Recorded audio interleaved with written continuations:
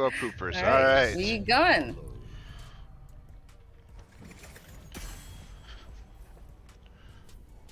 Oh, I think your window's too big now. Again? Oh no, just it's just not really that noticeable. All right, I can smack you, you know? that's true. You can. I can look at you. That's all I can do. No, I think you. Oh, you cropped it. Now I can't do it anymore. Whatever. I didn't crop it on purpose. I think everything just got switched up. All right, so it looks like right wing being banned out on the side of the Rioters. See if I can remember what team they're on. And so we do know that Martin does play Chen, so he is that's potentially going to be a priority ban for them. First ban Chen. That is a respect ban here for Martin. Oh, I needed to set it to referee. I cannot see the chat, so we can't see anybody flaming in That's here. true. That sucks. So we can do that for next game. Next game we do. So am I in charge of the camera or are you? Yeah, I think for now. We can try to figure it out. But Yeah, I mean. Okay, we're going to see second ban Johanna from the side of Rioters. Johanna is kind of busted right now. Yeah, very, very soon. See, the question is, do they ban out Rhaegar? Rhaegar or Stukov, both really strong healers at the moment, so either one of those could get banned out. I do know Danu's a pretty terrifying Kel'Thuzad, so are they going to target ban that out? Now they're going to look at that Falstad ban.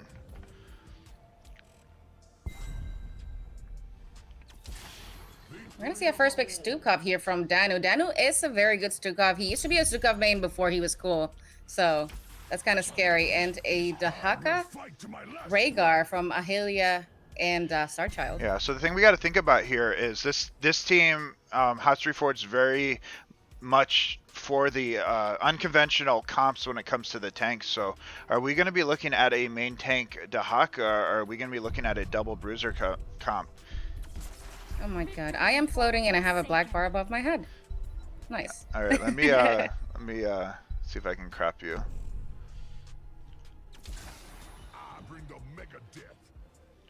Yeah, just put me down a little bit and crop on top. And we're gonna see a Sylvanas coming out from Rustics. Do you know what his name is in Twitch? It's I'm actually not. I don't know. Let me look. No idea. And then T-Dog's here playing ETC. I think that's Alfredo. Must be. Yeah, it is. Okay, must be. Or is it the last guy? I have no idea. Who's who? I have no idea who's who. Oh, right. Rustics is the Tracer main? Okay. All right, so I moved you down a little bit, so hopefully you're. Yep, just missing the little bar. Still a little bar. On the top? Yeah, just very slightly. And last ban, May and Sonya. We didn't play Sonya anymore. Am I right? Yeah. Not a lot of Sonya's being picked up anymore. All right. I can't tell if it's still there or not. Professional. I think it's gone. I think it's gone. We'll find out, I guess. All right, so Methusa picking up the Anubrak here, and it looks like they're going to go Asmo. I do know that Robin likes playing Asmo, so it looks like he's going to be going into the DPS role, and then Hot Street Ford is going to be rounding out the other DPS. It looks like we're going Nova Butcher. Oh, yeah, I'm sure Hot Street Forge is very scared right now. He always bans them out. I hear that, that he thinks they're OP. It's true. Well, did they just steal one of his picks? So we'll see. It's definitely possible, but I'm expecting here like an offlane Jaina or a... True. I think he also goes like offlane, like Gul'dan or some shit. Offlane KT. Offlane mages essentially seem to be what he likes to go for. Alright, so Nova Butcher could be a bit scary. It is a little bit big. So Illidan. Illidan, I actually really like him to it. The global on Cursed Hollow along with the global from Dahaka could be really good. Outside of Stage Dive, they're going to be struggling a lot to match that global pressure. And obviously they're going to be looking to get Butcher stacked, which could be a little bit difficult against a team as beefy as what the Poopers have. Well, Anurak is not that beefy, and if they focus him down, they should be able to secure at least him. I do hear that Ahelia is a Rhaegar main, so even if he's busted, then even being a main, so that might be a little troublesome there. But I feel like who do you favor here on this draft? I don't know. I think I'm gonna have to give it over to the Poo-Poos. I don't. That's such a weird name. Just because I feel like their global pressure with Hunt, with Dahaka Dig, and with the Asmo trait that they can send is going to make things a little bit too strong to deal with. The pressure that they're going to be able to create with the global, I think, is going to be better. I'm going to have to give it over to the side of the poo poo. I mean, I don't know. I hear that Nova's OP.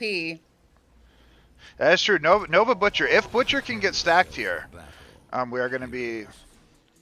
All right, now let's see. Okay, L S Z. LZ. All right. I think it was like Shift There we C to do. go. There go even more. Okay. All right. Okay, let's go ahead and introduce these teams. On the blue side, we're going to see Martin playing Butcher, Rustic playing Sylvanas, Danu playing Stukov. I don't know who this guy is, but he's playing Nova and T-Dogs on ETC. All right. On the side of the poopers, we have Robin on Asmo, Methusa on Anubrak, Hatsuri Forge on Illidan, Starchild on Dahaka, and Ahilia on that Rhaegar. All right, they're going to be a little skirmishing in the middle. I got to remember, how do I pull up the talent screen? Control 1. Control 1. Control 2 as well. All right. Now we got some B-stepping going on. This is going to be looking to, look like we got a tongue on that ETC. Robin just going to be looking to stack that Gluttony on level 1. You got a silence out on Stukov. Yeah, teams here are getting quite low on the right side. However, nobody's going to go down just yet. Getting a tongue here on Sylvanas. Good ETC but slide. T-Dogs here with a slide just to save her up. And we're going to see teams rotating over to the lanes. Yeah, but it looks like it's just going to be Butcher versus Illidan top lane. I think Illidan's going to definitely win that out. Butcher can, potentially charge to do anything to Illidan, but that's going to be about it. And it's going to be, that Beetle build on a Nubarak. And Asmo's just going to be looking to stack here. Going to be throwing his trade around. It looks like Illidan is looking at taking that night camp right away while they are starting those giants. Yeah, it looks like we're seeing a rotation here on the bot side here on the Sylvanas, potential gank incoming. It looks like they're not looking to commit and instead are opting to go and take that vision camp and get that siege camp started. Nope, they're just going mid. They just rotated bottom and did nothing. Yeah, it looks like Hatsuri Forge need a little bit of help on their. They're afraid of a potential invade on the night, so they're trying to kind of scout that out. Looks like Butcher is just trying to get a little bit of meat here. Look, they might be rotating top for a potential gank on the Butcher. They're just going to try to defend out the Giants, and blue team is taking the Knights at the moment as well. At the moment. Predictions are out, by the way. Cast them now if you think what team you think's going to win. Oh, we see a Martin rotate here mid. Looks like they're looking to snipe this Asmodan. He is quite deep. Yeah, Nova like... rotating in the back. He's going to see a charge on the Asmodan. We do have the Nubarak here to help. They're not going to secure this kill just yet. Yeah, if there had maybe one more team member there, they might have been able to get that kill, but Anubrak was ready to be there for the save. Rav, do you want to do the first blood thing? We could try to do it. Cool, okay. All right. And looks like Sylvanas is going to be a little bit low. She's going to be hearthing here. We do need to get that soak bottom. Starchild's AFK. Also, if you push O, I think we connect cameras. Okay.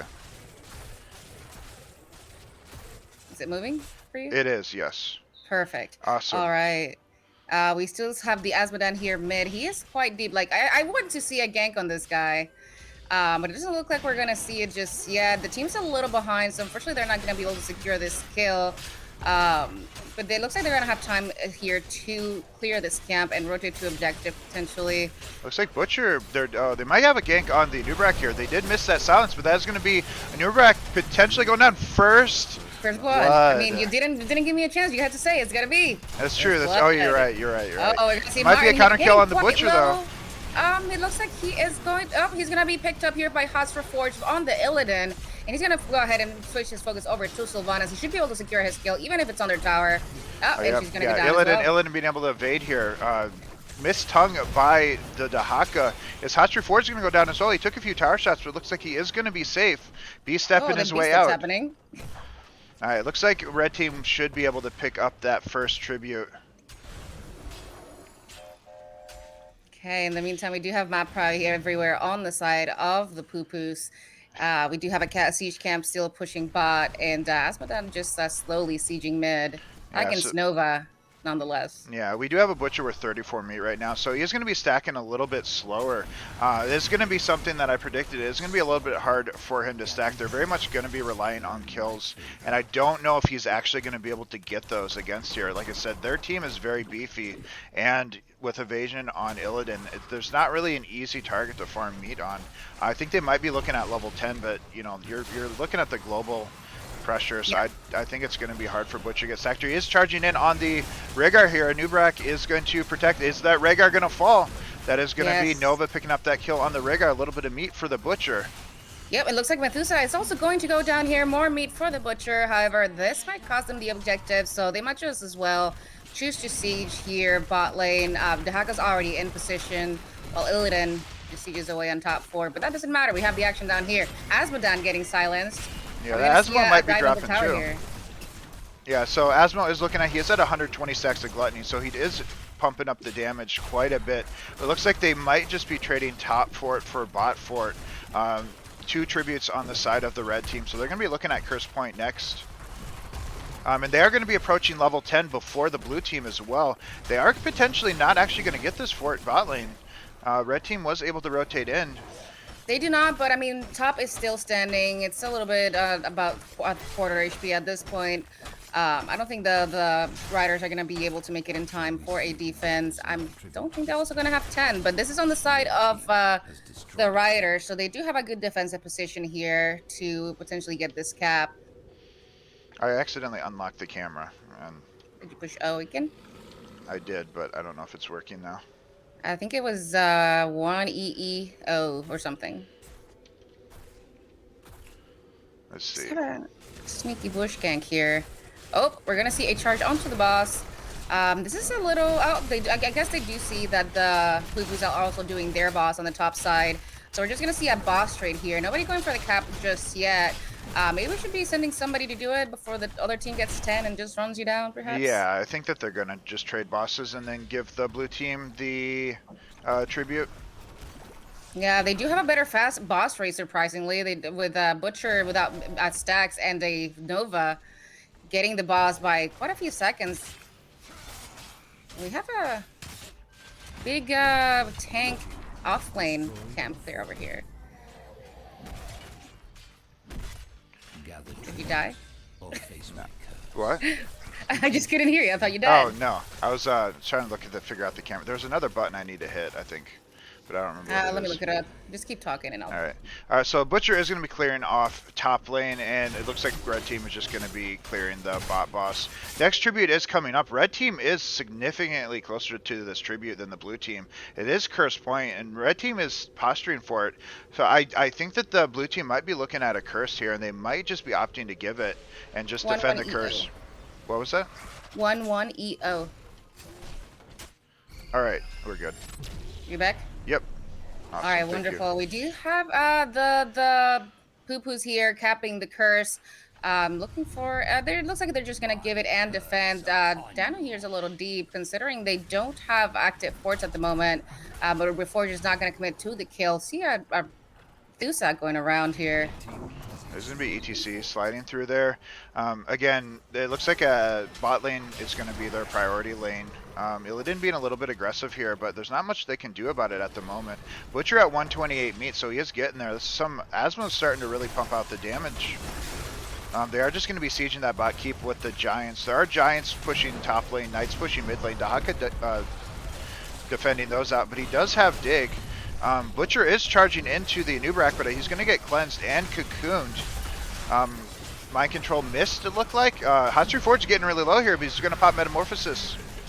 Going to be a Mosh and ETC, though, or by ETC.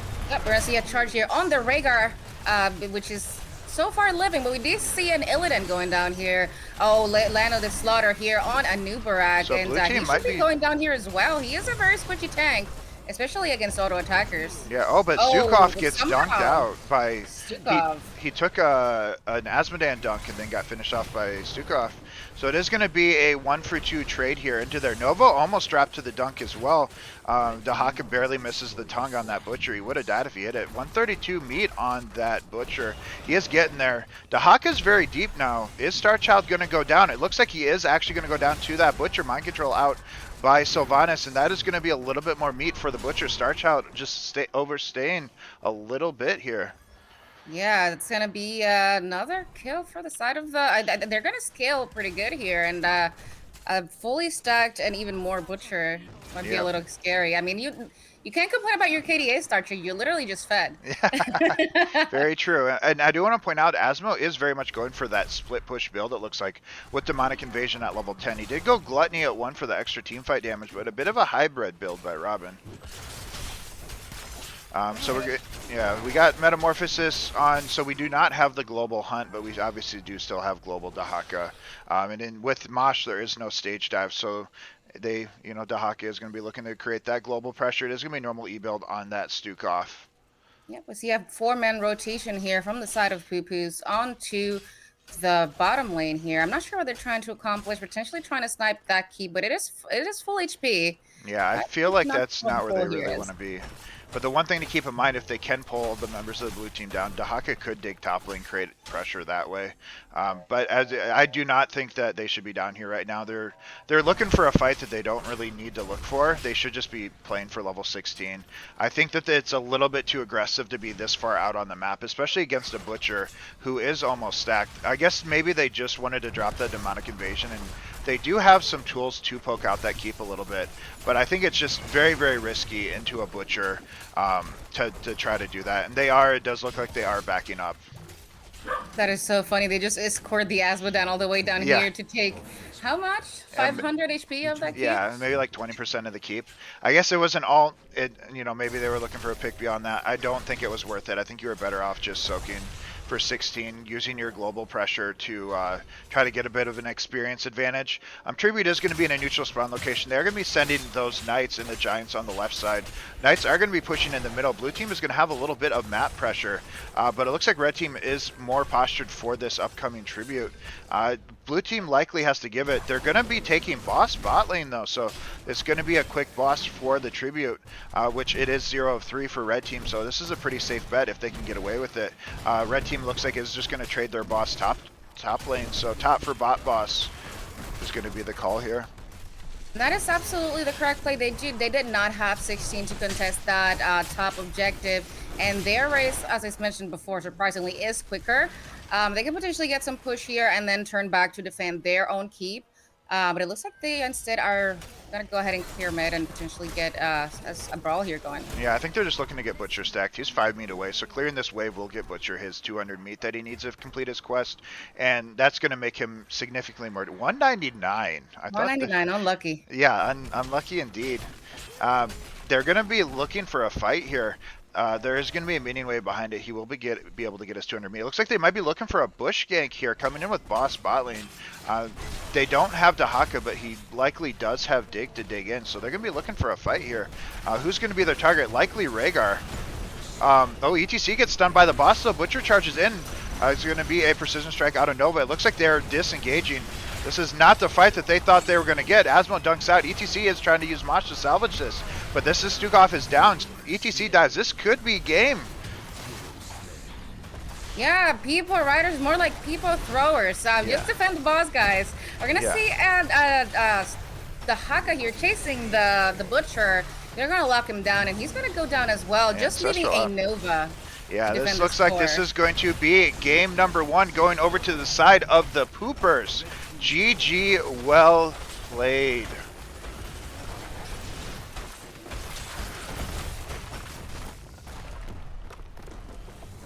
Yeah, very the boss did take bot keep, but it just wasn't worth it in the long run, I don't think. Yeah, I mean, fighting with a boss, definitely not a great idea, considering, the boss can root you and can stun you. Just getting a scuffle there with the boss wasn't worth this. They did have a boss pushing still. The hack, I don't believe, cleared it. He doesn't clear quick enough. No. I think looking for that gank was definitely the wrong call. They were looking for a fight, but you're fighting around a boss, and it was a very risky play that obviously did not pay off in the long run. And looking at the damage, I mean, Sylvanas 22k. They definitely put their eggs in getting the Butcher stacked, but I mean, he got stacked so late that I think that did make it a lot harder for them to do so. All right, let me go ahead and quickly and see what the people riders want to do for their second game. All right, so let's see. We go win over to the poo-poo side. I guess I could. I don't know what scene I should be in right now, but we're in the scene with us. So Hey, thanks for letting me know. I I could have been just picking my realized that I dice. didn't let you know. Yeah. So we're gonna wait here for a second while they let us know if they want to go ahead for first pick or map pick. I'm gonna imagine. Okay, so they go for the first pick. So let me see what where poo poo wants to go. Yeah. Also, exclamation event if you want to know what we're doing. This is in celebration of reaching 1,000 followers. I do want to put out a special thanks to my co-caster Ellie. She helped me set up a lot of this. Exclamation Elixia. I'm afraid to tab out because I don't want her to freeze. You're gonna fuck me up. I probably. Yep, I am indeed here. Are you? Yeah, I'm frozen. Are you I'm frozen? frozen. Never, not anymore. All All right. right, let's see what map they're going No more for. tabbing out for me. Good thing I have the stream deck. Indeed. All right, so yeah, we are. We'll go to the best of 3 screen. Yep, that's fine. Just waiting here for our response here from the riot poo-poos. They still haven't replied just yet.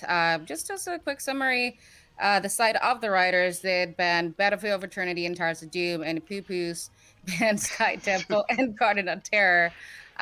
They opted, well, writers opted for first pick, so people poo-poo. We're never going to be able to say that without laughing. Opted for Cursed Hollow, getting that first win. And where are we going, guys? What's the map? Are we gonna have to go in there and ask them? Because then it's gonna mess up our camera again. It is, yeah. I'm just gonna pull Sarchel in here, just to scare him a little bit. That's fine. Oh, it's Sarchel's the other. about map. It's the other team because. Volskaya, please. All right, get out of here. Thank you. All right, Volskaya. All right, we're gonna be going to Volskaya Foundry for our second map. Not a map that we see very often because it is not in ranked rotation, but it is one of the ones that are seen a lot in like CCL. Like people really love this map, and it usually goes for like 40 minutes. Yeah. Let me bring you in here. Yeah, so this is definitely a map that does prioritize a lot on getting those item advantage via the heal turret and the heal beacon and the turret.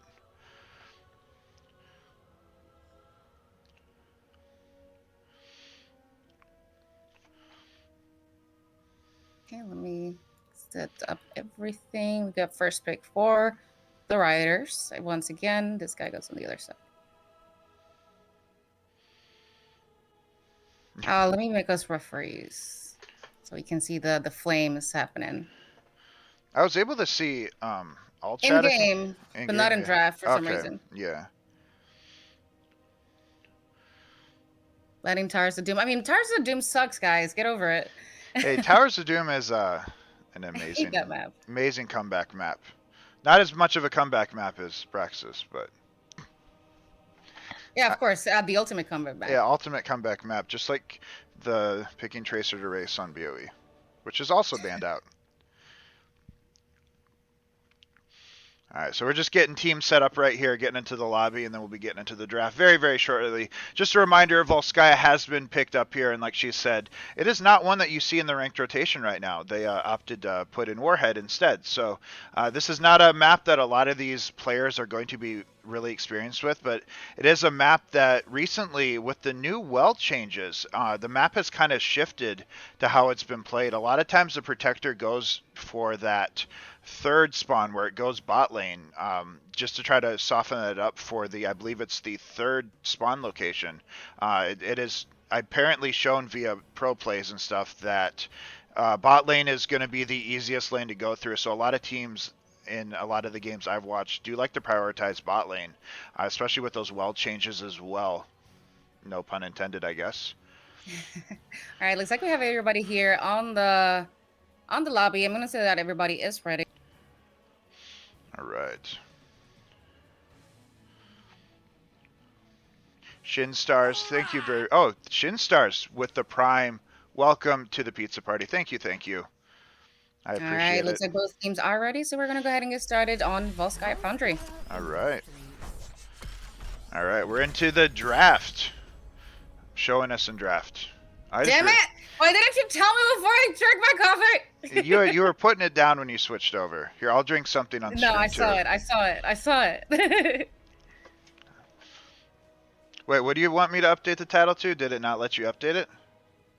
Thermodo? Oh, it still says solo queue. Oh yeah, you're right. So you're trying to get rid of the solo queue part? Maybe it's because it's stupid OBS. I think if I use You're Streamlabs. stupid. We're gonna see a first ban on Stukov here on the side of the People Rioters. We do have the chat. Everybody's R-ing all over. All right. And let's see what we're gonna see banned on the side of the Poo-Poos. I'm logged in tonight, but it says check it again. I just updated it. Disqualify him. Oh, I messed up the cam again, I think. You did indeed mess up the I cam. did, We're gonna see another Chan ban. Guys, you realize we have another master player on the enemy team. It's not only Chan. It's true. He can play other things, kind of. And a Johanna ban. All right, so they're going to be banning out meta with the Stukov Johanna. Obviously, Chen being banned out to target Martin, who is a avid Chen player. They just don't want to have to deal with that in the off lane. Yeah, what else are they going to look at here? Being as this is Volskaya, there are a lot you could do with maybe a Zul double soaking, but as far as that goes, I can't really think of anything off the top of my head. They could potentially look at again Kel'Thuzad again, but they're just going to go for that Rhaegar, just kind of banning out meta here. Let's see what they're going to be first picking here. Do they? Trying to think what could be good here. They could potentially go for an early Diablo, unless they have something planned. Nobody plays Diablo anymore. That's true. House 3 Forge is going to pick Jaina offline. Hey, you never know. You never know. I am hoping to see some meme action. We're gonna see a first big tie kiss from. Who is this again? I keep forgetting. This is Fredo. Oh, Fredo. Okay, cool. And on the side of the Poo-Poo, we're gonna see a Vala Brightwing pick. All right. So Tychus being picked up here, it makes me wonder if they're going to be going for maybe a Cho'Gall comp or something. They're trying to get rid of the percent damage. They potentially could have something planned for this, especially a map that does tend to go late game.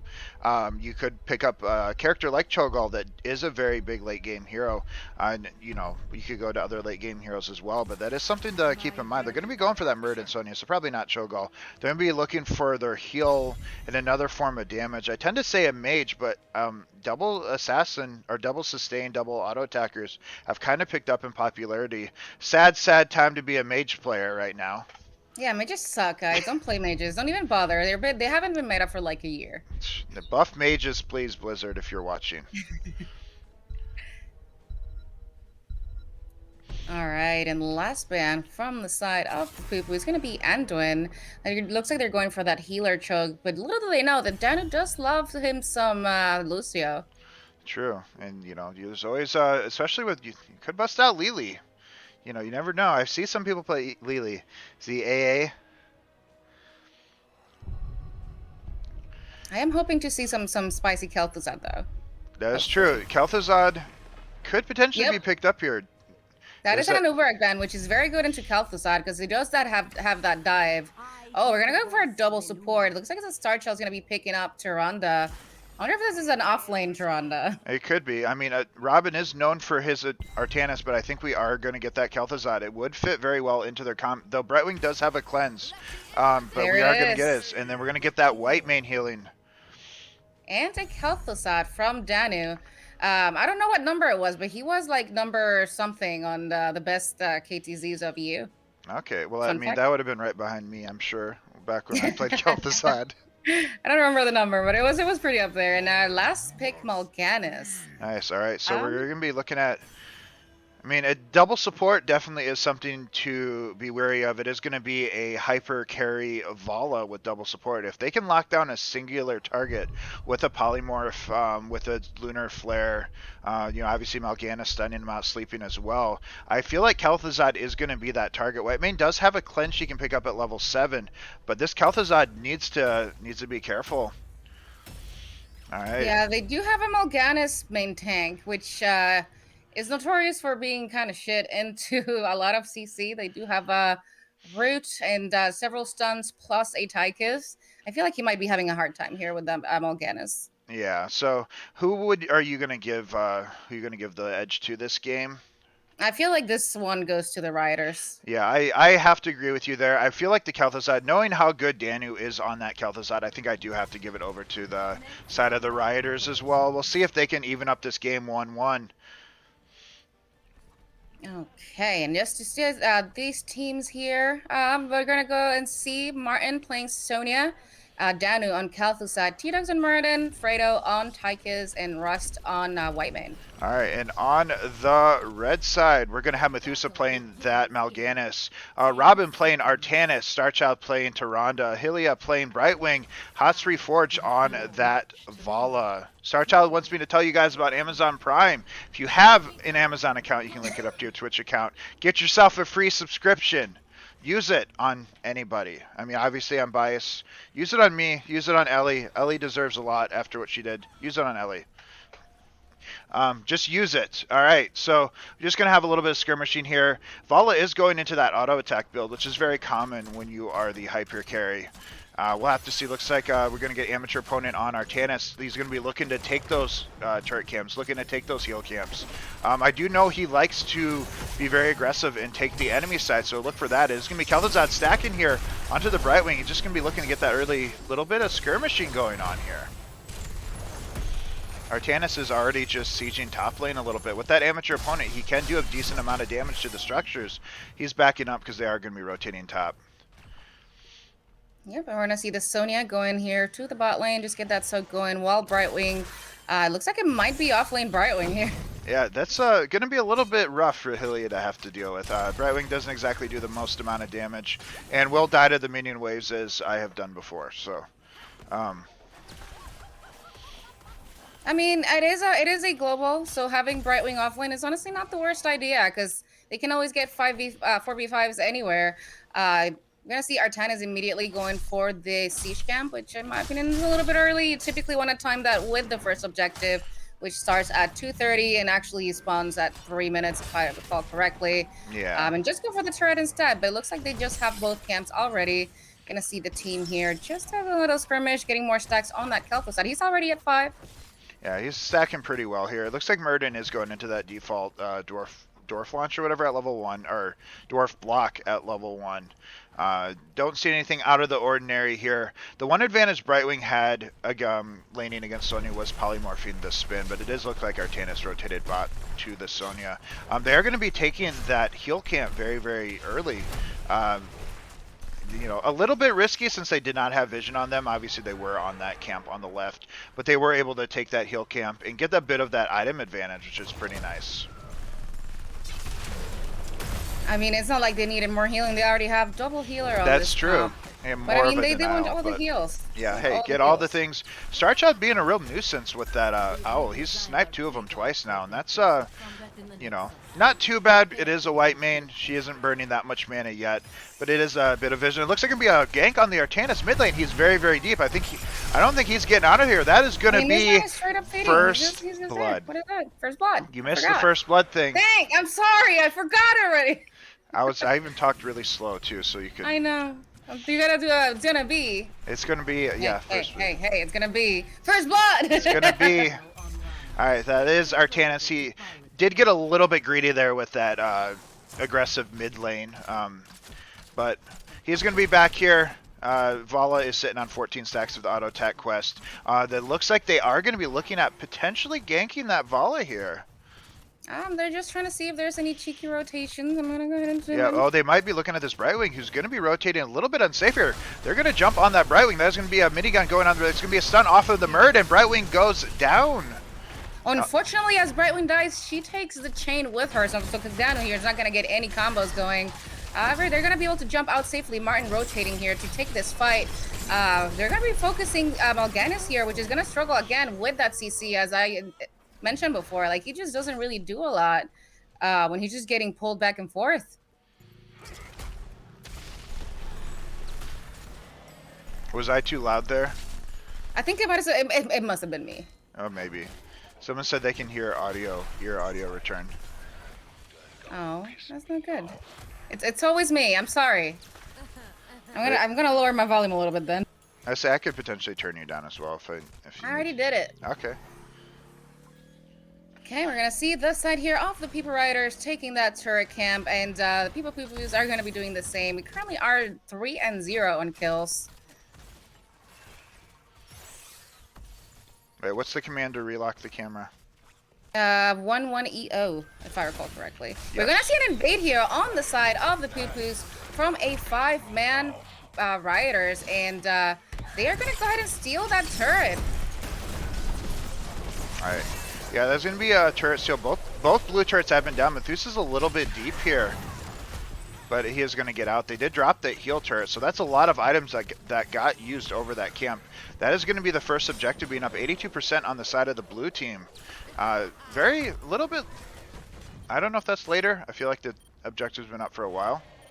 It spawns, I think, at 3 minutes, so it has been up for a while, correct? Yeah. We're gonna see Morganis here solo on that midpoint. We're gonna see a sleep on pretty much everyone, so unfortunately no combos will be going out from Kel'Thuzad.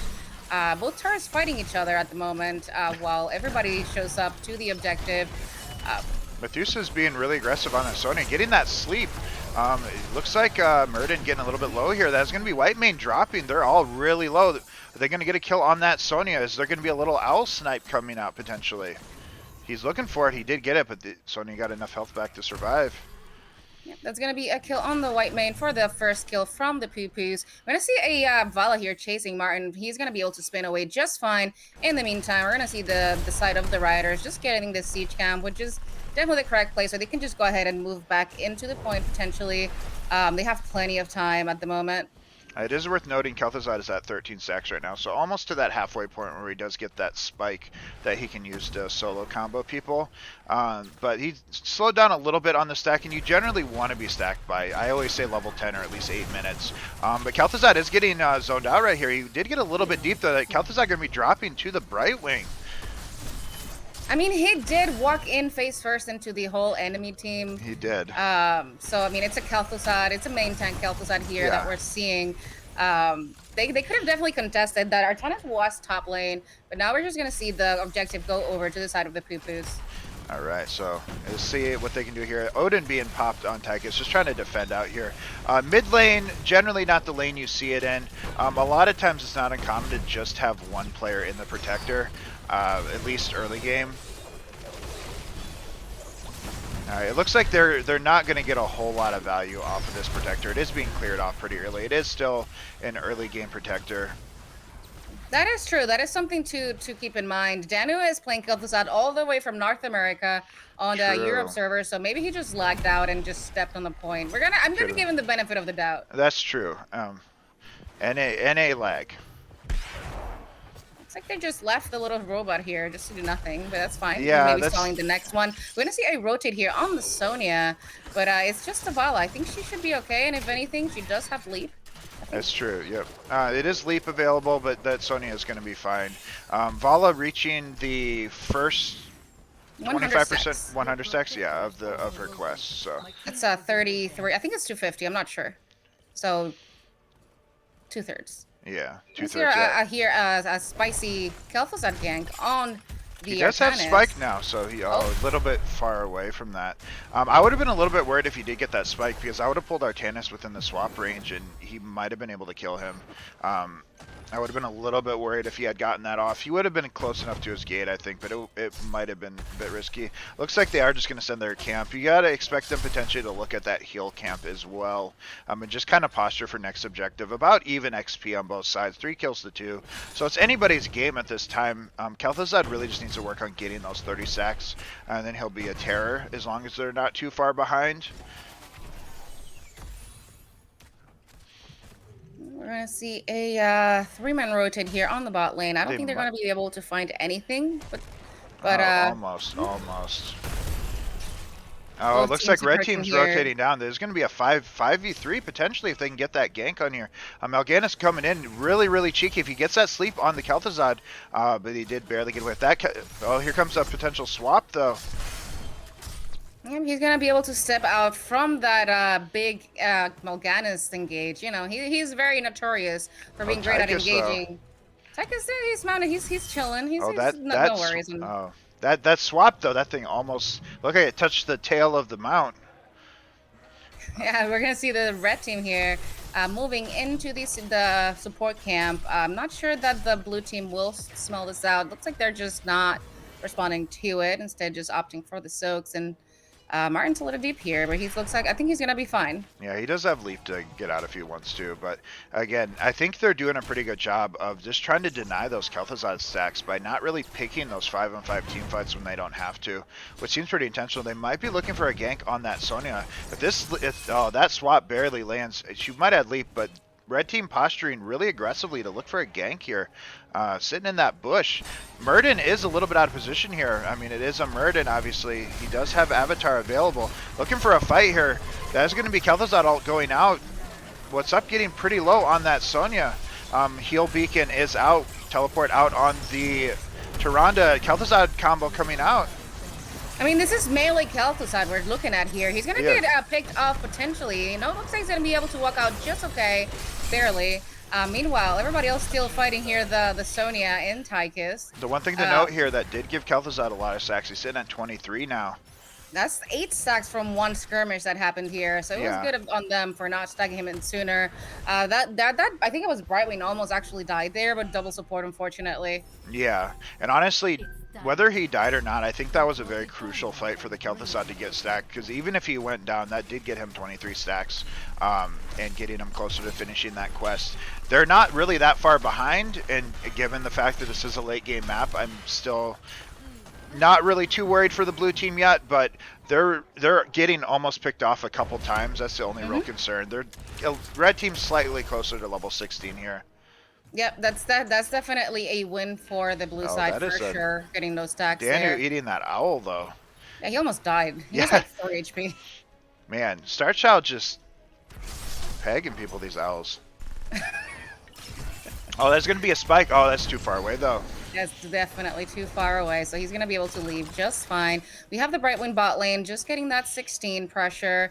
And looks like they might want to potentially engage before everybody else shows up. But instead, Sonya's going to go down and get that soak as well. Yeah, Brightwing is going to have that teleport, so Sonya needs to start rotating up, which is what she's doing. The camps are going to kind of just crash a little bit. Red camp will eventually win out since it is going to be their second. Blue team is going to be on the objective.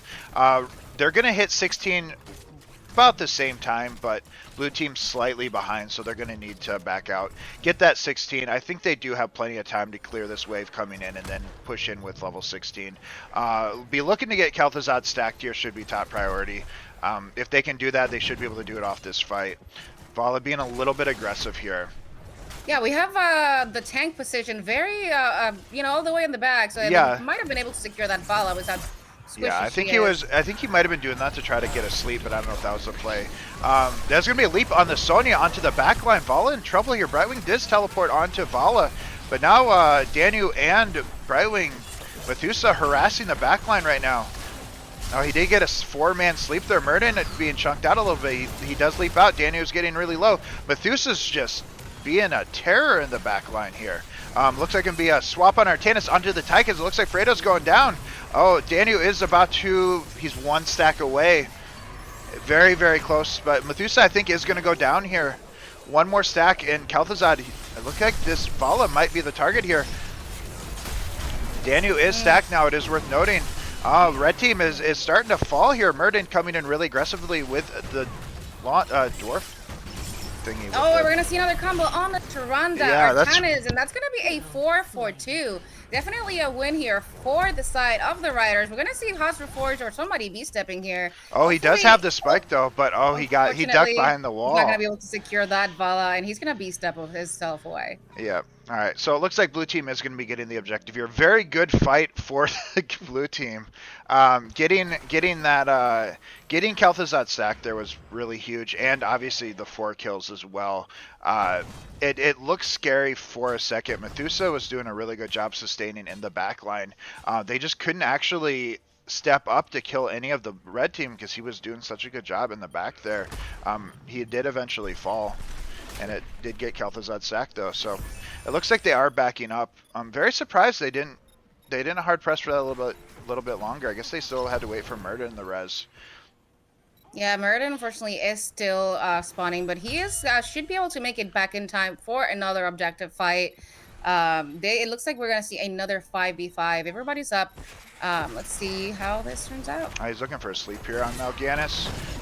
He did have to pop his ult. He was a little bit out of position, so I understand the fear there, doing that before anything really goes down. But that does mean Mal'Ganis says, I'll leap on that Vala. Vala vaults out. What are we looking at here? Starfall out on that Tyrande. Kel'Thuzad ult doing a lot of damage. Red team is falling.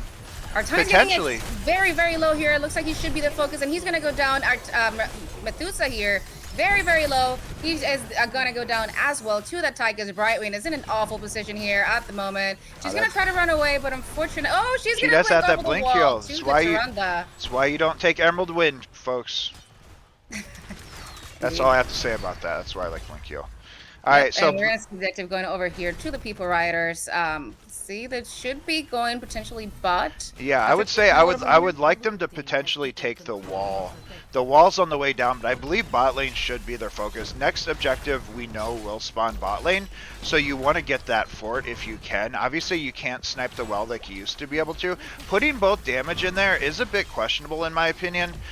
That's not a whole lot of damage to siege with. I don't believe the Protector does more damage than both of those characters, especially with Kel'Thuzad stacked. And Odin is not available, so I could see the play to put Tychus in there.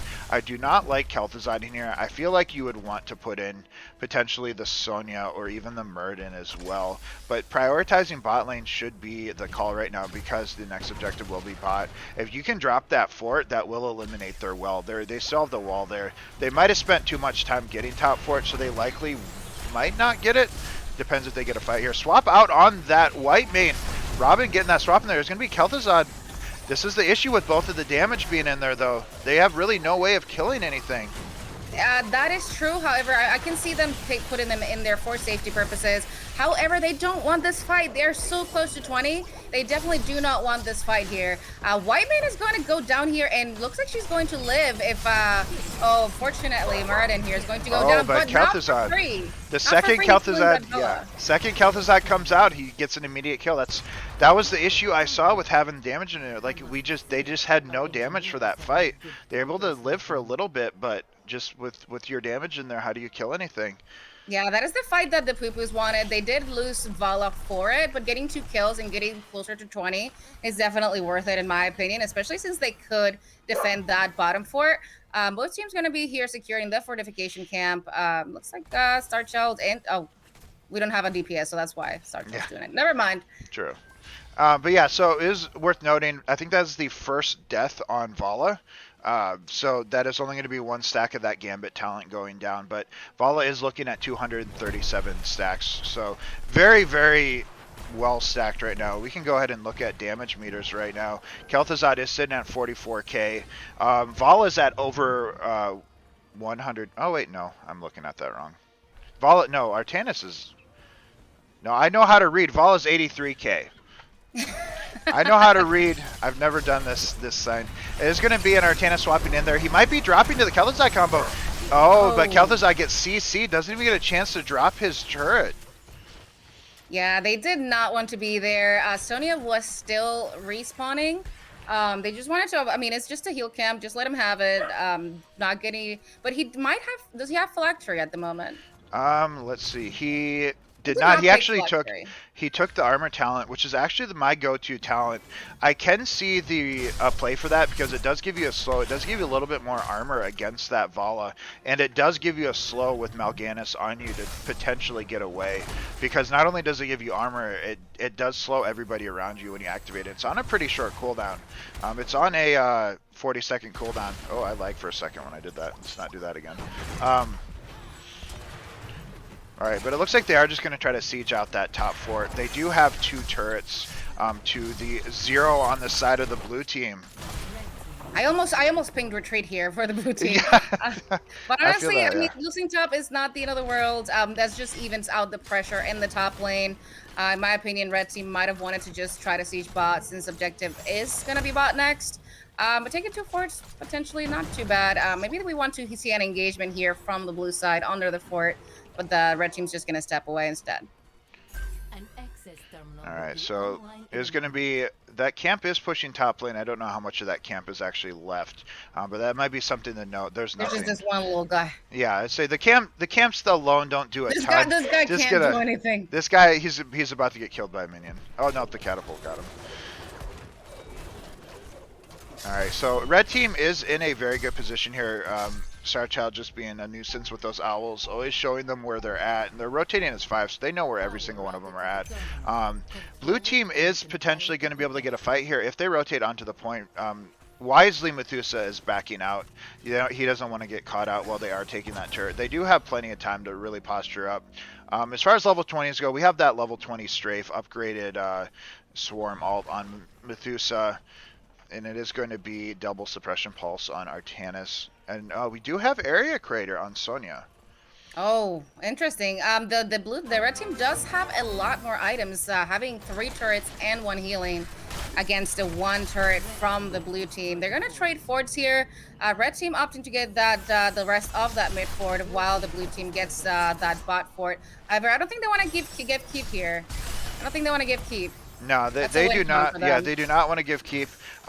It is worth noting that they are going to be potentially getting engaged here. This might be a good fight for the blue team, but I guess they are a little bit scared because if they lose that fight, they lose the game with how much that keep was getting pressured. They opted to just reset and maybe back up. Sony is clear by himself. It is 4v5 right now, bot lane. Yep, we're gonna have the Sonya here clearing. I know that crater is 100% for that Vala. She keeps living with like nothing. She's only died once, I think, and she's been leapt on like 3 times, and she just not die. 2 more stacks on that Vala remaining. Yeah, it's Vala very, very scary right now. It's not my dog that's barking, by the way.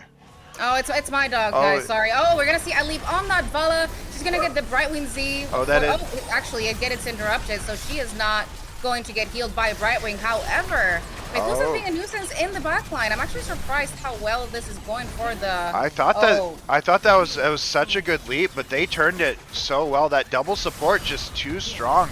That leap was so good, but they just could not secure that kill.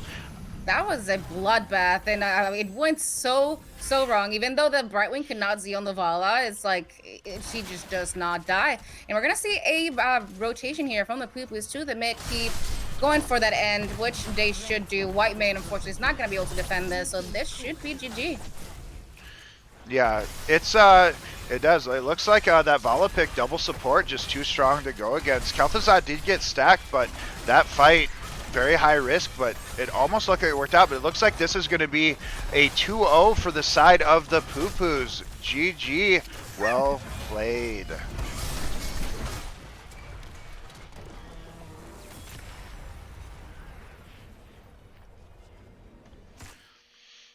All right. All right, we'll swap to the game summary. Unfortunate, but well played from both teams here. Yep. So that's going to be a 2-0 for the side here. So it's going to be, they won Volskaya. So that's going to be GG's. That's going to be Riders getting knocked out. I guess What's Up doesn't have to worry about it anymore. It just sounds really mean. Yeah, they just had too much sustain, and that one Vala outdamaged both DPS on the blue side combined as well. So that's kind of sad. All right, so I'm gonna be switching us to the webcam scene. So you ready? All right, wonderful. All right, you ready? All right, just let you know. All right, all right. So I'm gonna be. I think we can do maybe a I don't know 10-minute break. I was gonna do a That's too long. or 5-minute break. I don't know. I wanted to do. I'm gonna do a giveaway. I guess I can do it from this scene. Yeah, why not? So we're gonna be doing a 20K hero request giveaway. I've never done a giveaway in this channel before, so beware. Just be talking. I don't think that there's actually I'm keyword again. Oh, you're frozen again? Yeah. Okay, what? I don't know why that happens. I don't know where you moved. I don't know what I'm asleep. There we go. Oh, kind of. All right, I think I have to have this up. I'm not sure, but I'm still frozen. Oh, I'm moving now. Perfect. Okay, don't touch anything. So how are you doing? Mr. 999, thank you very much for the follow, and Non-Dairy, thank you for the follow as well. I don't know if I can not have you frozen when I switch to the giveaway scene thing, Mm-hmm. so I don't know if I can do anything about that. I have you up right now, so you should be fine at the moment, but we'll see. So we're going to do giveaway. Again, I am not I've never done this, so bear with me. If she's frozen, I apologize. Double healer too strong. We're going to do keyword. What keyword do we want? You pick the keyword. Um, well, for this one, just do poo-poo. Poo poo? All right. One. Poo poo is going to be the keyword. Let's see.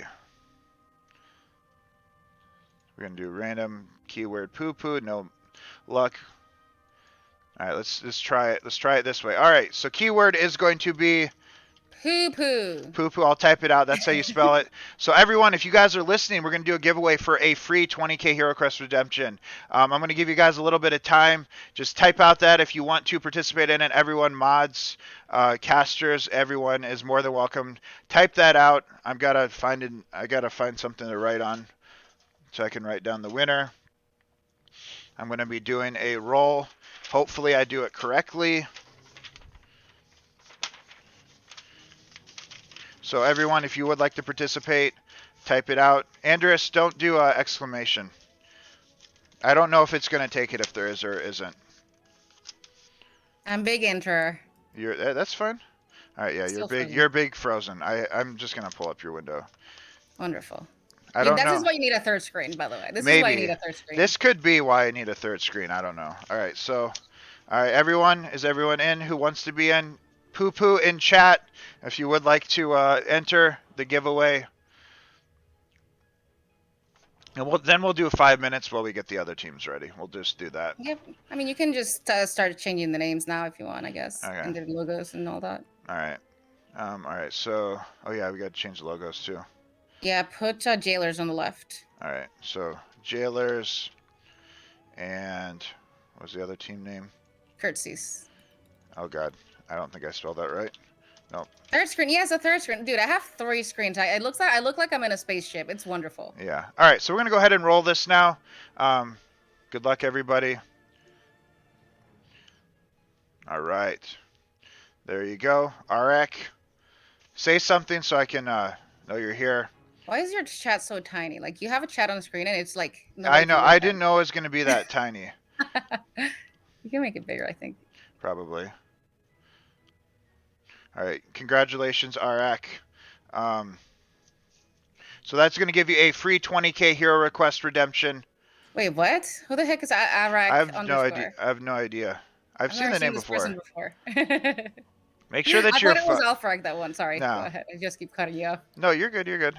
Make sure that you're followed. Say something so I know that. Otherwise, I'm going to re-roll. Make sure you say. Make sure you're here.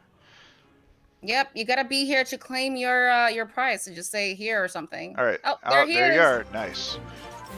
All right. Zelatos, thank you very much for that follow. Welcome, welcome. We are doing a event. All right. So basically how this works is when I'm streaming normally, you can just speak up. It's same rules. Obviously, I don't throw in draft for it.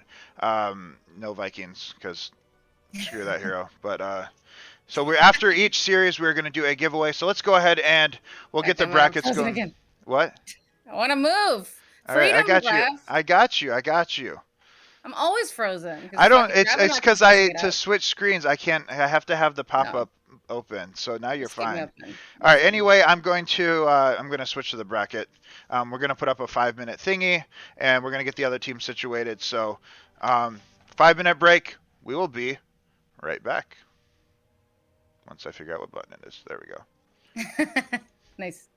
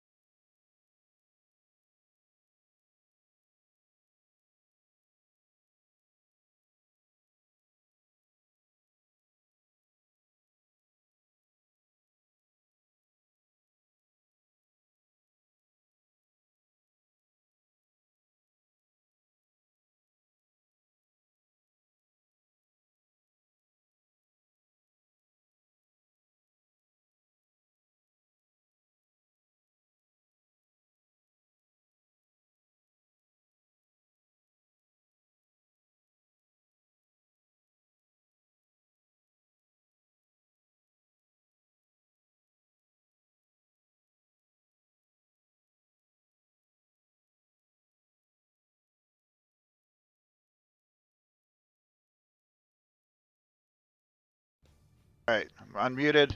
All right, so we are going to be going to, well, not Volskaya, apparently. Did you clear everything? Wait, how do I, oh, There's a wait. button to clear maps and scores. Okay, all right, so now it's Tomb of the Spider Queen being picked by the side of the Curtsies. Wait, what were the map bans? Because apparently I cleared that too.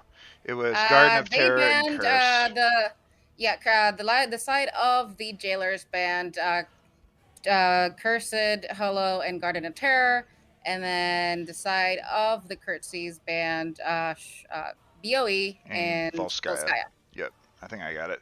All right, so we are going to be going in, and first pick is going to be on the side of the Jailers. All right, get your teammates in here, guys. All right, get your team in here. We're going to be looking for, this is going to be series number 2. Again, I do want to thank you all for joining me today. We are going to be, obviously this is exclamation event. If you want to know what we're doing, this is to celebrate 1,000 followers, and this is being casted by myself and Elixia, exclamation Elixia in chat if you would like to know more about her.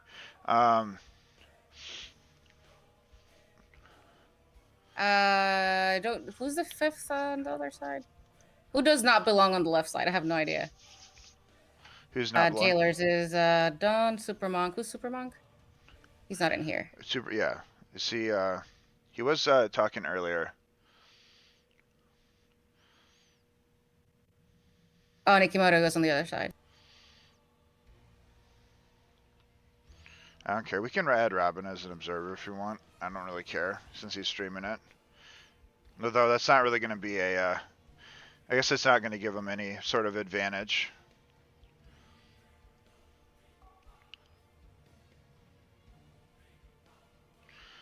I mean, I guess, I don't know.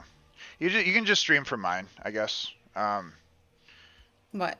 Oh, I just told Robin he can stream because he wanted to be added as an observer, but I don't know if that's going to mess things up. It does not. We can add him if he wants. I don't give a shit. I didn't know how it works, so I didn't know. But I guess if it works, we can add him. I don't know how I. There we go.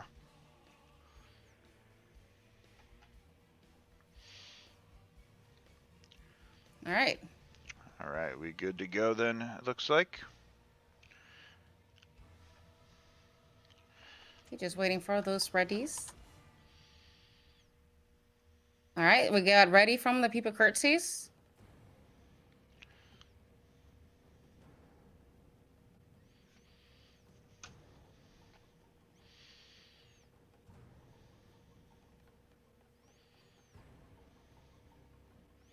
What? You can't say ready again. That's not your team. Oh, I say I could have shown the bracket too, but we'll do that later. All right, going. All right. Robin didn't join, so he can screw off, I guess. He joined, it looked like. He was in there. He did not. No, that was an invite pending. Oh, invite pending. Got you. I guess he can go from the thingy. All right, so we're into draft chat. I should have told you before I swapped, but Oh no, I mean I was expecting that one. okay, good.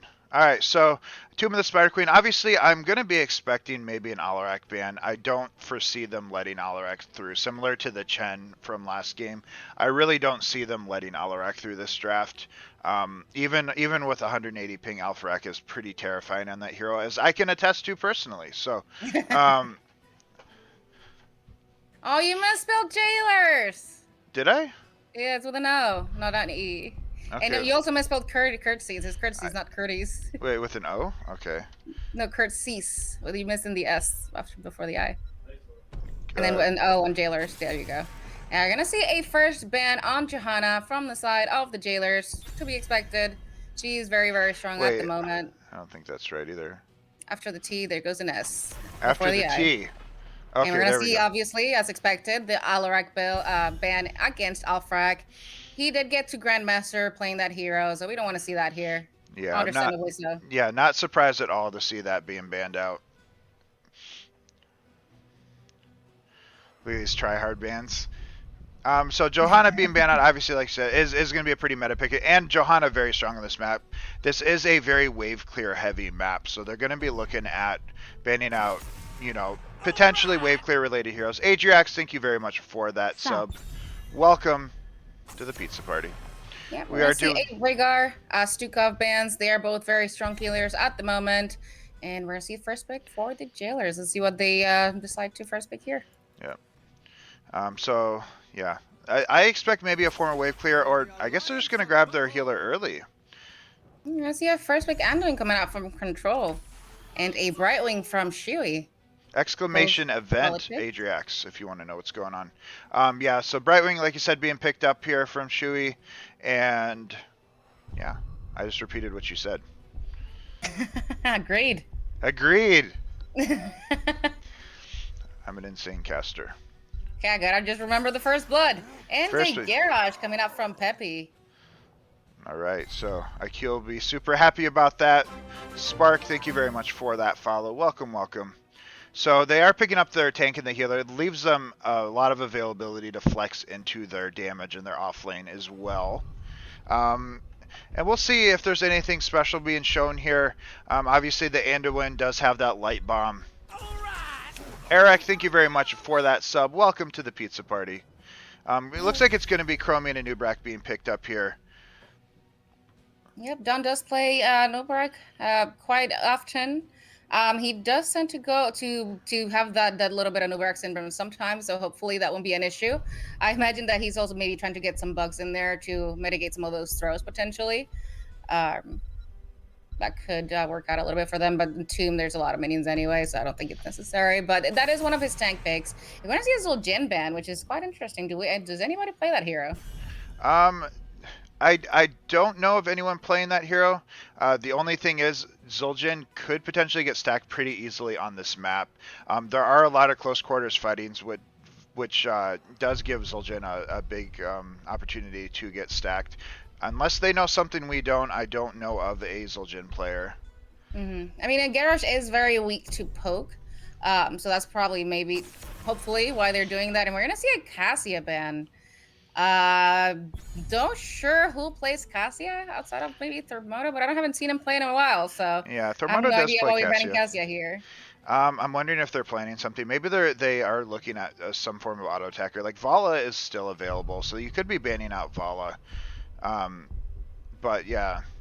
Also, Anonymous, thank you very much for that biddy. I appreciate it. Thank you, thank you. So let's see what I was gonna say. Thermoto could potentially look into that Probius. And we're going to see the Tracer pick from Treneth. He does have a pretty disgusting win rate on his Tracer, so we'll see how that goes. Very excited. I'm a Tracer main, by the way. Yeah, hey, there you go.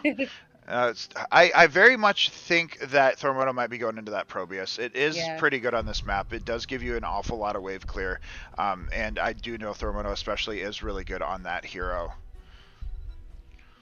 But we'll see what they have. You know, we do have... Alpharak is going to be going into that Tychus, and Rexar, a bit interesting, a bit of a small map for Rexar.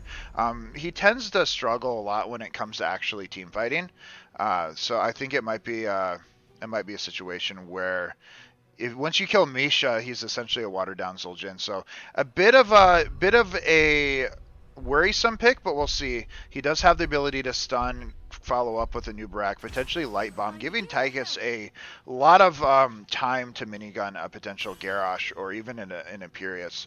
I could see a potential play there, and you know, I believe he does beat Imperius in that solo lane. Yeah, and we're gonna see a last pick, Jaina, coming out from Thermoto. I was definitely not expecting to see a Jaina today, outside of Hots of course. That's true. That's true. Thermoto is picking Jaina. Oh, there's a hype train incoming. Shinra, thank you very much for those 100 bits and the hype train. I do appreciate it. You guys, your support for me, amazing here. Obviously, this is why we're doing it, because of your support, as always. So, hype train incoming. Thank you guys very much for that. We are going to be looking at who you want to give the edge to here. Honestly, I'm not sure. Chromie is kind of not great anymore. I mean, you know, I hate mages, so I'm a little biased here. I guess it really, I can't say for sure. Like, the frontliners are... Anonymous. I don't think Dawn's gonna get thrown here a lot, so I'm not sure that Garrosh will see a lot of value. We'll see. Anonymous with the 5,000 bits. Thank you very much for that. I appreciate nice. you. Nice. I appreciate it. Thank you. Thank you. I just say a lot of biddies. That is. That is. All right, we're gonna see the B step coming up here from Offrack. So let's just go ahead and get these teams introduced. We're gonna see Dawn playing Anubarak, Alfrak on Tychus, Farkin on Rexar, Control on Anduin, and Supermonk on Chromie.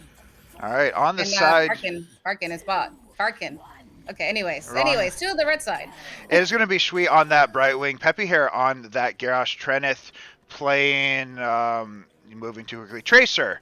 Thormoto on Jaina. And I forget who the last one is. I got to pull up I don't want to unlock my camera. Nikki on Imperious. Thank you guys very much. IQable, thank you for the gifted sub to Rapid Venom. Welcome to the pizza party. Thank you, thank you. We are in obviously pushing that hype train. We do have predictions up. All right, so there's just going to be a bit of wave clear. Obviously, the big thing here is to rotate mid and top to try to clear those waves. Yep, we're gonna see a throw here on Dawn. He still has his burrow. He's gonna be just fine here. In the bot lane, we do see the Nikki and Deer just fighting it out. Not a lot going on. Just gonna see a lot of back and forth. Red team has a lot better wave clear early on. Jaina does clear a lot better than Chromie, so they're already one wave ahead on rotations here. Yeah, that's true. Robin, thank you very much for those 131 bits. I appreciate it. We're going to be looking at rotating back and forth, like you said.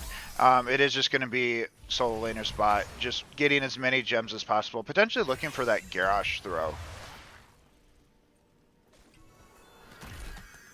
Yep, we're going to see a Brightwing zing onto the Imperious. Looks like he was getting quite low down here.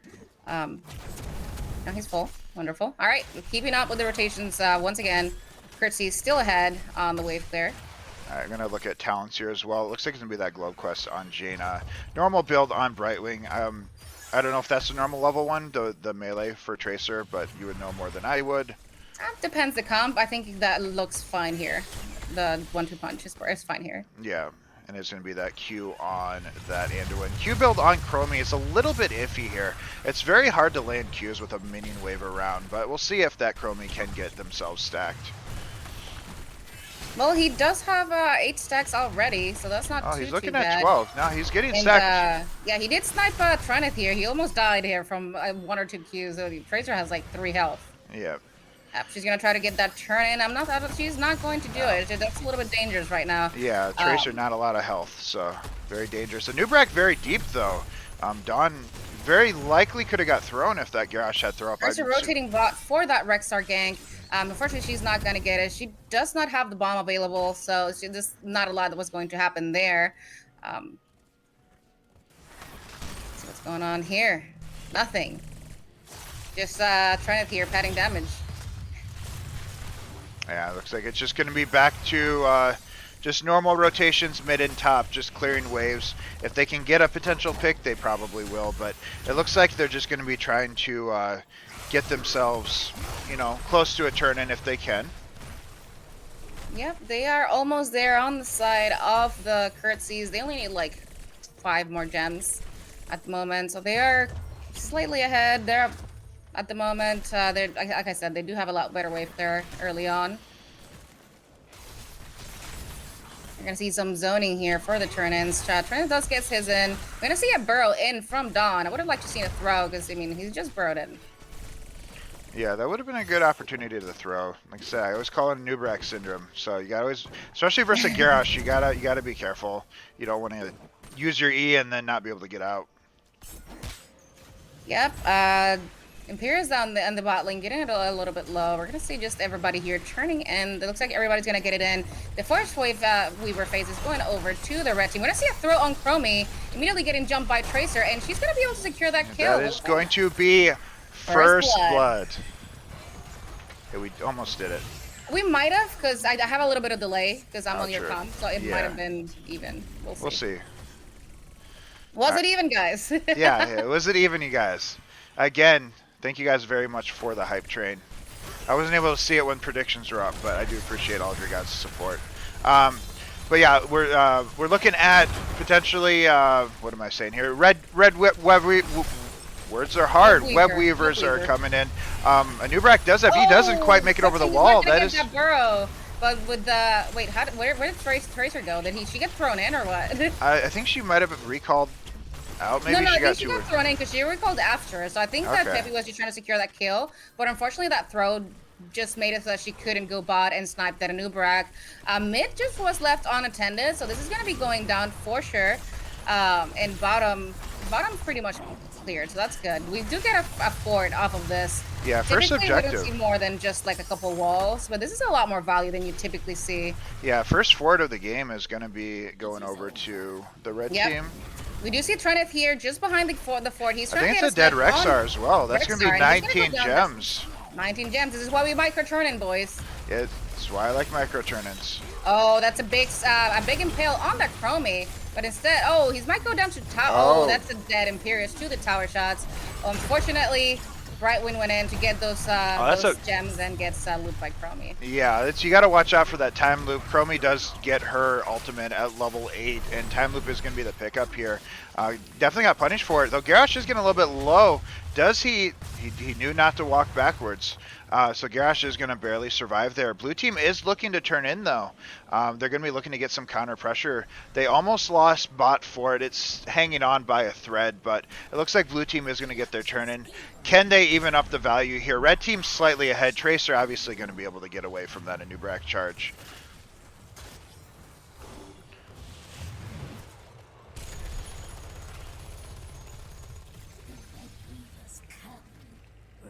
All right, I feel like the red team is probably okay. They do have some pretty good wave clear, and they also have 10s at the moment. We're gonna see Water Elemental coming out from the Jaina. Tracer going with pulse rounds for extra bombs. This is a kidnap coming from Imperius and Blink Heal from Brightwing. Yeah, so I guess there are a few good targets. I mean, you can honestly grab the Nubrak even after he digs in. It looks like Garrosh is, unless that teleport goes off, it barely saves him. Time loop on Tracer, but she just has her recall. Though she is doing circles in the Chromie W, almost goes down to that. Brightwing's going to be fine, but that Tracer is temporarily going to be out of that fight. Blue team is pushing in pretty hard. It looks like they are prioritizing top lane. Rexar probably just looking to double soak here. He has to be careful for the potential red team to rotate in, but it looks like they are just going to be focusing top lane. I don't actually think they're going to get top fort, and red team did a pretty good job of clearing out the objective. No real forts were gotten here. Nope, not yet. We're going to see a burrow in from the Anubrak. Once again, unfortunately, he doesn't get any stuns on that. It's a cocoon on Tracer. She should have recall. Be okay. She should be fine. It is a Tracer after all. You can't really bug down a Tracer with a cocoon. I have to give props to Peppy. Throwing off his taunt right as the cocoon was about to break so Tracer wouldn't get CC'd was pretty smart. Just in case, giving her a little extra sustainability, making sure she can get out. It looks like Rexar kill. They missed it, but it was a Jaina Imperius kill. Yeah, here. they used Elemental. So that's the biggest thing with Rexar is you should be utilizing Misha to kind of give yourself that vision. That's one of Misha's biggest advantages is the vision you can provide with him. So you just got to make sure that you're utilizing that. Yep, and since we have a little bit of downtime, we didn't really go over the blue side ults. We do have a time loop. Light Bomb, Unleash the Boars, Odin, and Cocoon. We're gonna see an invade here coming from the red side. This is very wise. We're gonna see a death on the Garrosh. Brightwing trying to hold this point. Don't do that, Brightwing. You're just gonna die. Yeah, you're a Brightwing, but yeah, they're gonna pick up that camp. It should be a relatively easy defense for the blue team now. That was a very aggressive engage by the red team with Garrosh sitting on the point, just getting minigun down. They're gonna be looking for a kill on that Tracer, but like you said, it is a Tracer. Yeah, so does he have grenade? It's gonna be pulse bomb on.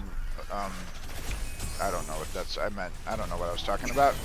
I was thinking grenade. I was going to say grenade off of Tychus is what Tracer needs to be worried about.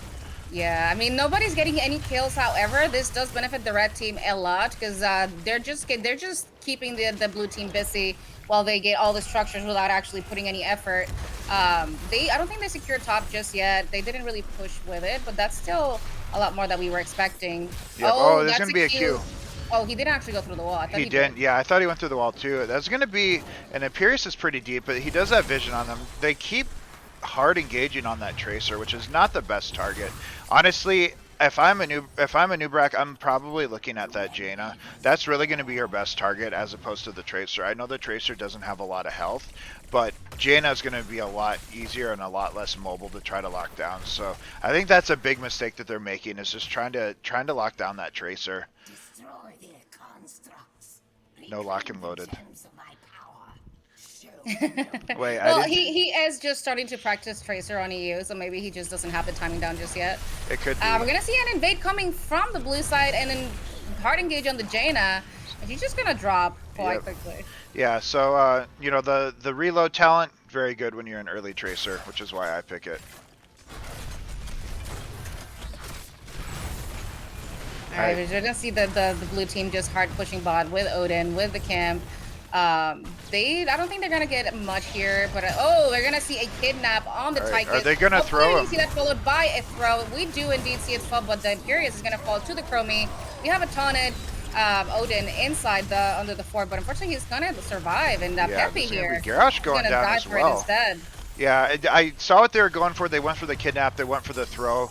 Brightwing is a little bit late on that teleport. It looked like. I don't know if she didn't have it up or she didn't think it was needed until it was too late. But all 5 members were down there. I don't believe all 5 members of the red team were. In the meantime, though, we're seeing a little bit of value push here mid. Not too bad. That's just going to help them defend this a lot easier since the spiders do spawn where the wave is. Just FYI, if you didn't know, that's where they spawn. So typically you want to push out the waves a little bit out before the spiders come out. Top is also pushed in. Bot is pushed in. I don't think they're going to have any trouble clearing this. Yeah. Unless they feed. Yeah, unless they feed. That's very true. Both teams very, very close to 16. About even. Or I should say they're close to each other and being close to 16. It's just going to be like you said. I don't think there's going to be much of an issue with the blue team or with the red team clearing out these web weavers. They could potentially secure top since it is so low, but unless they feed, there's not going to be a whole lot of value coming. Yep, that is bot already defended. Blue team very, very close to 16. Not quite though. I don't think they're gonna get it for this top push here. Jaina just shredding that spider and wave. So I think should live. They do have a Sylvanas on that Anubrak though. So that's a whole how much HP? 18? 18 HP on that fort. That is. Oh, he missed a grenade on it too. It's Alpha Rack ping right there. Alpha Rack noob. Oh, he's just gonna finish it off. All right. Oh yeah, so blue team hitting level 16, red team hitting level 16. Anything out of the ordinary? We do have that Icy Veins on Jaina, so no shield talent. So Thormoto very confident with his ability to stay alive, which is more than I can say for myself. It is going to be, I did notice it is critical mist on Brightwing, so very much going into that cleanse build. Indeed. Then we're going to see a ricochet from Tracer. No armor reduction happening here. Which is quite unusual. I don't typically see that paired up with 1-2 punch. Typically, I do see the armor reduction on that. But I'm sure he knows more than I do, I guess. See a free turn in here for the side of the Pipa Curtsies. They still have 24 gems. Just need like 2 more gems to get to turn in. Welcome, Dork Sir, first time viewer. Hey, welcome. Alright, looks like Nubrak trying to engage on the Brightwing. She's just going to blink to the Garrosh. Boar's going out on Rexar, but there's not really a fight to be had here. They might have just done it to zone him out, try to get some gems in. Red team does have enough. For anybody who doesn't know, they glow. The gems glow on the bottom right when you do have enough to turn in. Didn't I tell you that? You did. Red team does have enough for turn in. Blue team is going to be about 19 away from their turn in. But getting in what they have is never a bad call. Obviously, even XP. Structurally, it's about even. It's really anybody's game at this point. They don't want to fight here, and Pierce is bot lane. However, I feel like they should be looking for that fight at the moment. Like, they do not have Unleash the Boars. So at least that's one ult down. Yeah, they got about 15 seconds left on that. All ults are available on the side of the red team. Big wave pushing in bot. If they could, they're potentially going to get that turn in top lane. They were able to pressure them down. I don't think that there's any way that they stop this. They do need 5 in the +1. Thormoto, even if he gets that 5 in, they're going to be 1 away. That is going to be on Tracer, it looks like, and Peppy have that. There's going to be a little bit of an engager. Lightbomb out on that Anubrak. It looks like Garrosh might be the target, but getting the Brightwing by... Or getting the teleport by Brightwing. I mean, they did engage without the Rexar and without the Chromie. Chromie was mid when that happened. They got baited by the Imperious bot lane potential gank. Rexar is But we're going to gonna be going. see Rexar kind of deep here. Gets impaled and shredded by the Tracer here. Yeah, Rexar's a little bit deep. I'm going down, but it's going to be a throw on the Anubrak. Garrosh potentially going down. Is time loop out on the Garrosh, but it is a Garrosh who does go down 1-for-1 on both sides. Red Web Weavers are spawning. That is going to be a chase here on the Brightwing, and she's going to be able to blink away just Oh, that fine. Anubrak is really deep, though. He's on an island, but then is barely able to get that pull by control. And E out. Tracer recalling. She does look like she has that shield on her blink, which is potentially keeping her alive. Yeah, the Anubrak syndrome is real in this one. Yeah, I'm seeing that. Dawn needs to be very careful. If you Ian at the wrong time, Garrosh is going to throw you in and you're dead. Ian in again, but the team is there. Brightwing teleporting on the Imperious. Light Bomb out on Anubrak. Oh. Big combo by the blue team. Does anybody fall there? Alpha Rack actually goes down, followed by the Jaina. Control potentially falling to that Tracer. Tracer's Oh, yeah. That's a good time loop, though, but the water elemental... The water big desperate prayer to save yourself. For a second there, I thought he could kun the water alley. Oh yeah. But I guess it just died. I was like, what? That would have been so good if you can do that. Red team is pushing top a little bit. There's not going to be a whole lot more value coming out of this, but that was a very good play. Defending the best you can. That was a very exciting fight. Yep, while they were fighting, the blue team did lose bottom keep. They didn't defend that at all. Oh, we're going to see a kidnap from Nikimoto. Unfortunately, that does miss. All right, so what are we looking at here? Both teams are approaching level 20, so this should be a big pump for both teams. We'll see what we're going to be getting here. I assume it'll be big red button on that Tychus. We'll have to see what else gets picked up here. Anything of note is going to be Blink Heal upgrade. So we're going to be looking at Invisible Garrosh. A special note, they did nerf that. Actually, we won't be looking at him because he's invisible. I like it. So, okay. I make funny jokes too, though. Oh, Nubrak getting paired out here. He does have his E available. Taunt out on Garrosh, but Garrosh is getting really low. That teleport is not going to come in time, but control is going to go down too. It's going to be 1-for-1 on both sides.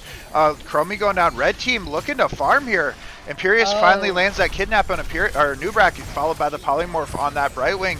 Everything's falling apart. Pulse Bomb goes out, takes down. All that's left is Rexar. This might be GG. They don't have their tank, but they might not need him. What? I mean, that's the Breakpoint play. You just kidnap Misha. Yeah, that's true, I guess.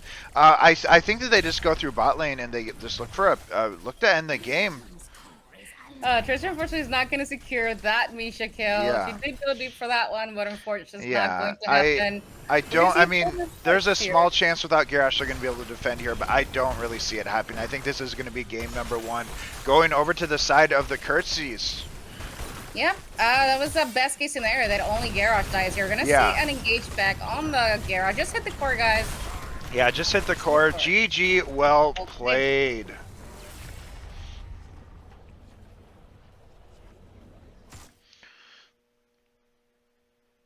Give me that pizza. Who did I vote for? Did I lose points? I didn't vote. I guess I forgot. Oh, yeah. All right. We got some stats going out here. We got 53k on that Chromie, 65 on Tracer. Tracer top damage, pretty good here. She did. Talents, nothing really out of the ordinary. It worked out well for them. Water Elemental upgrade, obviously really strong. Though level 20s didn't necessarily come into play as much as I thought they would, but very good play. Yep, Imperious won more for kind of like a main tank Q build, which is weird, strange. We don't really see this that much anymore. Typically, we do see the wave clear on 7 and potentially the blink on 16, because you can just blink and kidnap somebody. That's pretty OP. But he made it work. He landed some good Qs and got a lot of kills out of it. Yeah, that was very, very impressive.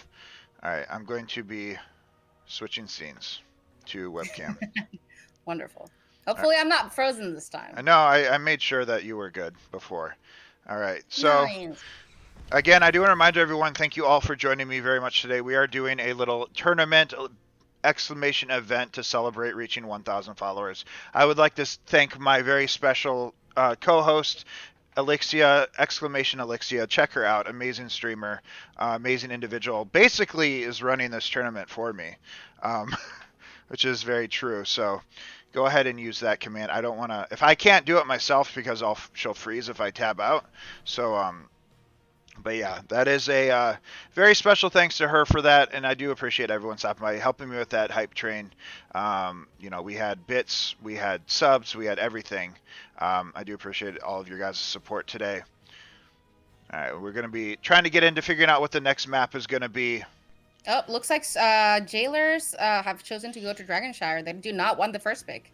Okay, so Jailers picked Dragonshire. All right. It's like this good lobby going. Okay. All right, so we're going to be going to Dragonshire next.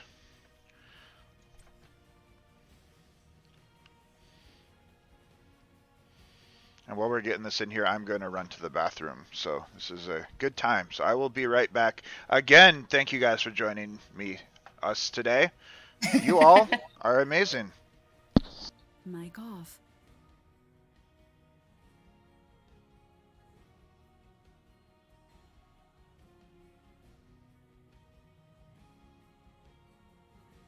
Okay, we are missing a couple players, but we are going to be good to go in a second. Just Raviment peeing. Hopefully, he didn't take his headset, because then he will be hearing what I'm saying. Okay, this is looks like currencies are all here. We are missing one player from the Jailers, and it is Super Monk. Mic off. Mic on. Hey, Sussburge, how are you doing today? Welcome.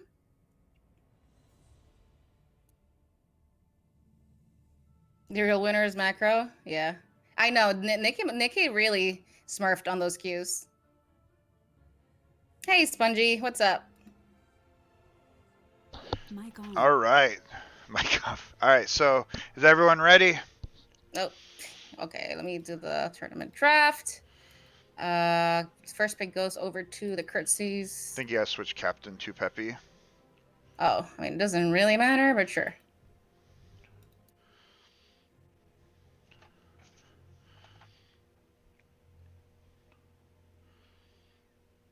You trying to be the best soul main? Oh no. Well, good luck, friend. Good luck. Looks like we got readies coming from the Jailers. All right. Nikki had some whiskey, so it looks like they are ready, and we're gonna be starting to this draft on Dragonshire. All right. So Dragonshire, like a lot of us know, don't go top lane. That is a big one here.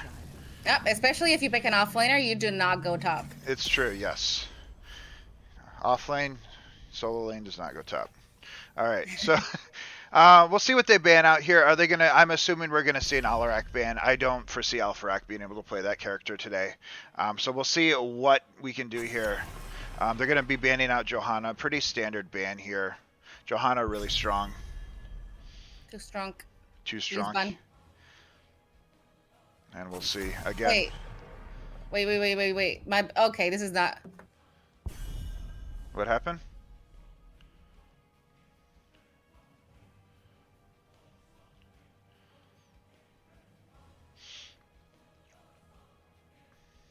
Oh, the losers bracket with the haunted mines. Okay, I have to remake. Oh, you do? Oh, did you do the first pick wrong or something? Yeah, I did the first one wrong. That's fine. Wait, are you in this one, or do I need to reinvite you? I think. Yeah, I need to reopen the game. All right. Who's host at the moment? Me. Oh, you got it. Okay, good, Yeah. good. All right, I'm relogging. All right. Oh, how did we get here? Oh, this is a draft screen. Okay, Yeah. I was like, why are we here? I'll go back to the. Oh, you can do whatever you want. We're chilling here. We are. I don't want to ruin the illusion. 7:30s. I could, take a shower and look semi-decent. I'm sporting my 30K shirt. Nobody can see it. Oh, okay, yeah. I'm going to the web. I'm going to the webcam. You can sport the 30K shirt now. 30K did win CCL last week. They did. So CCL award ceremony tonight. Probably right around when this gets over. Hopefully season 4. Fingers crossed. I'm I'm pushing for it. Yep, I am big game joiner in a sec. All right. Once you're online, T-Dug with the 10 gifted subs. Thank you very much, T-Dug, Nice, nice. for all Love of to your see support. it. Yep. We got a lot of support. CVV, Uncle T, Odd, Trojan, Sam, Axe, Cool, Omni, Choco, and Furka. Welcome to the pizza party. Thank you very much, T-Dug. I appreciate that. Gifting the subs. I do have a very important question for you. Yeah. Are you having pizza after this? I am not. Maybe. We'll see. I haven't. I was going to buy some. Hey, you're in the thing already. Nice. Can you switch me to referee? Maybe. I just want to see the flames. All right. Can I? I'm gonna make you host too. So. Wonderful. All right. You are also. Are you I think I might have froze you too. You did indeed. I did because I'm very good at this. I don't know. There's probably a different way to do it. You should be unfrozen now though. Frozen pizza. Yeah. Thank you very much for that, T-Dug. I appreciate all of your support.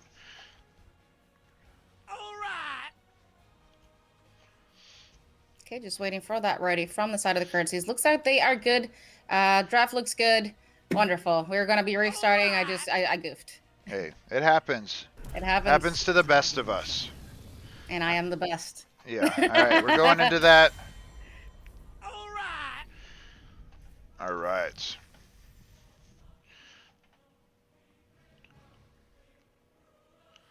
All right, so we are restarting this draft now. The first band should have been to the curtsies, so they are. It should be correct now. Oh, I did not do the captain thingy, but who cares? Shui can ban. That's fine. It'll be all right. They can. I'm sure that they can sort it out amongst themselves. Y'all are actually. Hey, thank you, Spongy. We try. We have a little bit of practice. She's a lot more experienced casting than me, but we've done it before.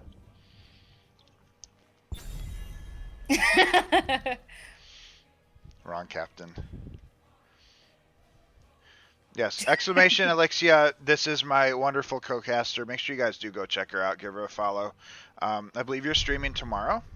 Yeah, I should be streaming tomorrow. I was going to stream today, but I'm here instead. Oh well, you're here. I just repeated what you said.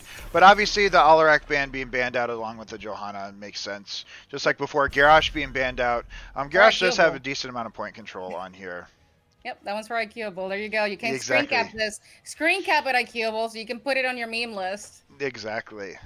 All right, so let's see what their last ban is going to be. Is it going to be a Rhaegar? Potentially ban out Rhaegar or Stukov is what I expect here.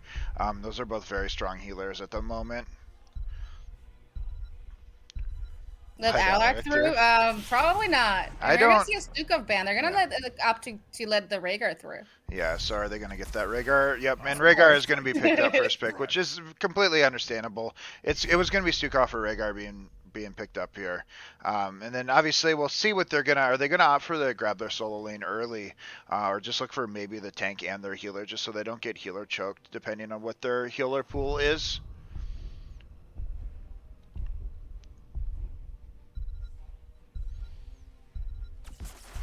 So that's going to be an early Rexar. Again, Rexar is going to be very strong on this map.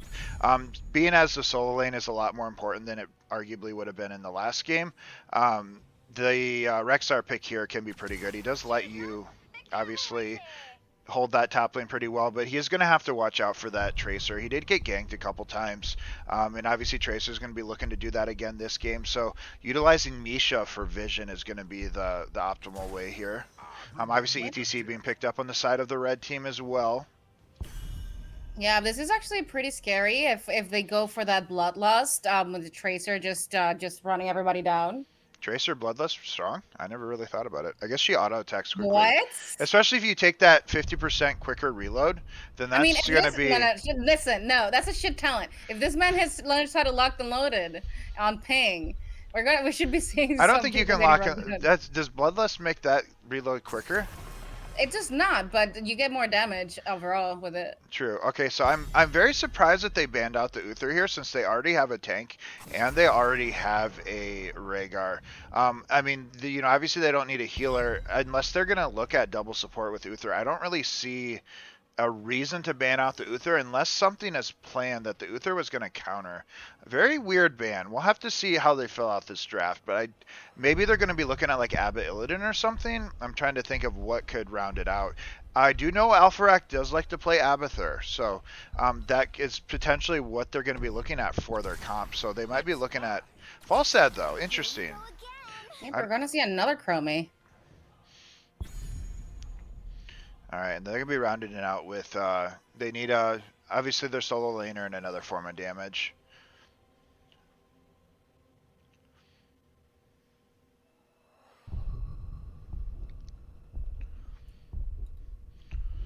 Just sniping some profiles here. Doesn't look like this man plays Chromie.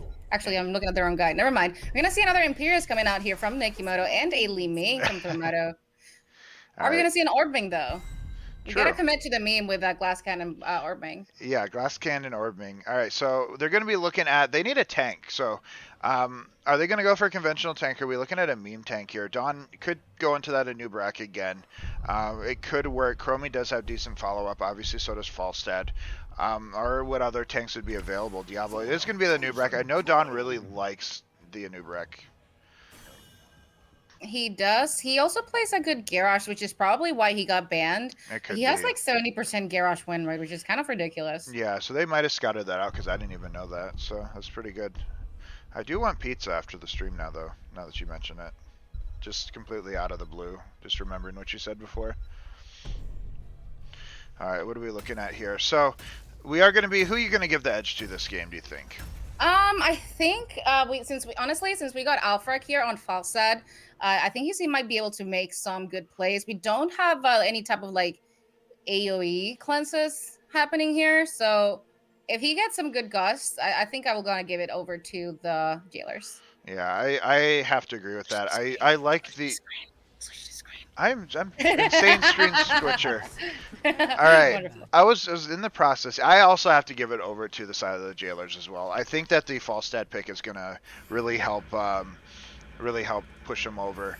We'll see what kind of is it gonna be W build Falstad though? I hope not. But people do like to pick it. It is gonna be that I think it's called Aetherwalker on Li Ming, totem build on Rhaegar. 10 seconds.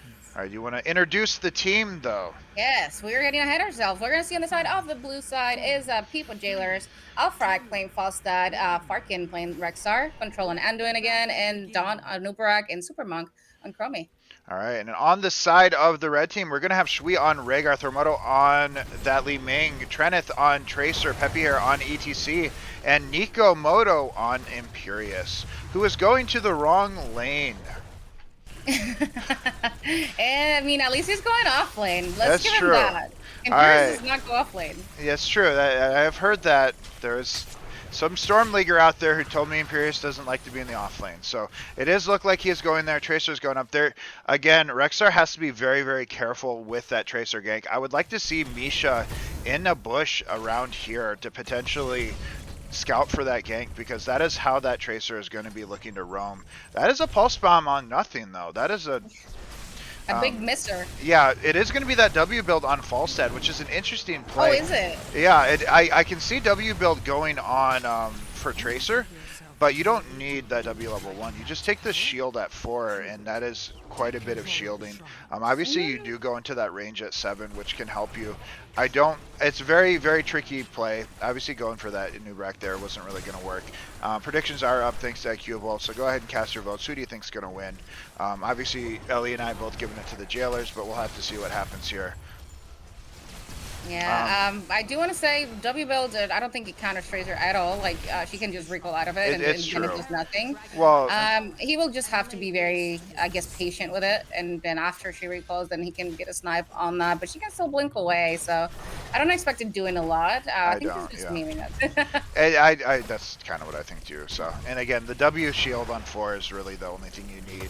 And like you said, since she recalls out of it, it's hard to go into it. But we'll see what happens here.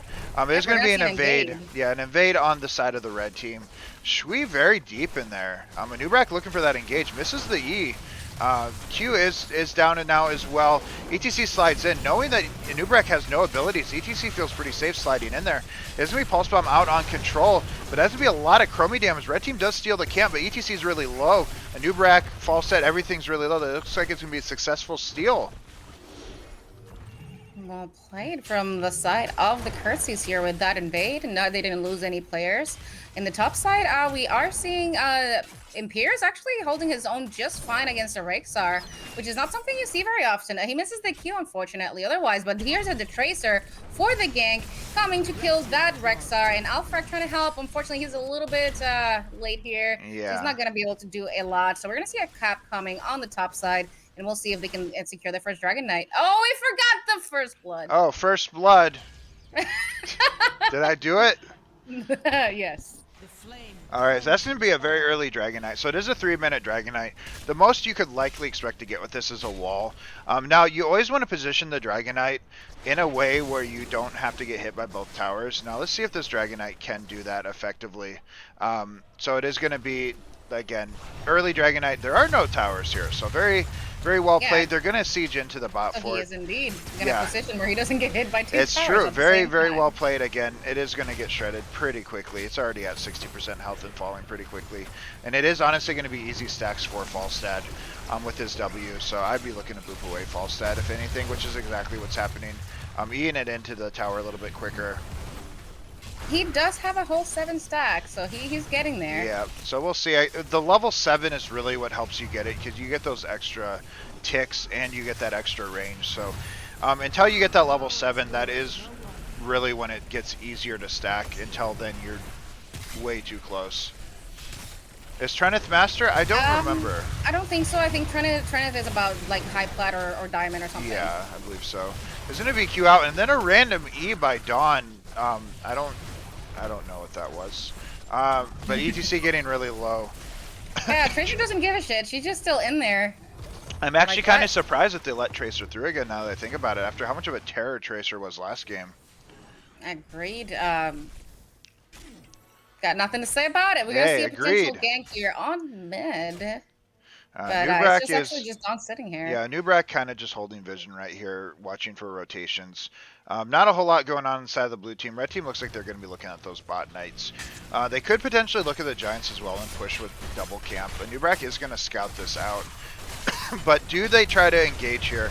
They are about a level behind, but they do potentially want to fight before level 10. Nubrak is digging in. ETC is getting really low. The camp did get taken up, but that Nubrak does fall. Falset ease away. Tracer getting caught in that time trap, but blue team is up a creek. They're getting without a paddle. They are dropping quickly.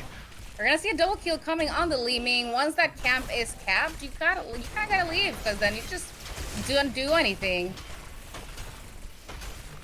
Yep, we're gonna see almost a 10 on the red side. They're about a level and a half ahead already, securing this bottom camp.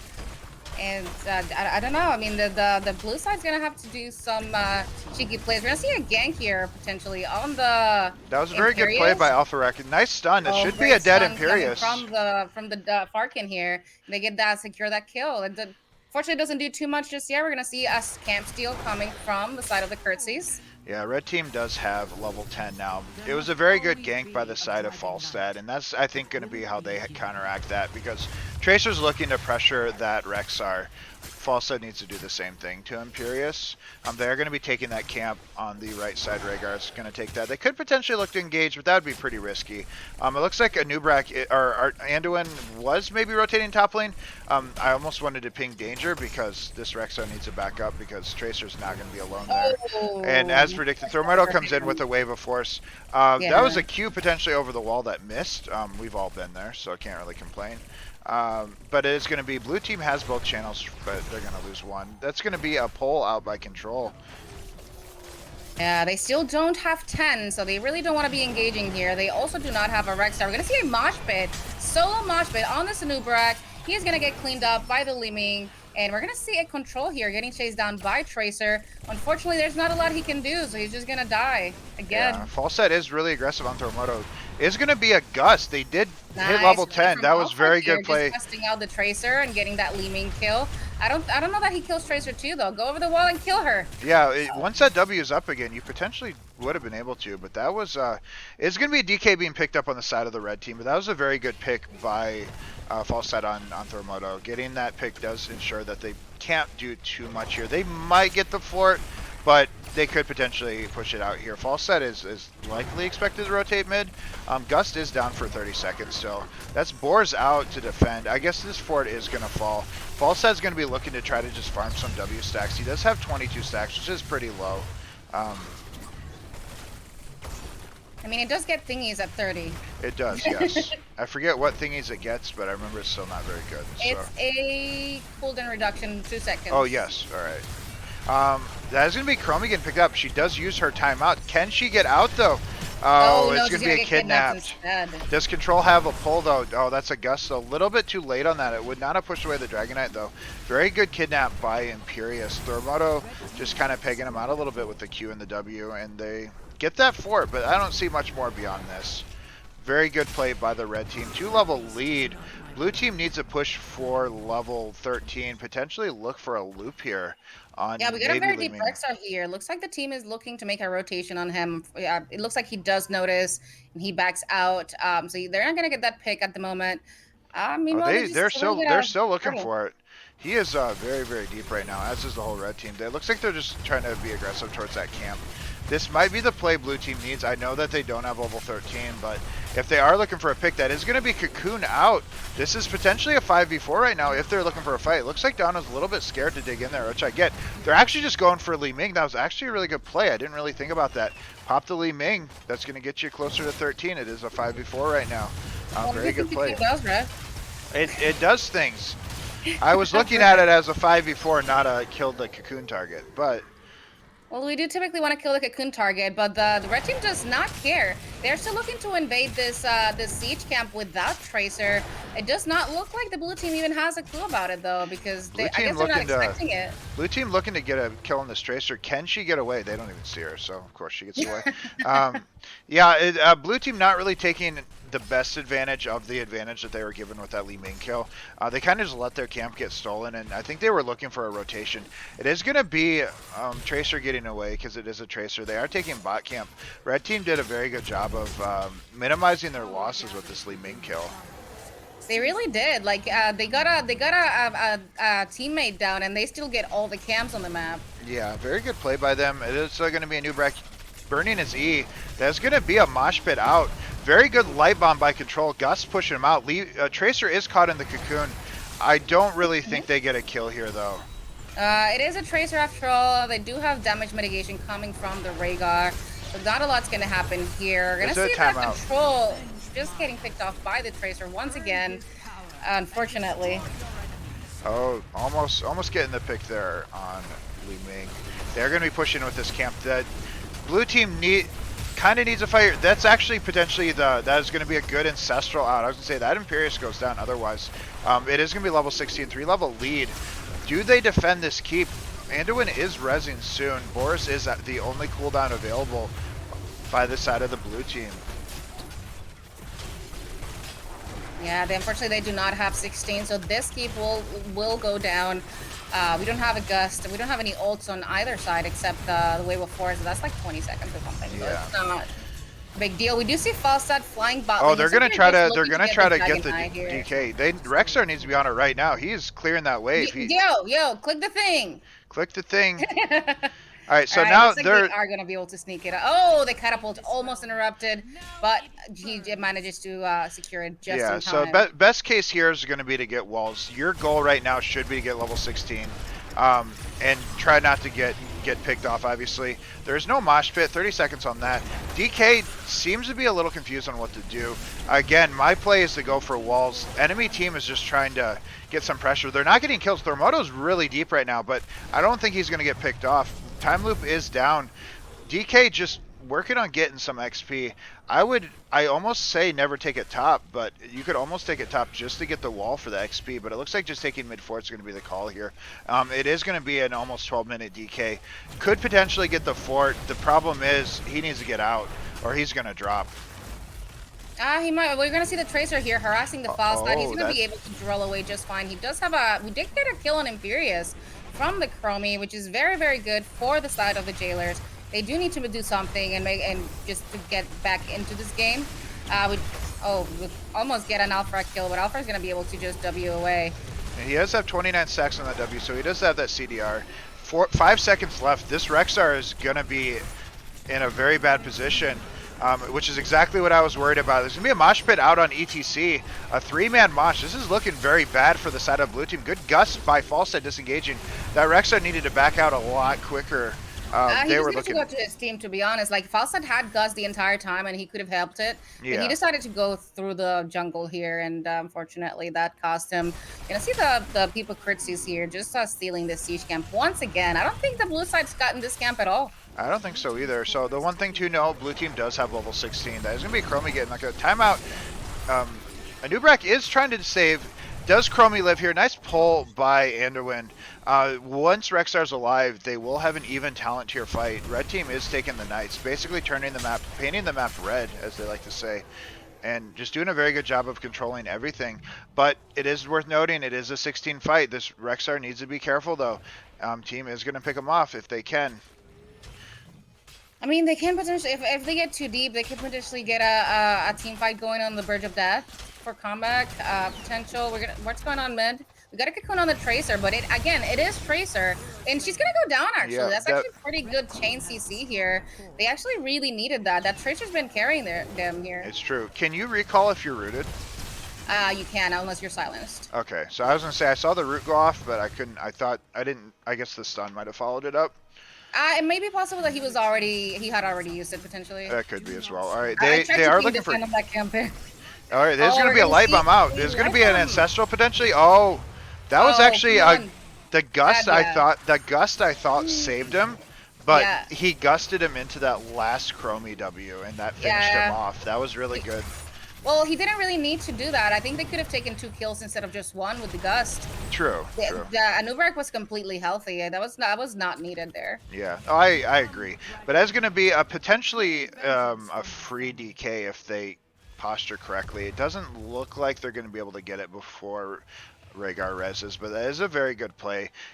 Very much getting them back in this game. Are they going to look for the cheeky invade on the enemy camp? It looks like they are looking at the Giants. They need to get maybe one more fight before level 20. Tracer is really aggressive right now.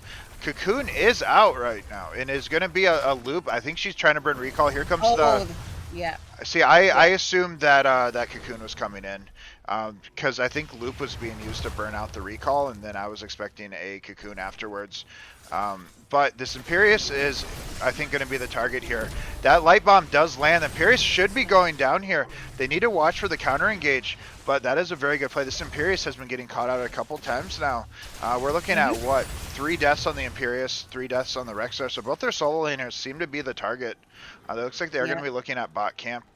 They definitely need to get a 4v5 going here. The red team is about to get 20, so they definitely need to look to be aggressive and get a fight before. Unfortunately, Rexar is going top, and it is just allowing them to get back here in this game with the 20 I agree. advantage. I think Rexar should have joined them. He's sending Misha in to take the point. They're not going to get the channel beforehand, but it is going to give Imperius time to res and get him time to get 20. Though blue team did close the gap a little bit on getting that level 20, so it's not out of it yet. But yeah, I would have definitely liked to see them rotate as 5. Tracer Tracer in there. If she burns the recall, then I think that's a dead Tracer. Recall or not? It should be a dead. Come on, guys. Come on, guys. You can get her. She's coming back. Oh, she gets him perfect on And Mosh though, and it's she gonna be a lives. gust. We can get a Mosh on the Misha. We're gonna see a focus going on the Anubrak here. ETC getting quite low, but can we get it? Oh, he that's does a go dead down. ETC. There's no death Mosh either. It looks like ETC did go for that alt upgrade, so no death Mosh there.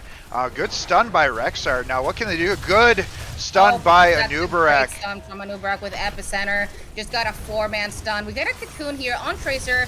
Alpha Rack is super aggressive now, getting those W kills. The Alarak, Tracer and the Cocoon. Unfortunately, again, it is Tracer. She's not going to go down. They do have 2 picks here, so they can go ahead and go for the DK now. Everybody's 20. This is they might come back here. Yeah, very good play by the blue team, closing the gap here. 2 dead. That should be a free DK. They needed, in my opinion, you look. Guys, go cap. Yeah, I don't know what's. I guess maybe they want to get healthy. Yeah, I want them to cap. They need to cap and take the DK mid and then Like, bot. what is this? They have 2 dead, and this man is just taking the cap. Guys, get the cap. I have so many feelings right now. I They're have gonna get top. They're not gonna be able to cap here. I understand. I guess they felt like they must have been too low here. They are gonna get bot. Rhaegar did end up backing away from that camp, but they are gonna lose top. It is gonna give Li Ming time to res. One advantage is they are both level 20. We do have that alt upgrade on board, so it now roots. We do have Wind Tunnel on a Falstad, upgraded Light Bomb. Whoever they try to target should die now. With that rewind on a new Brack. Yep, looks like we are looking for an engage here on this, I think that's Rhaegar. It He's is getting double very ancestral. low, and he's going to go down. We see a great wind tunnel from Falstad on Nikimoto. The kidnap, though, is going to help him live a little bit longer, but not long enough. He's back in. All Guys, right. please kill him. Yeah, they are getting really low here. There is Mosh Pit is available though, and they are in a really tight choke. Here comes the Mosh though. It is going to be nice pull. Oh, and it is the slide thingy. Slide on the Anduin. Unfortunate for him. We're gonna see a kidnap on Anduin here. Trisha's just gonna finish everybody up. And that's gonna, well, actually that's a 4 kill for Li Ming. Yeah, that's gonna be that Calamity reset. That is gonna be, it looks like it's gonna be GG here. Blue team definitely had a really good play here. I think the big misstep they had was not going for the DK when they had the opportunity to. They definitely did. So we're just gonna see the people curtsies here go bot lane and finish up that core. That was a bloodbath. That was. The blue team did a very good job coming back. I have to give it to the Jailers and getting that comeback, but I don't think they utilized the advantage that they were given when they had the opportunity to do so.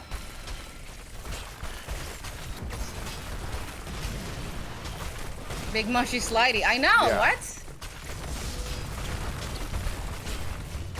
Oh my god, what is that? Alfred, please! Chill. That's going to be GG. Well played. A very dominant game here from the curtsies. Yeah. They almost came back. They almost came back. Almost came back. So do we want to do a the loser round first, since I know What's Up said he has to leave? I would say, yeah, definitely, because then who the hell is going to stay for loser bracket when finals have already happened? That's true. So if the team still want to do it, then yeah, we definitely should do that now. And it's going to be Haunted Mines, and then Blackhearts, and then Warhead was the order. I believe is that what we had talked about before. So going on the oddball maps, so the teams get to play twice. All right, I'm going to switch to, or I guess I can switch to the bracket. Have you updated? Yeah, let me no, not yet, but you can do it. I don't care. Okay. All right, we're gonna switch to the. to Oh, it's not gonna update if you don't, actually. Never mind. All right. Well, we're gonna switch to. I'll switch back to the best of 3 thing. So, let me put in who won. All right. So we had Peppo Curtsies winning the Peepo Curtsies, whatever. All right. So. All right, it's updated now. All right. So we'll switch over to the bracket. This is what we're looking at here. Don't worry about the live thing. I mean, I guess I can hide it. I'm very good streamer. All right, so there's going to be Peepo Poo Poo and Peepo Curtsies will be in, and then the bronze match, as Ellie apparently likes to call it, will be. I didn't name it. That's just what it's for a bronze medal, Rap. That's just third place. It is not because they suck. Okay, well, she calls them bronze now. So. Oh my god, I've lost all my points today. Oh god. So okay, so if everyone's all right with it, we will do the Riders versus the Jailers on Haunted Mines first, and then it will be on Blackheart's Bay and a best of 3 after that, and then we will follow it up with, if there is a third match, Warhead Junction. This is a bit of a fun match that are on maps that you guys don't normally see. Give you guys a bit of a bit of glimpse. Also, Glimworm, thank you very much for that follow. I do appreciate it. Thank you. If that's what you guys are up for, we're gonna go ahead and yep. Okay, so we have on top Rioters. People are Rioters. Do you want heads or tails? All right. Let me. I guess we can get them in the lobby and ask here. I guess. Yeah. All right. Let me leave. I'm just gonna leave this thing up for right now.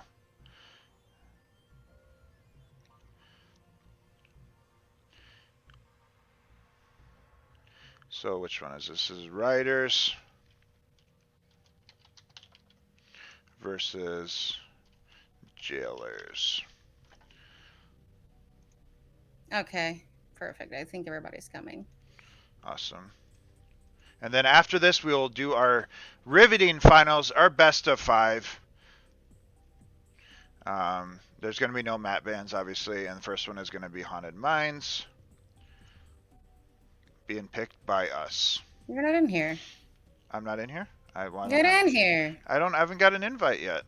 I literally invited you. I didn't see anything. I don't see an invite. I can join game. Just join through me. Yeah, do that. I'll do that. I don't think I had left yet, maybe. That's possible. We're just missing Danny. He's in on ARAM at the moment, Nice. but he'll be done soon. All right. And whoever is on the rider side, which is this guy.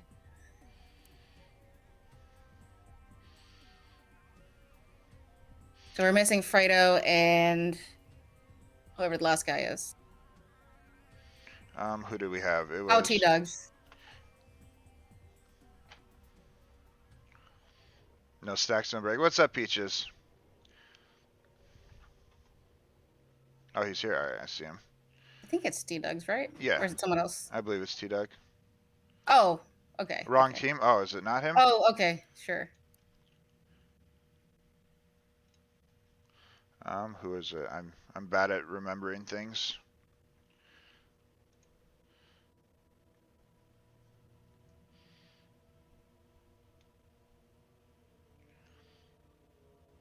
Is this the last guy? No, Rustix is here. It is Okay, It so is we're missing T-Dog. one person. No, on the other side. T-Dog's in the Riders. No, I mean on the Alphax team. Oh, Alpha X team is Dawn? No, Dawn's here. Control. Farkin. Control? No, Control's here. Okay, cool. He's coming soon. So let me see who is the last player. Super Monk. No, he's... Oh, Superman. Yeah. Oh, he's actually okay. He's just on the wrong side. Okay. Okay.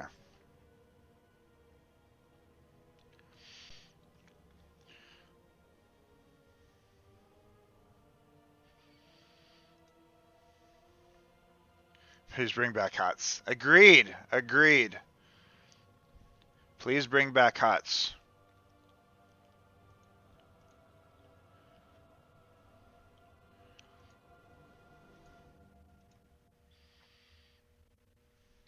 And again, I do appreciate everyone stopping by today. This is to celebrate reaching 1,000 followers that we did on January 1st, so we're doing a little community event. After today, I will be back again tomorrow. I do have my schedule posted below the stream for the week.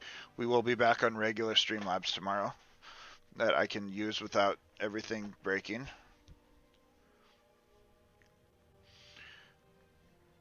So we'll be doing our bronze match next.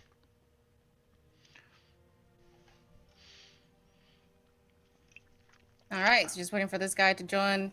And we're going to do a special match on Haunted Mines.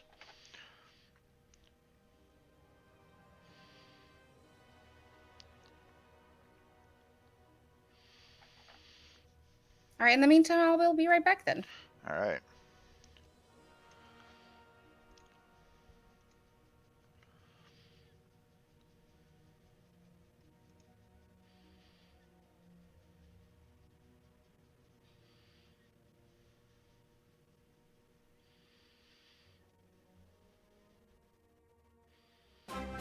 Susie J, thank you very much for that follow. Welcome. Can't wait to see Dano carry on Kel'Thuzad. All right, yeah, that'll be in the finals, or no, that'll be right here. That won't be in the finals. That'll be right here. I already lost on it. It was a rough game. But we might get to see some Danu Kel'Thuzad on Haunted Mines. We just need. I think we're waiting on Alfredo. I believe is who we are waiting on. On the side of the Riders.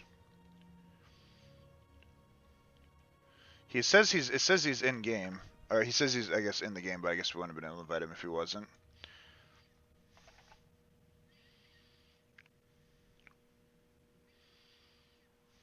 Karu with Hey, Karu. hey with the Saturday. Hey, with the 2 months. Welcome to the pizza party. Thank you.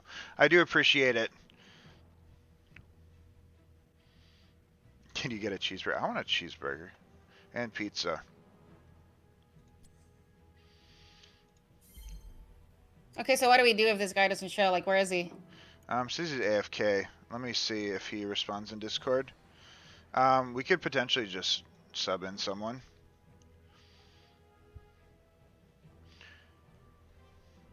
I don't really care either way.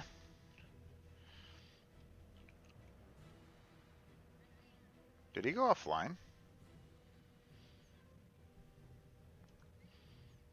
Do we have anybody that can play then?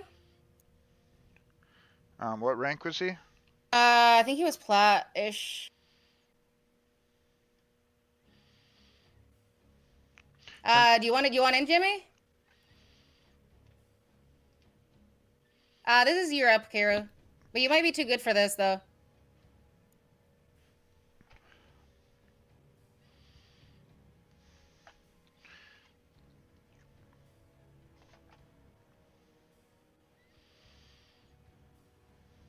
Jimmy can't come in if he's coming. Yeah, it'll be, I guess you have to give him permission into the channel. Viva is also too good for this.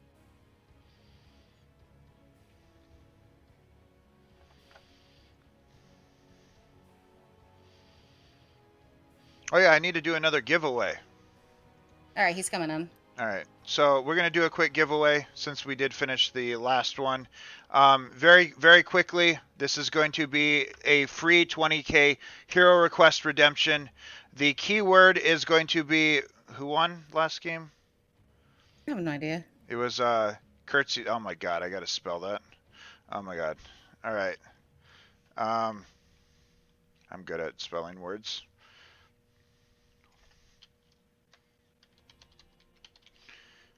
There we go. Keyword is going to be curtsies.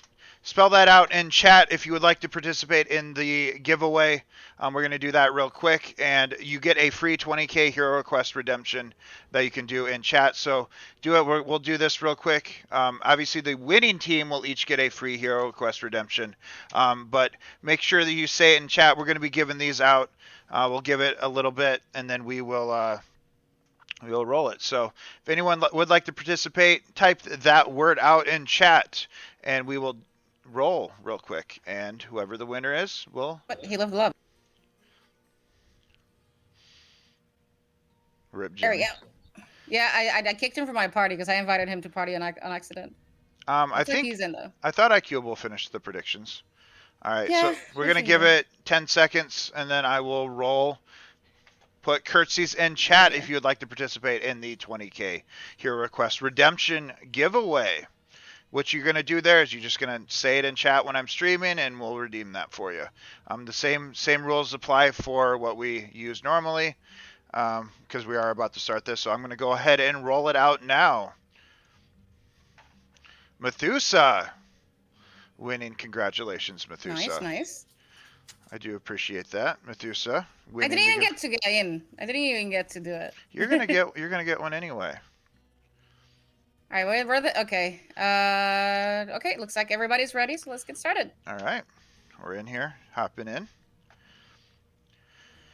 Let me make sure that everything is Haunted Mines. Man, it's been a while. I haven't seen this in a long time. Haven't seen it. All right, we're gonna be looking at draft here. I switched scenes, by the way. Okay, thanks. Hello again. All right. Yeah, at least I'm not frozen this time. It's true. Melvia TOS, thank you very much for that follow. Welcome, welcome. I can point at Ellie, and I can act like I'm talking to her when I talk. I'm just like I'm cool, and she's touching me. Like Gul'dan sucks. Like Gul'dan sucks.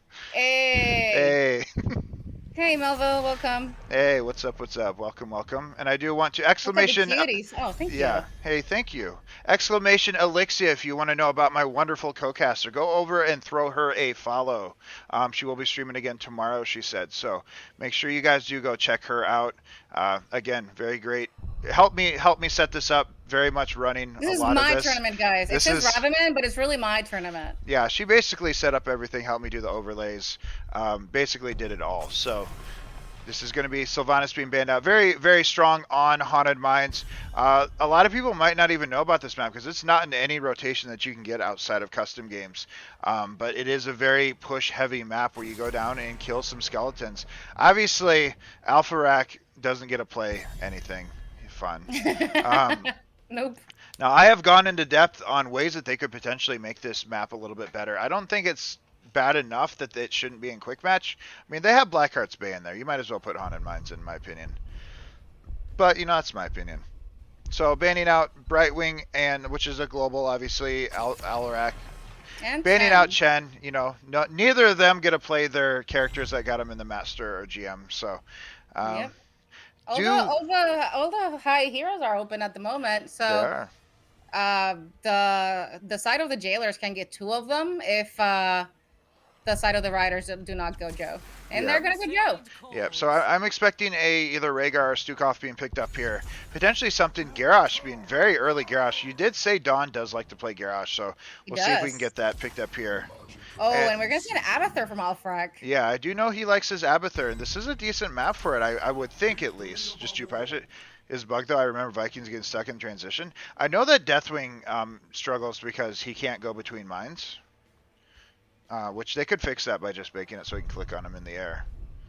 But also, welcome, Masterpiece. So obviously Stukov being picked up here makes sense a lot. We're going to be looking at seeing what damage they're going to round it out with. Or do they just go for the Soul Lane? It looks like it's going to be Leo. That's actually very good for a budget Buried Alive with Stukov Silence. Yep. They Yep. could go Orphea. Agreed. And agreed. They could go Orphea and go the dirty hot tub or whatever it's called. They could. I don't know that they have any Orphea players. I'm actually curious as to what Jimmy's gonna play. He's typically a frontline main. Like he plays a lot of tanks. But it looks like he's going for DPS today. Yeah, they could look at a triple bruiser comp with like a hyper carry Vala or something. Or just could. double support as well. Yep, we're gonna see a Tyka's ban coming from the side of the PP Jailers. This is Which is good. it's supposed to be a It's- best of 3 with Haunted Mines and then battle I don't even English remember. is hard. This guy only speaks English, by the way. Yeah, I only speak English kind of. Kind of. Blackheart's Bay and then Warhead if we go to a third. And then we'll be going to the finals, which will be a best of 5. Oh, and the riders they don't care. They're like, we don't need a third ban. Yeah. And unfortunately, I forgot to set the chat, so I don't know if they said it in chat or not. Oh, that's so. true. Oh, That well. happens. Yeah, so we'll be doing a best of 5, and again, the winning team will get their name below in the Hall of Fame, and we'll get each a free 20k hero quest redemption. Yeah, we should give one to Jimmy for filling in. Oh yeah, I'm down. AFK Riding couldn't do a third ban. True. AFK Riding. Yeah, we're gonna see a Fawcett Gazlo. So from, Abahat with Farkon. Gazla could help with those potential ganks that Gazla or that Deer was worrying about or Farkin was worrying about. And then they're going to need to round it out with a healer. I really want to see a Lucio come in here on the last pick. I could see that with the quick rotations that you need to get in and out of the mines. I could see Lucio being really strong here. And obviously there's a lot of walls to ride on. Are we going to get a Tassadar? I got something to judge now. And a Tracer. Tracer coming from Rust. From what I understand, he's also a Tracer main. We have a lot of Tracer plebs up here. Lucio, best character in the game, always strong. Peppy, very biased. Just a little bit. Just a little bit. Hey, Verd, welcome. What's up, Verd? How you doing? Any Alpha Rex? Hey, Alpha Rex, Oh, we're amazing. gonna go with Lily instead. All right, I do know the Control X is Lily.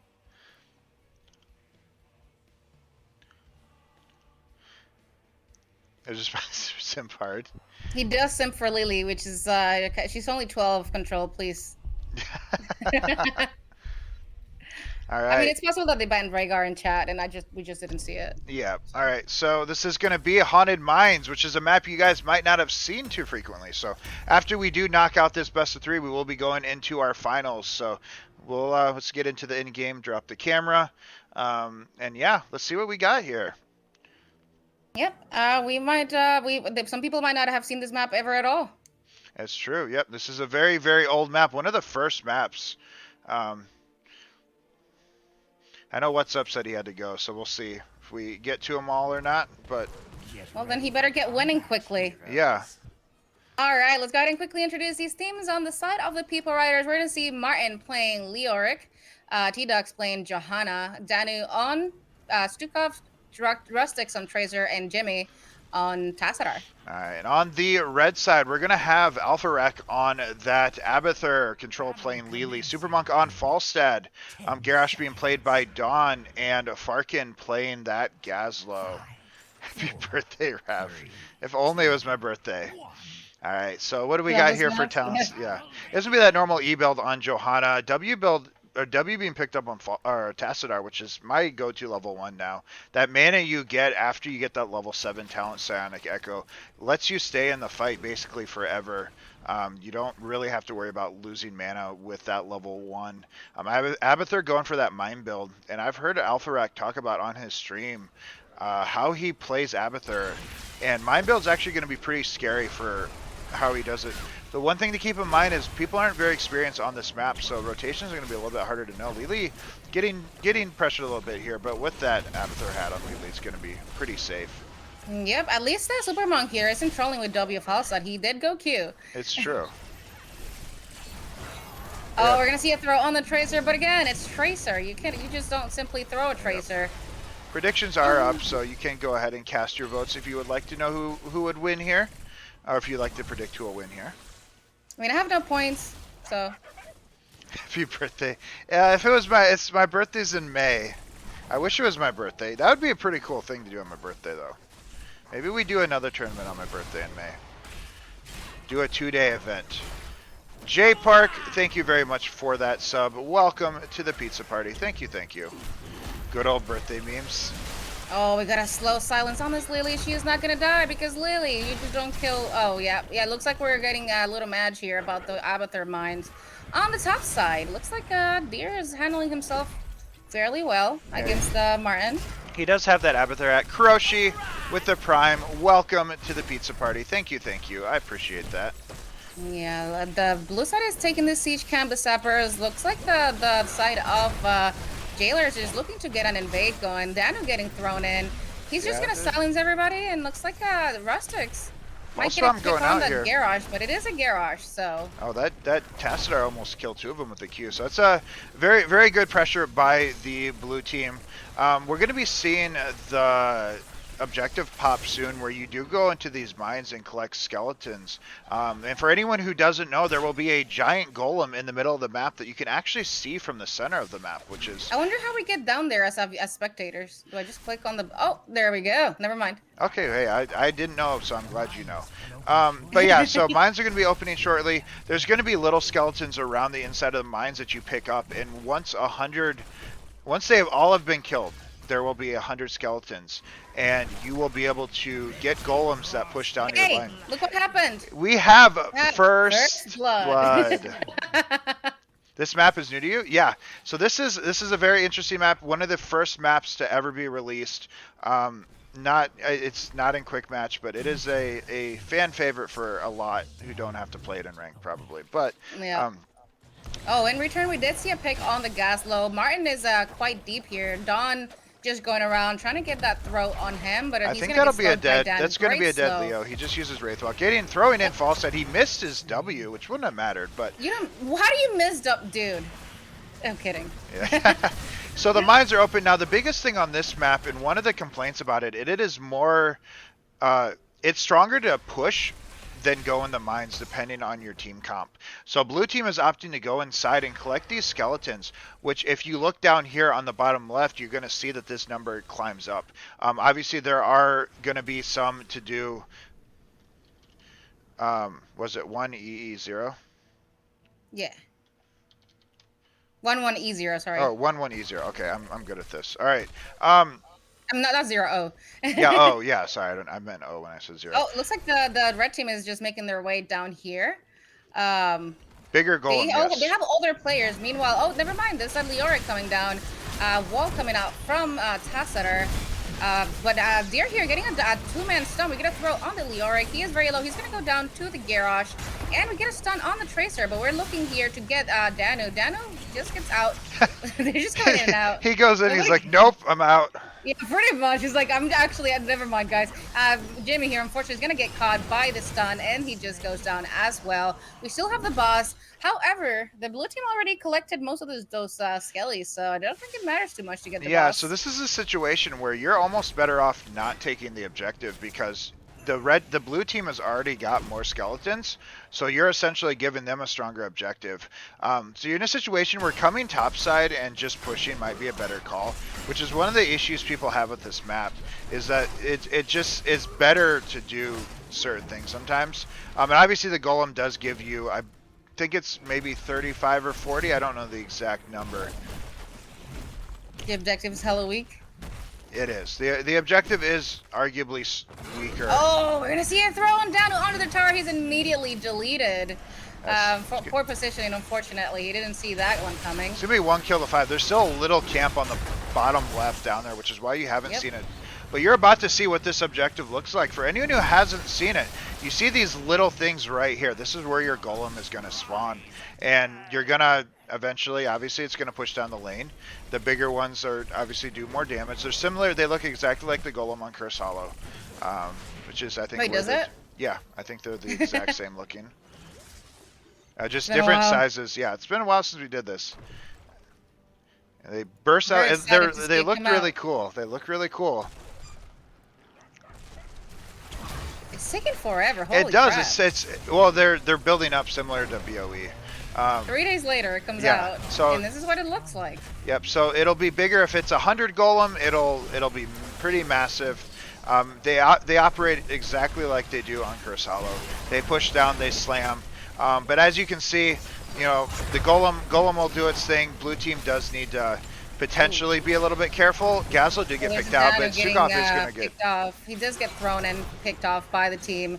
We do need to return here and get a clear on this boss. We do have an off-rack here with Abathur. He does not have meal, however, so if they take it, they just take it. The Gazlo gets rooted. The Tracer gets thrown, but she is going to have that recall. Should be able to get away there. Johanna doing a pretty good job of defending. That boss is going to be cleared up. Now the question is, does Abathur have mule? He does not. He went straight to the full mine build.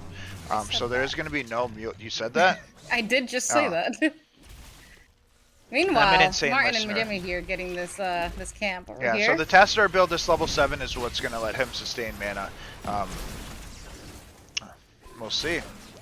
Alright, they are going to invade that camp. Meanwhile, in the bottom lane. Tracer is taking that. With no mule, they're not going to be able to heal these forts up, so Tracer's doing just trying to get it secured. Getting bomb, I don't think she quite gets it. That's a cheeky recall. That's going to be there's a clone coming out here from Alfrak. He's going to get that cheeky kill. Tracer that's trying to steal his fort. Yeah, not on his watch. Burning, all right, back up here. Burning the recall definitely hurt him a little bit. Hey, we're going to see another skirmish happening top. Keep in mind that red side does have 10. Oh, we're going to see a big Bravo coming on to Jimmy That was a good here. wall by Tassadar, but obviously with level 10. The Gus is still available, and Garrosh has taunt as well. Johanna going in a little bit deep, does have that slow. Red team did get really low. With level 10, it's going to be a Gust on that Tassadar in the back line. Obviously unstoppable. It's going to stop we're him. going to see the classic int Gust stat here. Yep. There's going to be a shove on Stukov. Now with level 10, they are able to potentially chase here. There's going to be a good silence by Stukov. Gosh might go down here. That is going to be excellent heals coming from the Garage. Unfortunately, he is still that's going a nice to entomb. Control's going to go down because he's a Lily. However, not for free. They did get a counter kill on La Johanna before. Yeah, it ended up being a what, 2 for 3 in the end? I think so. That Abathur needs to watch out. He is in no man's land right now. If they see that Abathur, they're going on him. That Tracer could have probably got that kill. Pulse Bomb, I believe, is available. Yes, I can't really tell if it has to light up. You will see a percentage if it's not. Okay. So yeah, that Pulse Bomb could have went on that Abathur. All right, but that's going to be half dead forts on both sides. Oh, she almost died to. Oh, is she gonna please die to the mines? Oh Come god, on. so close to those mines. That would have been hilarious. All right, he does not die to the mines today. The blue team is already down here, just chilling. Yeah, so they're going to be getting these skeletal defenders and just kind of working your way up to that 50% mark, which is what are you doing? He's just gonna take tower shots for free, go away, and then why are these forts so tiny in comparison? or is that just me? Well, they might not have, because they have done reworks on the fort since then, so they might not have done this one. I guess maybe they do them per map. I'm not sure. They do seem tinier. That is true. I didn't really notice that. I thought it was because you were zoomed out, but Nope. They look tiny to me. interesting. That's a big silence. Oh, that's a really good Oh my silence God, by that's a Stukov. big Black combo. hole by that Tassadar. Jugs out on Lily, but falling sword on Johanna. There's going to be a gravel bomb to try to deter them a little bit. Almost a that's counter kill, but Tassadar is just farming him here. I mean, Yep. it was other things too, but I just That was get to- a great engage, coming with the silence, the black hole, and then the Joe on them, and they're just goners now. Joe immediately going back down to the second level, getting more skellies there. This is going to be 66 a to likely nothing. 100 golem going over to the side of the blue team. They're going to be looking, because the golems, they swap lanes, so the blue golem is going to be top lane now. Red golem What is is this going to be line? bottom. That is the A wall? it's a good question. I think it could. What is that? What was that from? That's a good question. The I thought it Tassadar could have one, been a maybe? wall, but I don't think it would have been Gazlo. red. Tormodo says Gazlo laser. Gazlo W? Okay. Yeah. Cool. Thanks. Alright, these guys here finish. Oh my god, that Johanna's very low. It, But. is the she stream should be lagging okay. for you, We gotta Methusa? keep that healer. I'm sorry. It doesn't look like it is, but for me. Alright, great. We're gonna see 100% totem going to the blue team. You're I'm going to not get to see sure- how big this is and how small theirs is. Oh, it actually gets bigger. Okay. It does, yeah. And that the red team will get a golem even though it's got 0, but it's going to be a really weak golem, similar to the Zerg wave on Braxis. It's bigger the more you get towards it. So this golem is going to be pretty massive, and then the bot side one is going to be a little baby golem. So That was a pick on the Leo top lane. Meanwhile, the blue team is just pushing the rest of that bottom fort. Let's see how big this thing actually is. it's a tiny golem and a big golem. Oh, that's So cute. little Anyways. baby thing. So big golem. Blue team is not pushing with it, so they might be able to defend it pretty easily. I mean, they don't seem to care about their fort. They're just going They're for just kills. gonna, yeah, they're getting kills on the Tassadar. And Tracer going down as well. Yeah, Stukov is next though. He's gonna get stunned by the Garrosh Q, and Falsa gets thrown on his face next. Oh, Johanna Oh, pops that into gust, just in yeah. time. And Not getting falling busted. She's sword gonna be able out. to keep falling sword out of here. Top side though, we do see the boss still being pushed by Martin on that Leoric. Red team definitely needs to respond to this one if they don't want to lose their keep. Yeah, it looks like they're going to be... They might potentially get this gank on the Leo, but it is a Leo who will return. Not really a huge deal if he dies, but obviously the more resources they pull away, the better it is for this good boss. Entomb. Just zoning everybody out. He's Yeah. gonna be probably able to make it out. I mean, although really though. what he's doing right now is just creating space. If he gets away or not, he pulled some of the damage away, and that made the golem do more damage. That false side's getting really deep. And he lives. Jugs out on Lily, but immediately gets canceled because of that CDR on Jugs being reduced. Yeah, I don't think they really wanted to chase that so far. They Maybe didn't. They clear should the have boss just at that turned. point. Yeah, they basically gave 50% of a keep for not even a kill. Even if you get that kill, it's still not worth it. Have a good night, Anders. But yeah, so we're looking at blue team. Pretty good play by them. Martin did a good job of stalling it out. Both teams are going to be level 16 about the same time. Looking at the pumpkins potentially, but no, I think they're just looking for a fight. They're looking for an invade here on the siege camp. Oh, we're gonna see a big gravel catching two members of the side of good their riders. silence However, by they do have a falling sword coming up on top of them, so unfortunately no CC will be happening. Tracer getting quite low. She has to step out. Black hole by from the Tassadar. Garrosh in the silence. He's just living there. That's a clone though. It is, Ooh, and it is that's going to be really going resets on down. the E, so red team seems to be falling pretty well.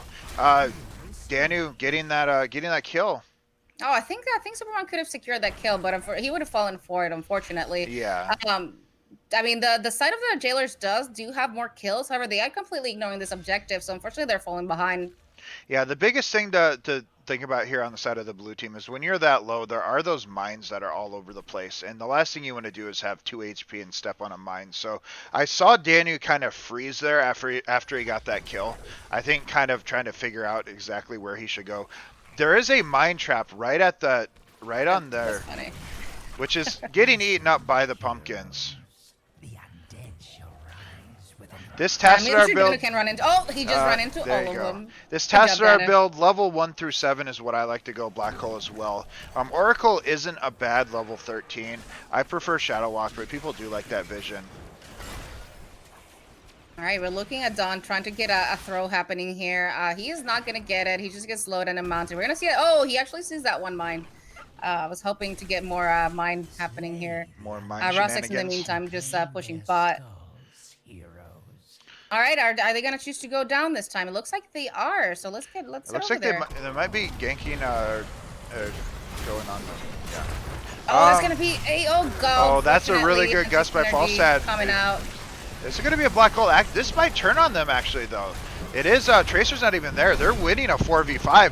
Red team's getting really good silence by that Stukov. Tassadar getting a little bit low. This is where you kind of want Shadow Walk, but it looks like they are going to be cleaning it up here. It is going to be a clone to Garrosh getting pushed into the bomb. Very, very good play by the blue team. They should be able to secure a 100% golem here and push it into the bot keep. It looks like Leo is going to go top lane, try to pressure in this top keep, which is a very good play by this Leo. They're just going to be collecting the skeletons here, spreading out, getting the little skeletons before collapsing on the middle one.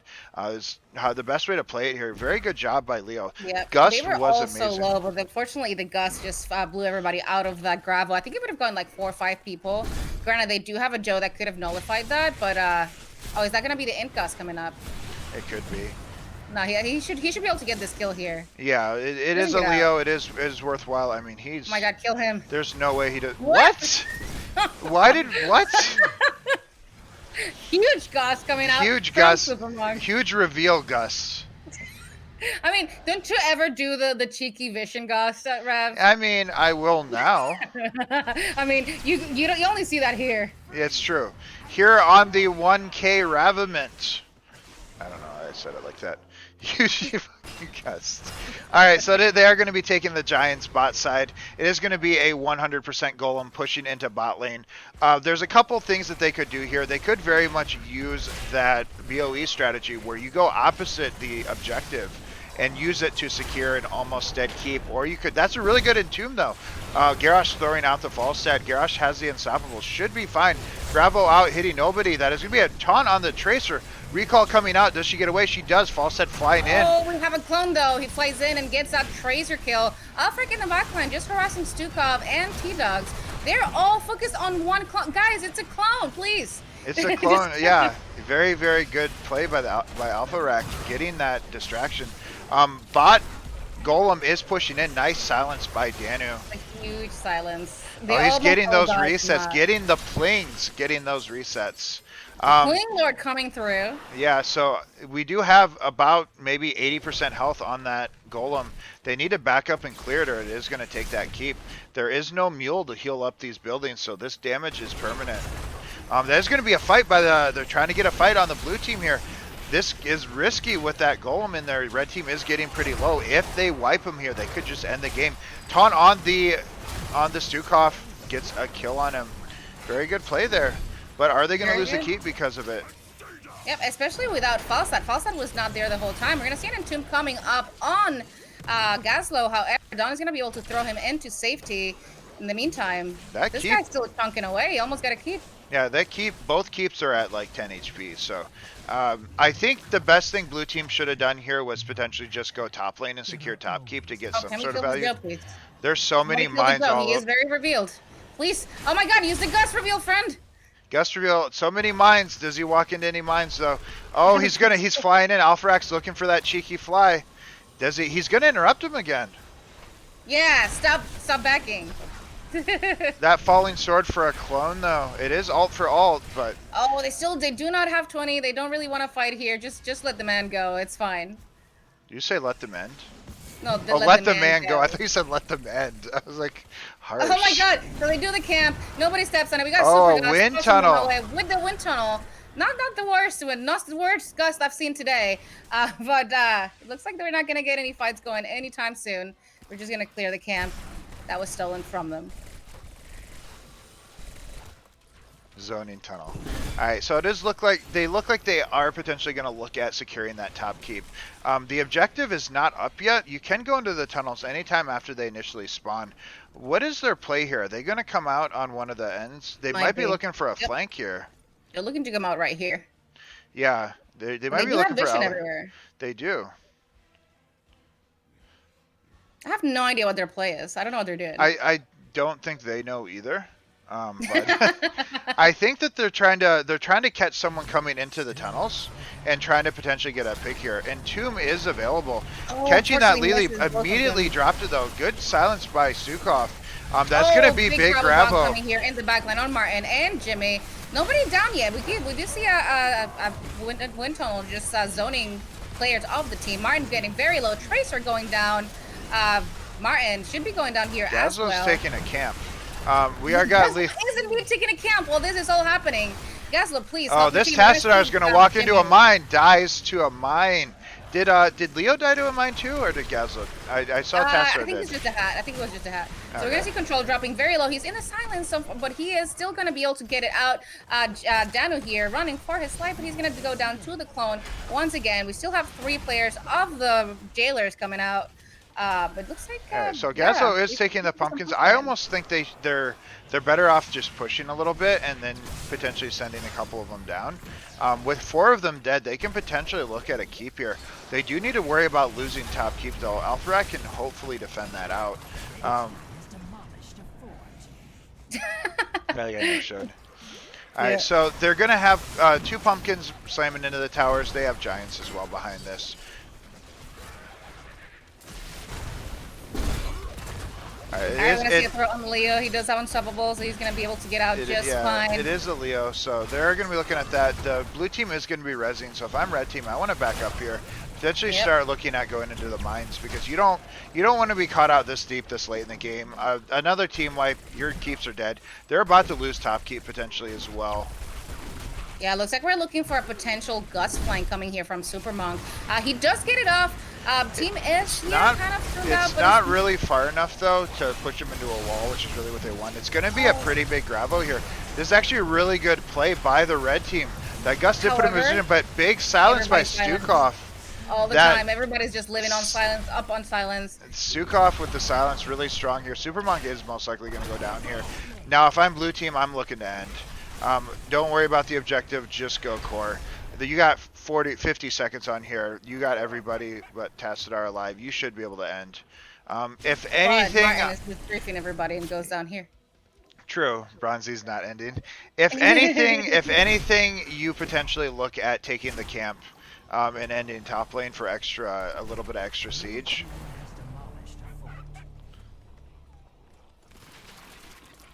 All right. Oh, we know, Ward. You just end. You don't do anything else. Yeah. All right, so we're just gonna be going ahead and getting this objective instead of ending with almost a full minute on those death timers. Yeah, I think that they probably could have ended, but maybe they felt like without Tassadar, they don't have a whole lot of siege anyway. Their only real big play would have been to take the 2 camps top lane and run it in top. I mean, haven't you seen the big Tracer race though? It's true. Tracer does race really well. They do potentially still end with the objective. The red team is rezzing and could make a beeline for that golem. We'll see what they can do here. They're going to be looking for a fight. This is likely the last fight one way or the other. One way. Another. Okay, right. Everybody's just that looks like we're not gonna be seeing any fighting happening. Blue team went topside. So now blue team's in a situation where if red team takes the golem, Oh my Tassadar God, dies to the I'm mines. so glad I switched over to That was so good. Oh my God. Someone Jimmy. needs to. Oh my God. Someone needs to clip that part. Oh, that's a big entomb by that Leo. That's gonna be potentially Danu falling here. It's gonna be a wind tunnel. Here from Supermonk. Johanna's in there. I don't think they're gonna get a Joe kill, but they can potentially turn on this Tracer. She's just free shotting Farkin. Instead, we're just going under tower. Just turn on the Tracer, guys, please. She's free. Oh, we're gonna see a kill on the. Oh, this guy went untouchable, didn't he? He did. Big untouchable tracer. Fully stacked as well. Do you lose that if you die still? Yes. Okay, that's what I Yes, thought. they needed to turn on the tracer, but instead they're griefing and just fighting on their tower, guys. Please, just turn on the tracer and she dies. Yeah, She's not unkillable. So with 2 of them dead, I think you're Bowser boss. Thank you very much for that follow. Welcome, welcome. I think you should be looking at taking the golem now.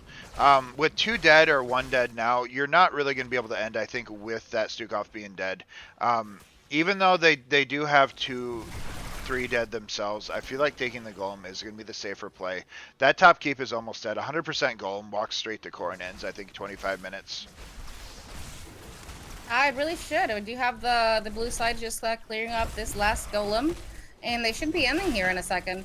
Yep, so this is likely going to be the death march for the side of People Riders. Rise again, my golems. And erase your golem of rage. That's not what he said, but I didn't catch it. So, I have no idea what it does. So anyway, this is most likely going to be the death push for blue team. 100% golem. Honestly, 21 kills to 24. Very back and forth game. Could have really went either way. We'll see if there is a world. The only way they can really defend here is they need to pick a fight before. But that's going to be a silence on Stukov. Wind tunnel being used to try to defend here, but red team is so low. But Jug's out on Lily, keeping everyone alive. The upgraded Jugs really did a good job of saving him there. There's going to be Falling Sword on Johanna, killing that Garrosh. Red team needed to fight before that golem got there. They need plenty of time to clear it.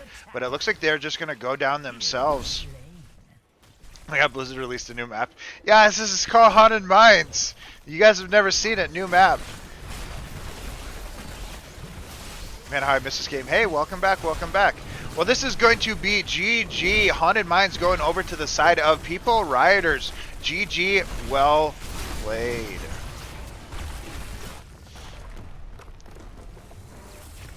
Big Jimmy play.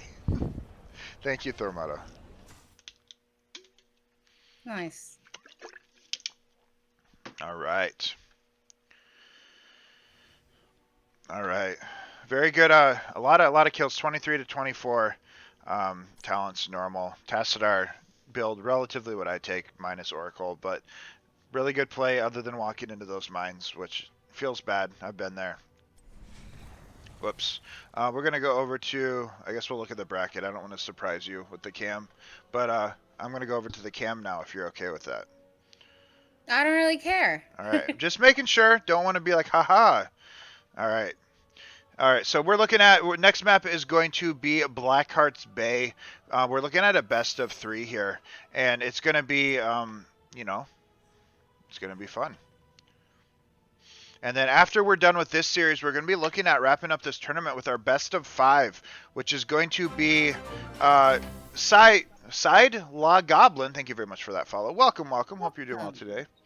We're going to be looking at the last 2 teams. Peepo Poo Poo going up against Peepo Jailers, or I don't remember. Something. I forget the people curtsies. Oh, People Curtsies. I'm placed with People Thirsty, but People Curtsies. All right, so potentially this is going to be last game on this loser bracket bronze match thingy. We're missing one person. Who is it? Rustics. Oh, we're all here. Perfect. And again, I'm gonna go ahead and start it up. That's fine. I guess I'll give the first pick to the losing team, which is team 2, right? Yep. But yeah, exclamation event if you want to know what's going on now. I do appreciate everyone stopping by today. All of your support, the subs, the bits, the everything. Exclamation Elixia if you want to know about my co-caster. Make sure you check her out. Give her a follow. Very excited. I will be back again tomorrow as well. Check out my schedule below my stream if you want to know when I normally stream. Are we going? All right. We are going. Oh, I forgot to do the referee again. Oh no! I did something at the end. Hopefully nothing bad happened. All right, we'll find out. Somebody got in here, and I don't know who it is. Oh, did someone else join? We'll see. Someone It's secretly. possible. Exclamation Elixia. Update score. Oh yeah, I forgot I do have a thingy. Wait, who won this one? Peepo Jailers won? Or no, Oh people. no! Oh shit! Wait, what team won? I think this team won. People riders. Did I do it right? Oh my fucking god! Wait, what happened? I was in a team. Oh, nice. I'm just grieving. All right. All right. Let me. Where are you at? I don't see it. Oh, did you exit the game? I left, yeah. Oh, I guess are we leaving and rejoining? I don't know how to leave. Oh wait, I know I don't want to play. I left game, so we can. You don't have to leave. Oh, I already did. I don't know how to get back. All right, there We we didn't go. we didn't have to remake the lobby if you didn't leave. Oh, Just get back in I there. panicked. Join through one of them. Wait, what do I do now? Now I'm scared. Just join through like dead or something. All right, well let me go to I'm gonna go to webcam so you're not staring at me being silver. Where's Danu? We already know you're silver, Rav. It's okay. I'm not silver. It's a fluke. I don't think I have Danu on my list. Anybody, really. Martin. Do I have anybody? I Dawn? don't think so. Alright, I requested Dawn. Oh, there we go, Alpharek. Hey! High rank difference in Stormlight, guys. Somebody let me join. You gotta click Can you add custom me? games. Into the game? Is the lobby still up or no? No, we're looking at the Stormlake screen right now. Oh my god, you guys messed up the lobby! Here, Alpharek, you can give it to me. I think I got it. Oh, is it up still? No, it's we're in Insane Stormlake right now. Oh my god, okay.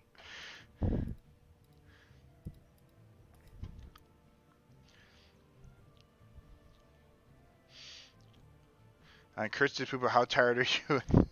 I'm alright right now.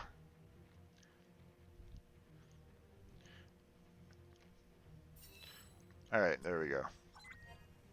Raviment, you want to leave voice chat? Wait, oh yeah, voice chat. I need to... Oh my god! I just... Alright, re-invite me now, then hopefully I won't be in their voice chat. I think I have faux pod. You did faux pas. I'm good at being a human being, I swear. I think I invited you. Alright, there we go. I heard Alpharak's voice and I felt very soothed. Alright, make sure you make yourself I'm a not too whatever you tired wanted yet. to do. Alright, we're missing 3 people. Where are you guys? Who are we missing? I forget who's on that team already. Me too. The High Lord is Super fucking Monk. needed.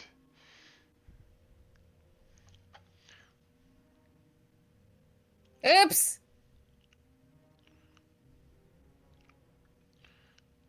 You just randomly oh, you posted in the lobby. I thought you posted in just like into the nether. No, I posted into lobby. Like, it's like, I don't know what he's actually gonna join with it. We're missing 1 person. I can, oh, it's Farkin. Alright.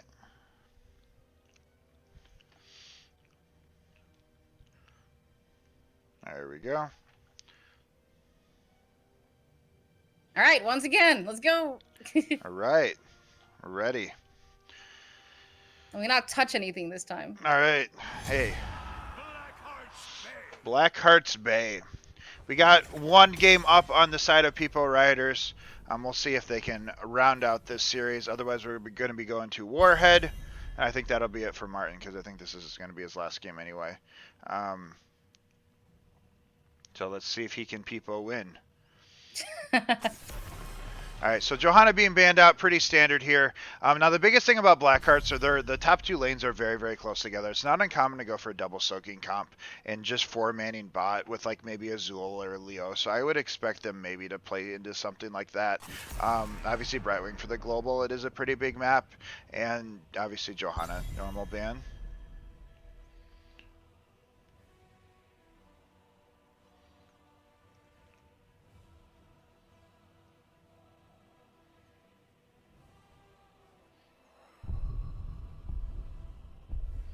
Are we gonna let them play Chen though? Oh nope, Nope. Chen not allowed. He's banned once again. All right, For the first time. are we gonna get an Alarak though? Most likely no. I assume the Alarak ban's gonna come out again here, unless they decide that they give over Alarak, they're likely going to a game 3. So, but they're gonna give it over, which I expect the first pick Alarak to happen here.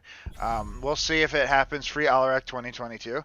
Do they first pick Alarak? My guess is yes, but we'll see if we're wrong here.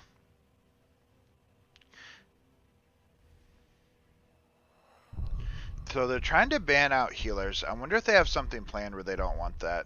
Now, it's going to be Garrosh being first picked here. Do they counter pick Alarak right now? That would be another play if there's anybody on this team that can play Alarak. I don't know if Danu plays Alarak. Not that I'm aware. Okay. Because that's the only play, because otherwise I foresee Alarak being picked up now. Is his ping too high? He does say his ping's about 180, but I definitely have been paired against him in Storm League when he was practicing. His Alarak is still pretty terrifying. So unless he doesn't feel comfortable on it, I think his Alarak would be fine. Yep, we're gonna see a second pick Anduin picked up by Jimmy on the side of the People Riders. We should probably see the Alarak here. He still plays it just fine, I think. Yeah, I think he does too. I didn't really know. I mean, I'm sure. I've never played against him in GM on NA, but I didn't really notice a terribly bad play. All right, let's see what they pick up here. Oh, they're going for the Abathur again, leaving the Alarak on the shelf. Going for the Leo pick here, which, again, the double soaking mid and top could be a good play for them. Do they pick up like a Zul to match it? Otherwise, I think they might try to potentially get out-pushed here. It's going to be an Abathur, which isn't a bad map for him. You could get a lot of value with the mines. I mean, he did quite a couple of kills from those mines, so... He did. He actually got a couple kills. Stupid ban coming here from Anduin. I kind of expect Danu to go back to his Kel'Thuzad or something similar, since he is not on healer this time. Yeah, I could see the Kel'Thuzad being picked up, though. With an Abathur, it is one less body to sack off of, but Garrosh and Leo are both good targets. I expect there to be maybe 3 bodies bot lane and then Leo double soaking, but we'll see. Kel'Thuzad with 3 is a little bit harder, but it's going to be that Phoenix and Zul getting picked up. So Zul looking at matching that Leo's double soak. I think both teams are going to be looking the 4-man bot, but we'll see. Obviously, Kel'Thuzad could still be last picked here by Danu and be completely fine.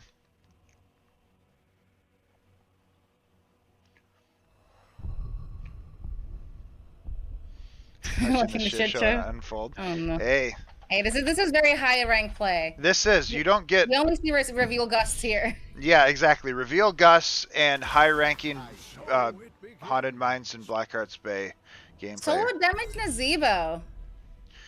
All right. So now that does lend me to believe that it could be a double soaking Nazebo, because he could double soak it. It's gonna be that Kel'Thuzad being picked up here. It's just weird. Like the Nazebo double soaking looks like they're playing for the late game. I actually don't know if Blackheart's Bay is considered a late game map. I mean, Nazebo can soak pretty well. I will say probably not, because you can really get away with winning this map without even fighting. Yeah. And I mean, without pushing, because you still have to take the coins, of course. But I don't know that it would be that much late game for a Nazebo to get any value, especially without any other damage. Like, what do they do at level 1? Absolutely nothing. That's true. All right. We're going into this game. I don't know. I have to give it to the side of, I think, the Riders. Absolutely. Yeah, just the Abathur definitely could be good here. Abba have it with a Garrosh. I believe Abba does have a speed talent. But like she said, how do you kill anything? You're definitely looking for that late game. If you get there, cool, but you got to get there first. So we'll see.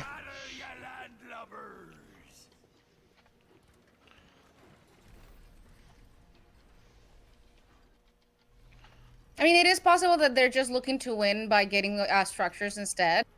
But I honestly don't see that, doing a lot for them. So let's quickly go ahead and introduce these teams. On the blue side, we're going to see Danu playing his Kel'Thuzad once again, Martin on Swole, Jimmy playing Anduin, T-Dugs on ETC, and Rustix on Phoenix. All right, on the red side, we're going to have that Abathur being played by Alpha Rack, Super Monk playing that Leo. We're going to have Phoenix being played, or that's not wrong team. Nope. Leo being played by Supermonk, Deckard being played by Control, and Nazebo being played by Farkin.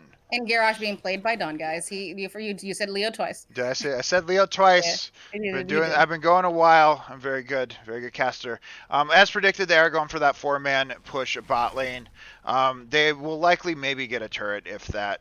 XP not as generous as it used to be when it came to bot lane pushes. They don't actually even get that. They get half a turret. Very early slide by ETC. Has to be careful into a Garrosh. Burning your slide.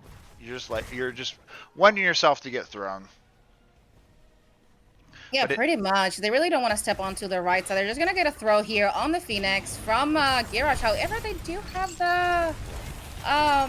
the teleport. Unfortunately for Danu, T-Dugs did boop them away. So unfortunately, he missed that second chain. But he's at a whole 1 stack. So it's going to be that mind build on Abathur again. So he's very much going to be looking to stop rotation, slow them down a little bit, and probably go for some bush mines. Kel'Thuzad just stacking here, looking at 3 stacks. Nothing out of the ordinary. Spider build on Nazebo.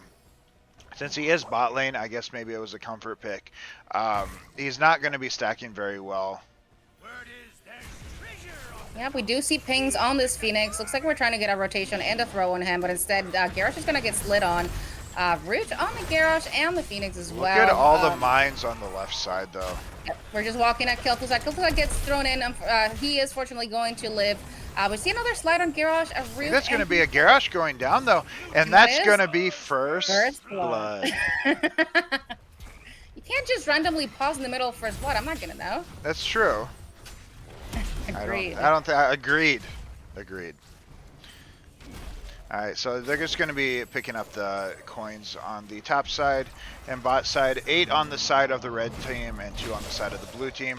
For anyone who doesn't know about this map, there are going to be little camps that spawn along the edges of the map right above the giants, and they drop 2 coins apiece. So there's a little ways to get coins outside of the chests that pop, and then the other camps drop coins as well. And one thing to keep in mind, unlike Tomb of the Spider Queen, when you drop your coins, the enemy team can actually pick them up. So you gotta even be more careful with that, because not only do you lose them, but they gain them. So Garrosh throwing out the Nazebo here, and obviously Kel'Thuzad just looking to stack, looking at 9 stacks, and taking that Phylactery talent, looking to get those globes. Yep, top side, not a lot's happening. We do have just Martin against Supermonk. Supermonk did manage to score all 5 coins from that top chest somehow. Here we're looking at the blue side trying to turn in. Garrosh's not going to let that happen. He's just going to get a little more stacks onto the Kel'Thuzad. Those mines are going to be annoying. But yeah, again, it looks like they do have a little bit of siege value. It's going to be a slide on the Deckard. Now Deckard in a lot of trouble at the moment, but instead we're going to see getting slid over. Pro. So he's trying to position himself above. Yeah, that's going to be 1 coin being dropped out. Getting a little bit too close to the gate. The coin. Yeah, please. there's just 1 little coin. I want to ping it. Just right 2. there. Get it, guys? It's they don't see the count. Anyways, moving on. It literally shows on the map too.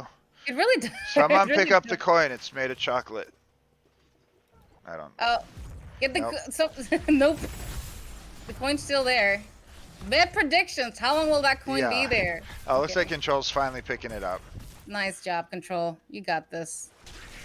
All right, so what do we get here? It is going to be no mule again on that Abathur, so just going all in on the mine build. Going to be 2 coins plus the night camp bot lane. The red team does have full turn-in, so for anyone that doesn't know, this map works very similar to Sky Temple in that it will target a certain building. I believe it is in a particular order, though I don't remember what it is, and it will just nuke it down. It goes mid first. Kills mid first? Okay, good to know. Yes. And I don't know where it goes next, so there you go. It might be helpful. Random or health based, who knows? Alright, so it is going to be that Ruby on Deckard as well. Slide off ETC. Yep, he's been very good at following up after a throw, just disabling that Garrosh so he can't do much more after.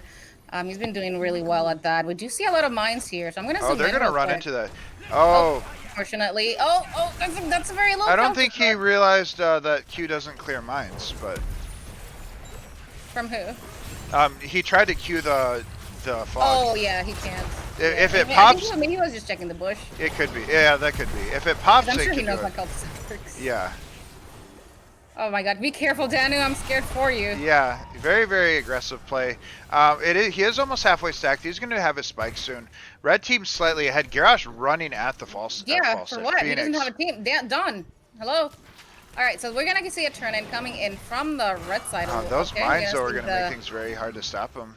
Yep, ETC just getting thrown away. Nobody gets a turn. Well, actually, Deckard got his in. Both teams do have turn in. Nazeema's just AFK down here.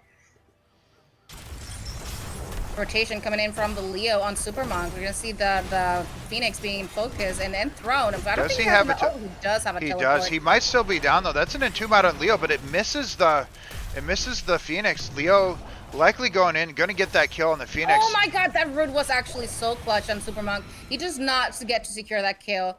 And they actually, nobody dies here, even with 10. Yeah, I was very surprised that the Phoenix was able to get out. I guess maybe he regenerated enough of his shield because there's no way Leo doesn't get that swipe. So, Well, very good he play. got rooted. I don't think the swipe went out. Oh, he didn't? Did it? Okay. I'm Maybe not not. sure. I I don't assumed it remember. did. I didn't see it.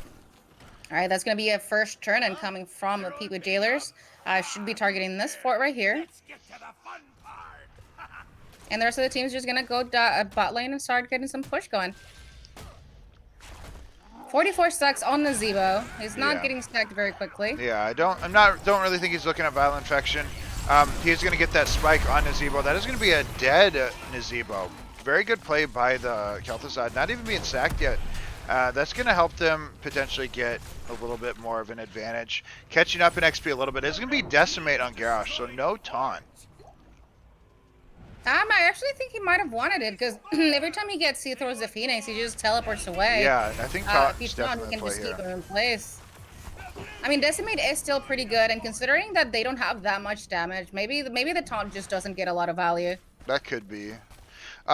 They're looking to be aggressive with the camp here, looking to pick up 2 more coins. I think after this they should definitely back up and try to turn in, and try to get a little bit of that pressure. And it looks like Phoenix can solo turn in on his own. I really want to see this Phoenix back up, especially since, you're likely running into some mines. Although you're not, but you don't know that. So, This side of the map is very clean. There's nothing Yeah. there. It's so around here. yeah, there's so many mines. How many mines can you place as Abathur? I don't think there's a limit. I think they're. Nice. I don't think that they even have a duration like the Zagar creep. It's as many as your heart desires. Garrosh throwing Garrosh.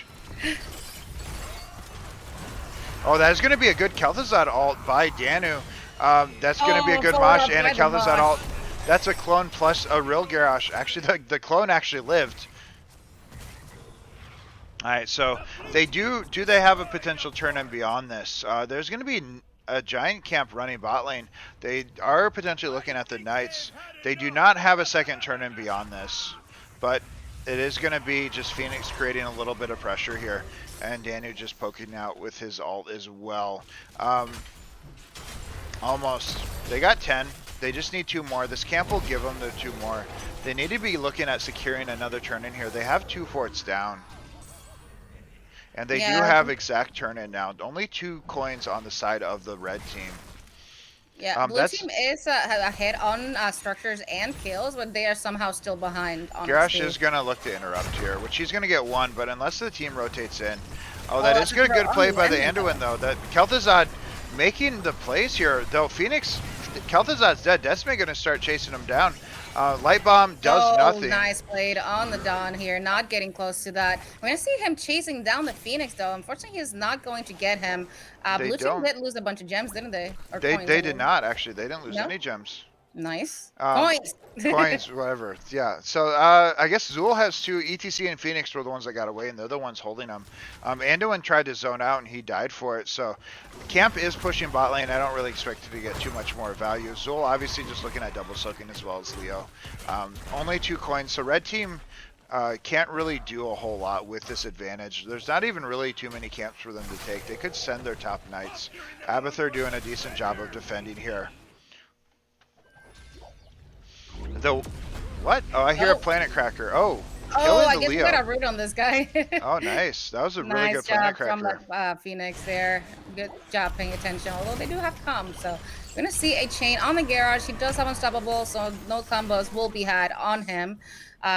They still need quite a bit of gems here for that turn in, so they need to definitely look at getting some kills. But unfortunately, with that damage, Oh, that's does he go for a spike? Because Garrosh does. Oh, that there was he a is. nice play.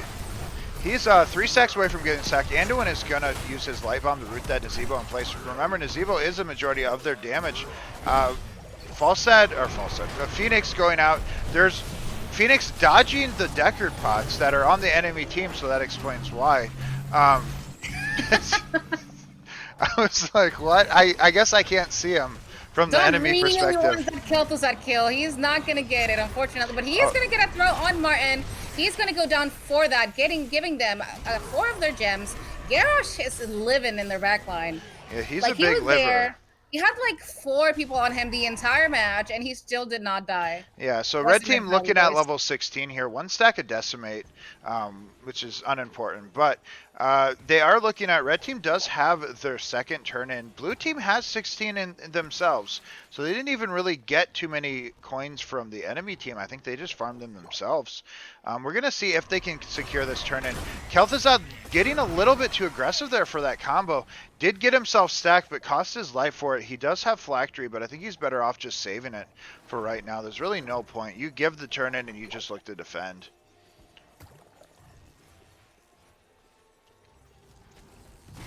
All right, the people jailers here getting another Report turn Kel'Thuzad. in.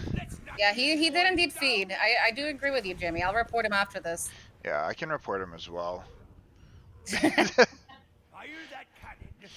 Alright, so Abathur, a little bit aggressive positioning, but I think he knows he's relatively safe. He has mines all over the place to scout. They're just going to send this off. It likely takes top, and then that's probably going to be about it. Blue team still has enough for turn-in, so that what they need to do is just kind of look at posturing for a turn-in. They need to make a play before level 20. It actually almost got bought too. It did. I guess it does. It does more than I thought.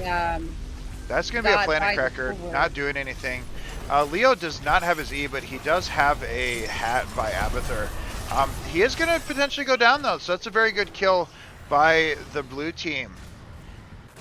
Yep, I mean, it is a Leo. He does respawn quicker. He does give vision to his team, so he's just getting trade value, really. Yeah, exactly. And he will respawn on the map, so not a huge deal. It is XP, but red team is so well in the lead. They should be using this advantage to try to turn in my opinion.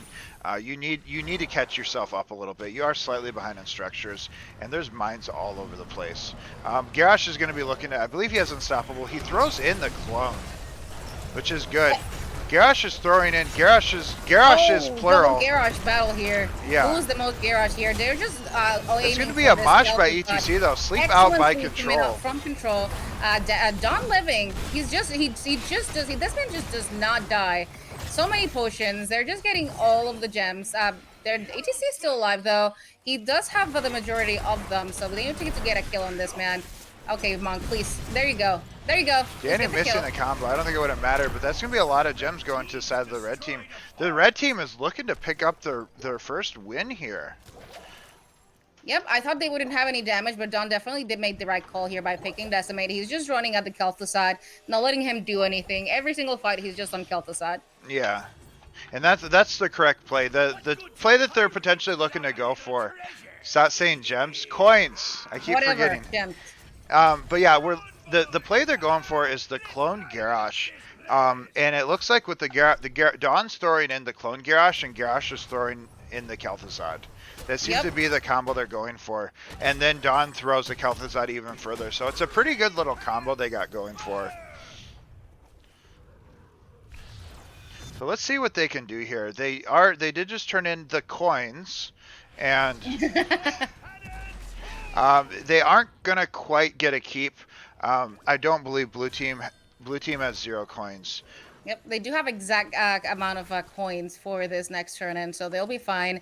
Leoric doesn't have any of them, so it doesn't matter that he's not here. Martin, though, he's just dying to these mines. He's just walking into the mines. Oh, he's about to get thrown though. He is indeed getting thrown. We're gonna see. We're gonna see his alt go out. It's gonna be a light bomb, giving him a bit of a shield. That is gonna be Garrosh taking that, but that decimate's gonna keep him alive. And it's going to be a clone out on the Garrosh, throwing in the Phoenix. Nice pull. But that's going to be a Kel'Thuzad combo coming out on Garrosh. Oh, the W blowing him out, though. Blue team fighting without 20s, though. Everybody. Oh, that's a really big match. That's that Planet Cracker, though. With a Planet Cracker, and they're oh my God, that's Dawn's just not going down. Surprisingly. That was a huge combo. I thought that combo hit too. Yeah, unfortunately, he missed that combo, so he's gonna pay with his life. T-Dog's here trying to peel for his teammate. Anduin, though, he got left behind all the way in the middle of the team fight. So it looks like red team might be here looking to seal this game out.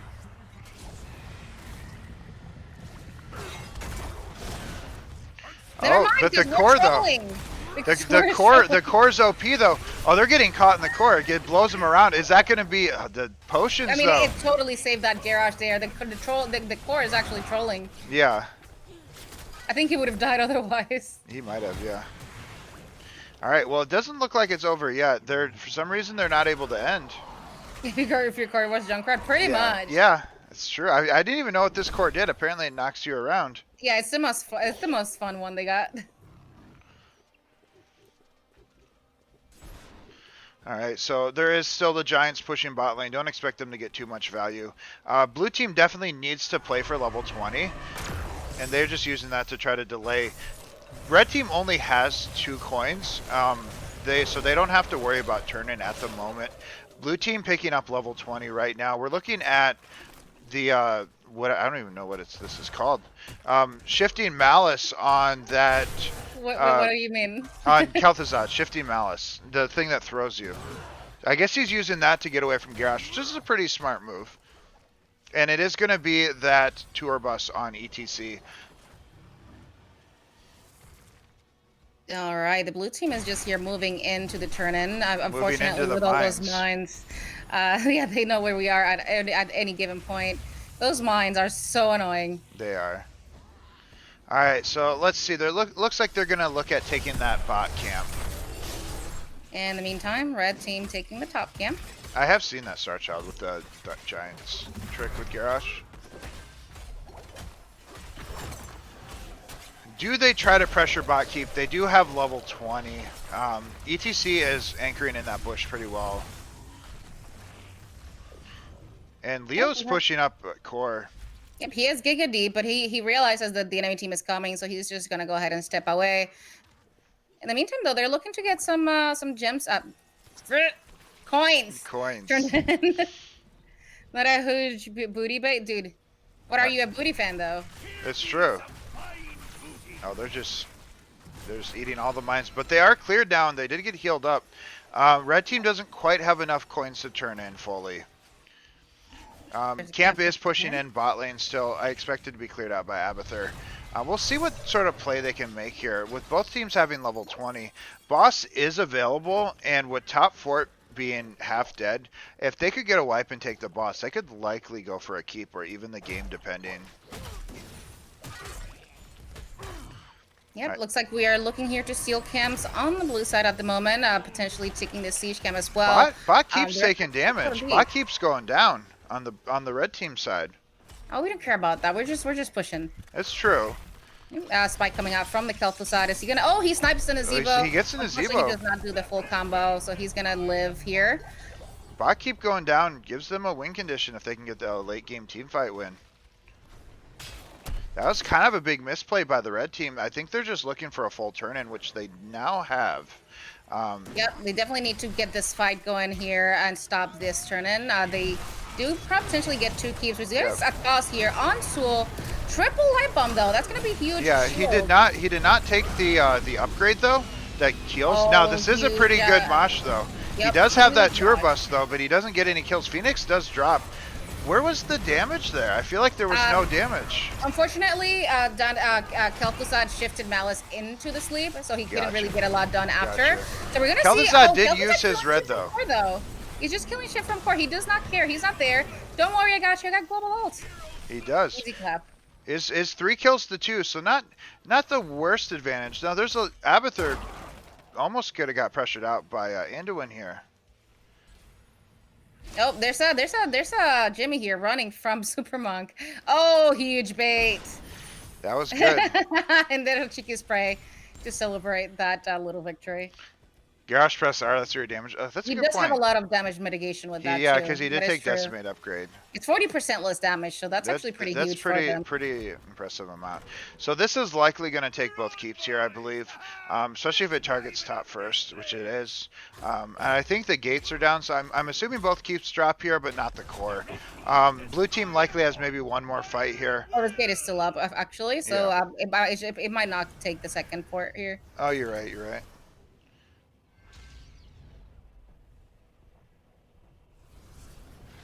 I mean, can we please see? Okay, hang on. No, they're checking the boss.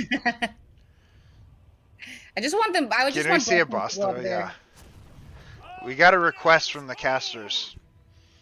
From the caster. The caster. I don't know. I'm gonna yell at the Star Child now. All right. So blue team, they are looking to turn in. They almost have enough coins for another turn in. They're gonna have 6 away. Blue team definitely needs to make a play here. They're on borrowed time. I don't think another full turn in ends the game for them, but it's gonna get close. Doing a diamond job. Silver in game, but do a diamond job casting. Alright, so ETC looking to posture here. It looks like they are going to anchor or bait for the boss. Yeah, they could looks like they're actually looking to take the deliver. boss, but I don't know if they know that yet. The second they show on vision, I think they're going to probably run to the boss. They should, though. Like, do they take the boss quick enough without losing the game, though, is the question. I think they might. The Zeebo's not quite stacked yet. He's only at 100 stacks. But looks like Phoenix here is looking to back and get Zool's some actually doing a pretty coins. decent job of defending. And they actually pushed him out. So they should be able to get the boss here. With the camp pushing top, plus the potential boss, this is going to be a boss for them. They don't have full turn-in to counteract this with. Very good play by the blue team. Zool actually defending him out pretty well by himself. Didn't even use his ult. Phoenix backed as well, so very good play by the blue team. They just got to watch out for that little mine trap right there. If Kel'Thuzad walks into that, he's dead, but he did get his phylactery again, so he can res. Though that was this is a full turn. Does he have pull for him though? Anduin didn't. Turn right in, or does He it did not? have turn in. Yep. Unfortunately, Martin goes down immediately. Rustic's I going. assumed that maybe that W anti-synergize. I thought that maybe the Oh, unfortunately, asleep on the tour bus, and Kel'Thuzad goes down as well. yeah, that is likely going to be game though. Only two died. Boss is still up top lane, but it's not going to end the game. That objective, I believe those shots are going to end. So it looks like this is going to be GG, going to 1-1 by the side of the Jailers. GG, well played.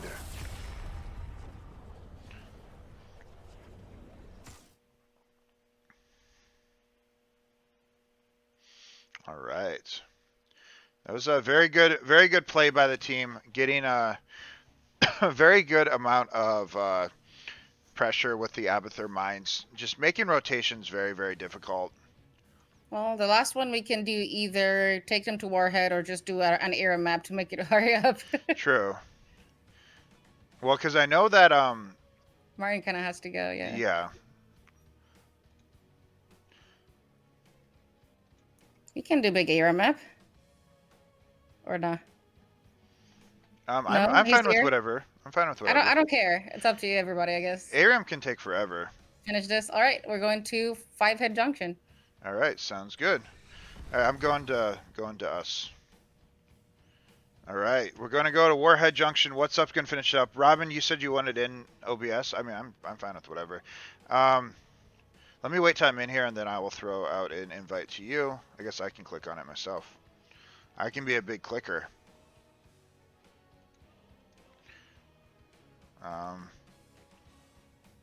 I don't know if I can suggest invite.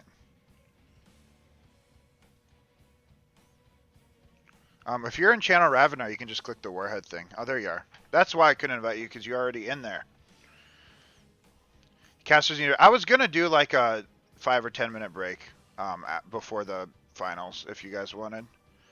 That's fine. We are missing 2 players. 1 player. It is Farkin again. Farkin always late. Always late. So we're gonna go get. I need snacky snacks, and I mean, I guess Barley's probably fine. He's asleep. Well, he's licking himself right now, but he was asleep. Hey, what's up, Twisted Theory? Alright, so what do we got here?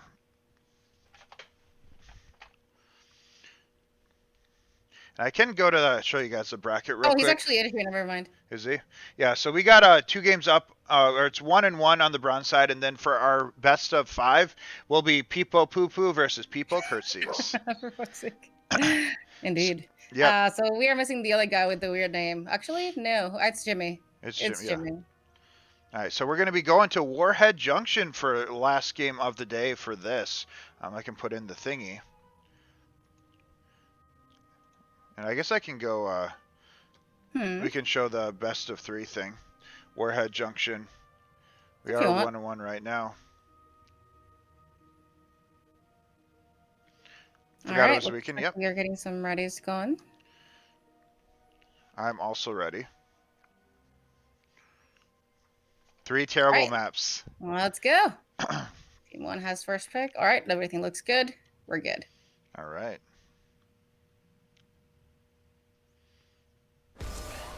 Warhead Junction.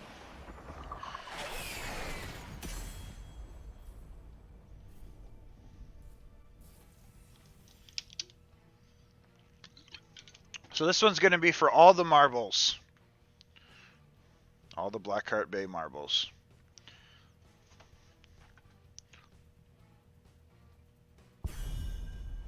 Your bucket? What bucket? What are we talking about? My bucket is the almost pea full. bucket? Oh, for peeing? Yeah, same. Could be a poop bucket too, I guess. It's true. It could be a poop bucket. All right, this summer on, we're banning the Abathur. We're not gonna deal with those stupid mines anymore. Yeah, no more Abathur. Surprisingly enough, Alarak made it all the way through last draft. I guess because he did pick Abathur. Are they going to ban out the Alarak too, or are they going to let that through? Alarak, not the greatest here. You don't necessarily want to be looking at 5-on-5 team fighting all the time, which is when Alarak shines. But yeah, the banning out the Abathur, especially on this map, makes a lot of sense. Do they take away Alarak as well, or do they let it through so he might get to play Alarak for a game? We'll have to see. Obviously, Johanna being banned out makes a lot of sense. And then Dahaka because of the global. Very good play by our team. By our team. By our team. By their team. Cute the first time, not so much the second. I understand. Stukov being banned out here. So that is going to leave Alarak open for the side of the Jailers. Let's see what they want to pick up here. Do they pick up Brightwing first pick? Potentially go for some sort of global. It is one of the biggest maps.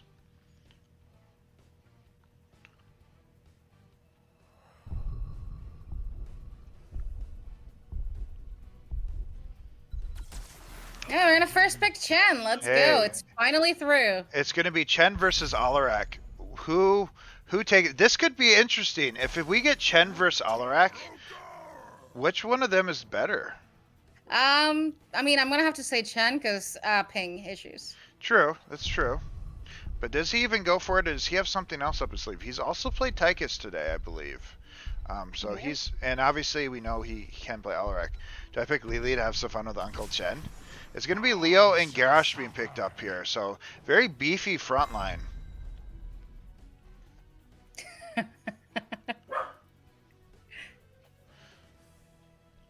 just want to play versus Alarak. Alright, so let's see what they pick up here on the side of the blue team. Obviously, a lot of options here. Again, I assume maybe like a Brightwing will get picked up here for that global presence. It's going to be Hogger. They're going to go triple frontline Bruiser, I think. They're going for that double front line. The Hogger Chen. They're going to be going very aggressive. Could work for Alarak. I feel like he doesn't hate frontline. But I could be wrong. I don't play Alarak very well. Me neither. I always hate everything whenever Alfrak makes me play it. Yeah, that's one of your big rewards. I know, because otherwise Alfrak would redeem it on cooldown, so it's too many Alfrak games. That's true. All right, lastly, we're gonna see a Blaze ban. Totally unexpected. I don't think Starchild. anybody here will be playing that. That's a lot. Okay, go ahead. Yeah, Starchild gifting out 5 subs. Starchild, thank you very much. Shady, Tiger, Karas, Jaina, and Metatag. Cho'Gall ban, interesting. The pizza party. Well, yes, like she said, welcome to the pizza party. Starchild, thank you very much for the 5 gifted subs. I appreciate your guys' support today. Obviously, exclamation event if you want to know what's going on. Also, exclamation Elixia if you want to know about my wonderful co-caster. But we are doing a community event to celebrate reaching 1,000 followers. I'm very, very excited. After this game, we will be going to our thrilling best of 5 to round out the rest of this tournament, where the winner gets their name below in the Hall of Fame, and they each get a 20k hero request redemption. But hey, all the support today, you guys have been amazing. Again, thank you guys very much, helping me get to that 1,000. Our goal for this year is to be able to apply for partner. Honestly, turnout amazing today. You guys, thank you, are amazing. What do we round it out here? Do they go triple bruiser? It is going to be that Ragnaros and Tychus. Triple frontline, pretty scary, especially on a map like this where it is a little bit unconventional. Tastar being picked up here by Farkin. And then they're going to round it out with another form of damage. They could potentially go Cassia. What else is available for... Alarak is still available. Does he pick it up here? I mean, even with the ping, I've experienced his Alarak. I like it. Does he pick it up, though? The suspense. He does. All right. Now the question is, who do we give the edge to? 180 ping. Let's go. Triple frontline into Alarak. That Ragnaros might struggle a little bit. We'll see. We'll see. This is going to be a very thrilling last game of the bronze bracket. All right. Get all these bronze players. Yeah, we're going to get bronzing it out. Who will win? Cast your predictions now. Special thanks to Icubable for doing these predictions today as well. Obviously, all my mods do amazing things for me. What are we doing here? We have Chen versus Alarak. Who do you give the edge to? I think I'm gonna have to give it to the Chen team. They do have a pretty good comp for the map. Triple frontline, triple bruiser is actually kind of OP, and then especially in a map like this where you don't need a conventional comp. I don't know. I think they definitely get this one, especially since they likely won't be team fighting all that much. Anyways, it's introducing these teams. We have Martin playing his famous Chen. Rustic's on Whitemane. Tyke is being played by T-Dugs. Hugger being played by Danu, and Jimmy playing Ragnaros. All right, on this side of the red team, we do have Alarak being played by Alpharak, his legendary character. Farkin playing the Tastar. Dawn playing Garrosh. Leo being played by Supermonk. And Control playing that Deckard. I have to give it over to the side of the Jailers, actually. Being as someone who, even with ping, has played against Alpharak's Alarak, I still think it's pretty terrifying. It was silver, though. It's true, but we'll see. Let's see if I'm wrong. The one thing he does well is auto attack. That's the build he takes. So we'll see. Maybe I'm wrong. But Garrosh being oh my god, they're so low. But somehow they're living through this. Like Alfrag and Dawn just living on nothing. Unfortunately, Riders cannot secure these kills here. Leo already taken 2 waves of soak. He's now bottom. We're gonna see a Hugger. I think that Hugger might be going down. He's gonna try to spin. He's spawned the wrong direction. He's been spinning the wrong way. Go, Dennis. He's gonna go down here. We have first blood. I remembered. Yeah, you did. I said it wrong though. All right. Of course. All right. As far as talents here, we do have a static we do have Q build on Tassadar at level 1. While I do prefer W, I don't think Q is bad. You just run into a little bit of mana problems. But you are going to be stacking that Q damage, which is pretty good into the late game. Obviously, we are going to have that Q build on Ragnaros. I don't feel like that's the level 1 you're supposed to take on Chen, but he would know better than me. I feel like that's not what I would take. I feel like that's not what he told me to take, I should say.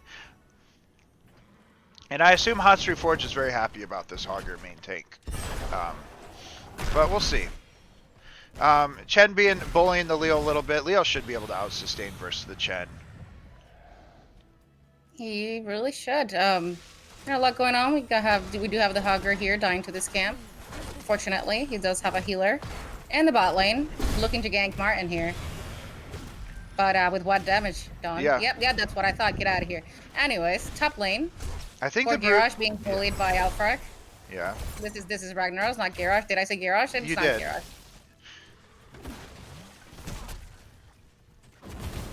And Don here, looking to scout this camp. There's nobody here, so he's pinging help. Help is coming. Alright, so it looks like Tychus might be the target of Garrosh. I think he ran out of mounted, but he's going to be sitting in that book. Bush does Tychus walk into the bush. What? That wasn't that wasn't a full sentence. It really wasn't. I was like, what the hell are you saying? Anyways, Oh. we might see an Alfred kill potentially. That's a 4-man on one Alarak. He should not live here. And He in does fact does does not, but it took 5 of them to kill him, He though. got his quest. He got his quest though. How didn't does get- he have that? Totally worth. Does he just have that macroed? I guess he does. Yeah, he has a shit ton of macros. I guess he has that thing he spams. Quest in. Hey, he got his quest Absolutely completed. Worth it. Honestly, an early game death timer. He's already back alive, finishing a quest that's going to last the whole game. That's not a terrible play by him. I don't know if it was intentional, but that was a Probably. really good play. I mean, he Honestly, knew he was gonna die, and of course he's just gonna get the death for the quest. Like it's already completed at 2 minutes. yeah, it's honestly really worthwhile. The feed was calculated. He wanted it. So we are going to get some nuke damage. As you guys know, the nukes no longer do damage to the wells, which you normally waited for that 4-minute mark. Someone wanted me to say that. Collection. But I believe it's what, 2? I think 2 and 2 on the side of the nuke. So blue team got 2, red team got 2, though they already fired off 1. So we're going to be looking at the cocktail exclamation event, if you want to know what I'm talking about. What's up? What's up? How you doing today? We're going to be looking at the red team's looking to gank a little bit, the thingy cup.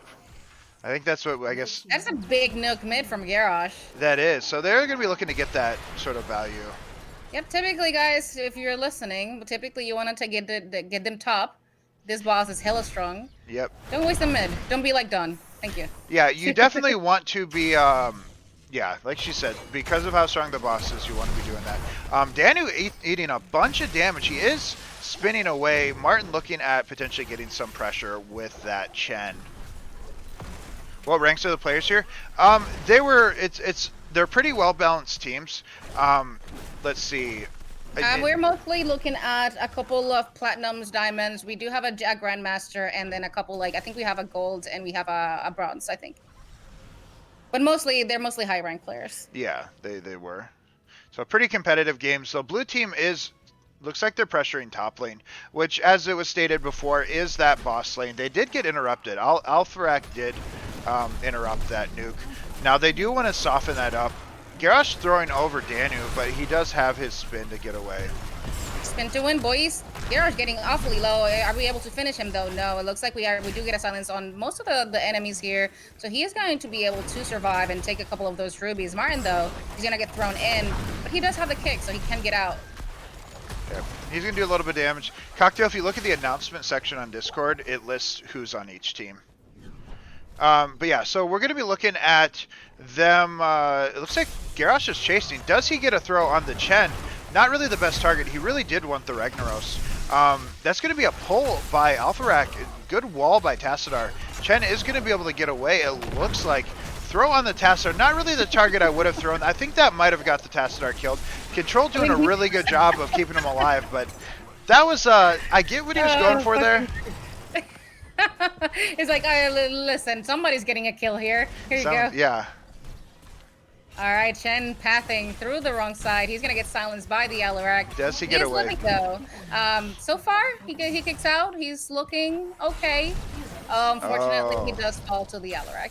Yeah, so we're looking at 103 sadism on that Alarak. Not super high, but he's going to be looking to climb that up. Next round of nukes is going to be popping up now. It looks like they're sieging mid a little bit, and again, they are going to be looking to prioritize top lane. It looks like bottom nuke might be uncontested if Danu decides to go for it. It looks like he's rotating away. If I'm him, I'm grabbing that nuke for free and then rotating. Yeah, it looks like they're looking to invade this Bruiser camp here with the Leo just watching. However, Dano died here. I'm not sure what happened there. I did not see it. Oh, he had a nuke. That's why he didn't want to pick it up. Well, he doesn't have a nuke anymore. All right, so it's going to be an entomb by the Leo. And Alarak just coming in and farming the kills. Yep, they all got farmed. However, we do have 10. Chen is Martin's really not tryharding. He went kick W. I don't think it might be as bad as it thinks because it is a triple bruiser comp, and the way the map is, Keg does give you that boss control, which is something they might be looking to capitalize on later. That is true. However, Martin typically picks pandas when he's tryharding, although he actually, unless he does believe in the kegs now. I think he does on some plays with the boss. There was one game where he was, well, I guess he was probably not tryharding against me, where he did pick Earth, Wind, and Fire and said he did it on accident. Yeah. You're concerned this might be the most entertaining game of the tournament? I mean, it is Martin's Chen versus Alpharak's Alarak, so that is pretty entertaining. I think his new build is KW. It could be. It's going to be that Decimate on Garrosh again, looking to just kind of slow out the Ragnaros, who is about to drop. He's getting that gank top lane. That's going to be Ragnaros going down. Very well played by the team. 115 sadism on that Alarak. Meme maps are more entertaining. What? Oh, meme? Yeah. Well... Are they going to get this? Oh, this Tychus is a little bit out of position too. Garrosh is going to be looking for that throw on the Tychus, who might be mounted as well. He is mounted now. It looks like Danu might be trying to spinny away. It is going to be that shockwave to try to delay. He threw the Alarak. It is going to be a throw on the Tychus, who does unstoppable, but he is going to die. Unfortunately, popping that does not give you any health. It just gives you armor. So when you pop it right before you die, you only give yourself unstoppable. That's going to be a keg going out on Alarak. He is going to reset that sadism, but it's going to be Molten Core out. Very good play by that, not quite hitting that stun on the Tassadar. It is going to be that Molten Core Archon build. Yep, we do have a lot of well, actually, never mind. This is not a lot of pressure, but we do have some pressure top. So they are still getting value, even if they lost that fight technically. Sadism. I love it. Sadism? Do you have he can't hear me, but you need a Sadism emote, Alpharak. He might already have it. I don't know. Might, yeah. And then Garrosh still looking for a couple more throws here. Danu pushing top lane as he should. Poor Alpharak. Spinning away. Alright, so he's going to be getting away here. Again, no forts have actually dropped yet. Almost 10 minutes into the game, and all forts are still alive, though some of them aren't very healthy. But Camp being taken bot lane, we're looking at 60 stacks on Tassadar, so not stacking super well. One advantage to this level 1 quest is it does give you your Plasma Shield a lot easier, since you do need to have 100 stacks of that Resonating Beam, and you get 33% per hero hit. It does make it a little bit easier to get that shield. Dawn missing totally that. with that throw, unfortunately. Yeah. Meanwhile, though, Alarak is looking for things. Don't do it, T-Dugs. Oh, and we walking get the Dawn into that. There's going to be and unfortunately, he is getting Giga deleted, and Rustex gets pulled into the root, slept, and he goes down as well. 122 sadism. I remember Alpharak saying that late game he can get his sadism back super quickly with a particular talent that might be this level 13. So yeah, he gets 2% sadism for every auto attack that he does. So he gets it pretty quickly now.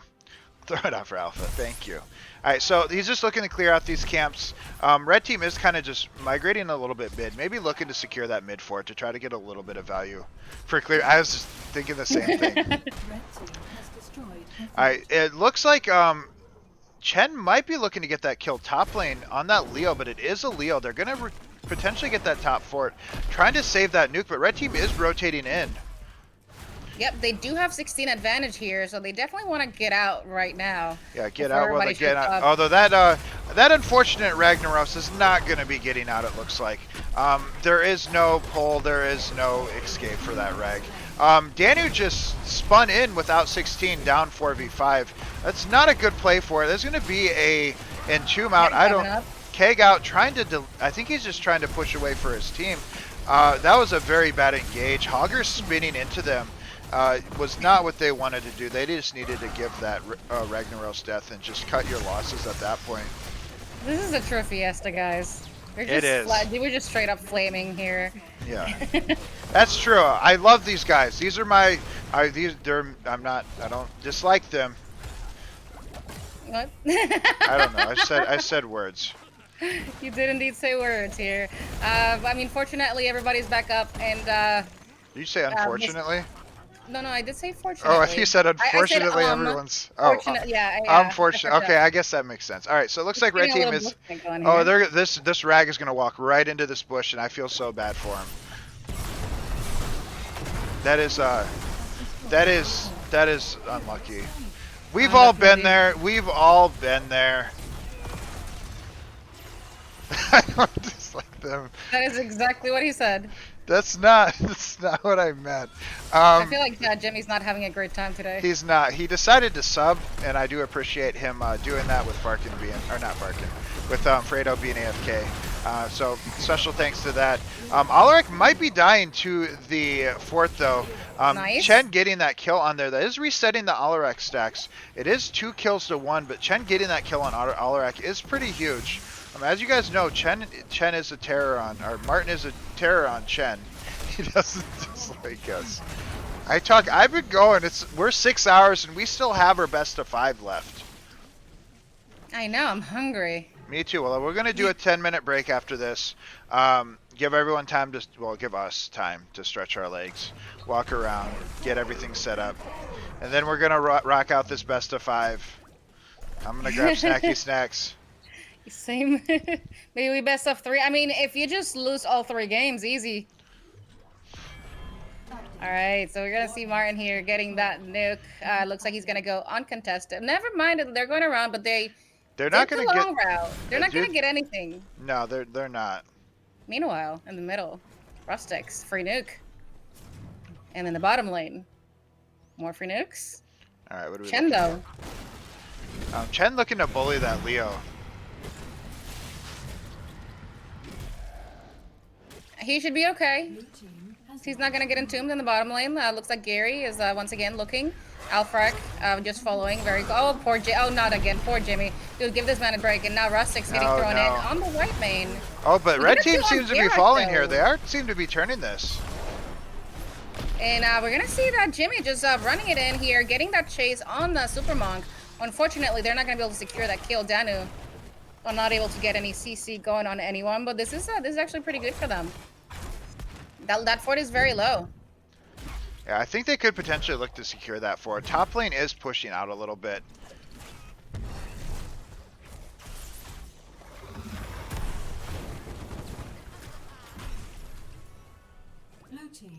Yeah, I definitely thought red team had that engaged pretty well.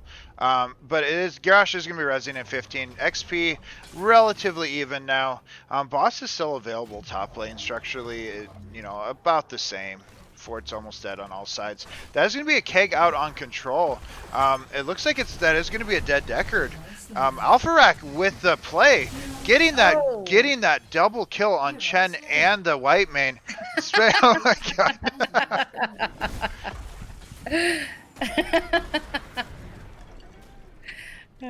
That macro is great. That is so good. Meanwhile, Don keeps the chase going onto Danu. Danu might not. He should be able to get away, but now he's getting silenced and pulled. Throw on the He does have that armor on the throw, it looks like, as well. Oh, he's going to get that kill there. Oh, that's... So do they go boss here, or do they just try to end mid? I don't think they can end mid. They got 2 rezzing soon. Ragnaros will be rezzing with Lava Wave. I don't believe they can end the game here. Oh, it's on cooldown, yeah. I think you either take keep here or you just go boss. Given what I've seen, I think maybe boss would have been the better play. Unlucky nuke, yeah. I Look mean, at the damage though. Look at those damage dice. Control 2. yeah, we're looking at, what, 36k hero damage on Hogger, 76k on Alarak, so more than double the damage on the side of the red team. Siege damage, you know, more on Ragnaros, but it is Lava Wave. But there's a lot of damage going out. That is pretty ridiculous. Red team already has 20. The blue side should be able to spawn and get 20 immediately after, and hopefully be able to contest. But it doesn't look like they're looking to do boss. We got this guy's dying to the camp. That Can is, you please die?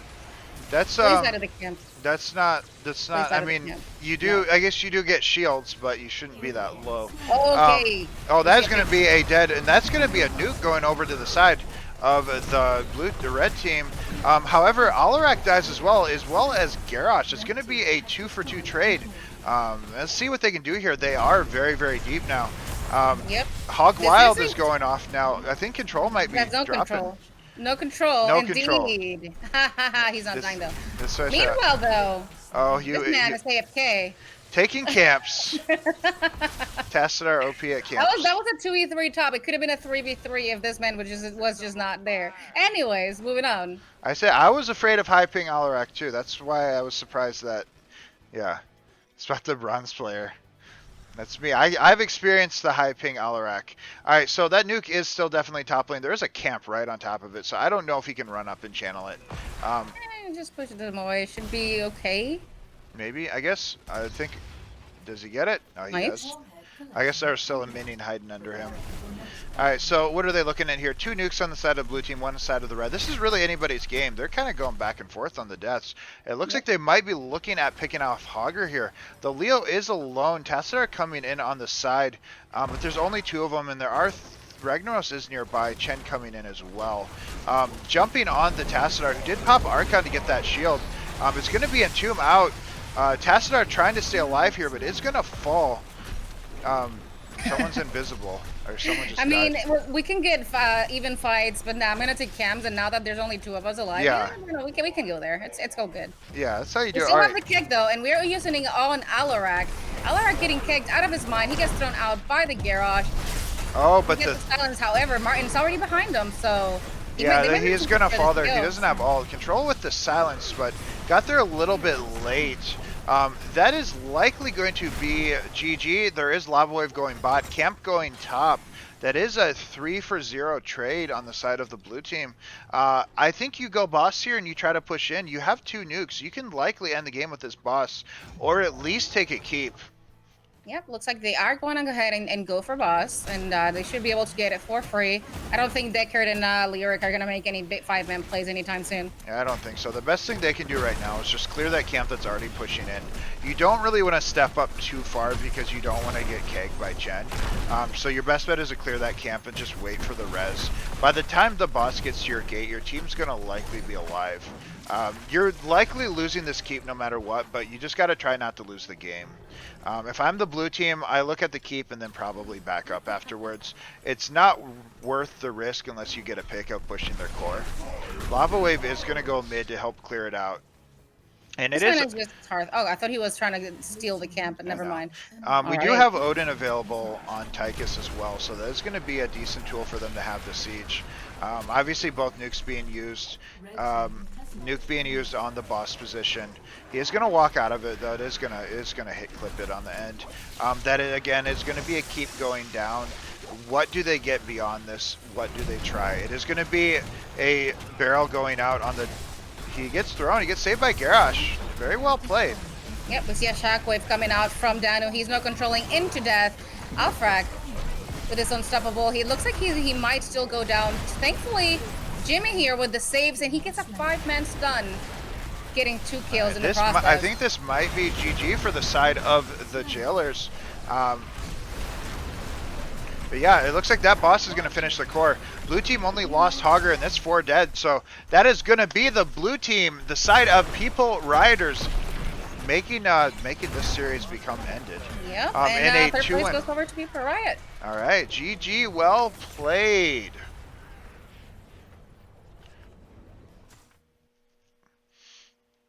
All right.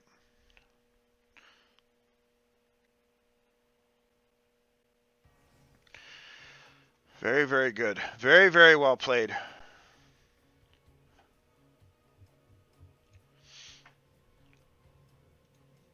Told you, triple front line, triple bruisers OP. Triple Bruiser OP. And I give it over to them. All right. So on that note, we are going to take a quick 10-minute break and get everything situated for our last game of the day. Again, I do want to appreciate all of you guys joining us today. Exclamation event if you want to know what's going on in celebration of reaching 1,000 followers. Extra special thanks to Ellie! Exclamation Elixia if you want to know about her. I encourage you all to go follow her. Helped me a lot setting this up. But let's go ahead and throw it over to the bracket. You guys can see what's coming up next. We're going to go ahead and I got to go into like the script and set it. So we're going to set it for we're going to set it for 10 minutes and we will be right back. So I'll With see the you grand guys finals. with the grand finals, best of 5. See you guys shortly. Yay.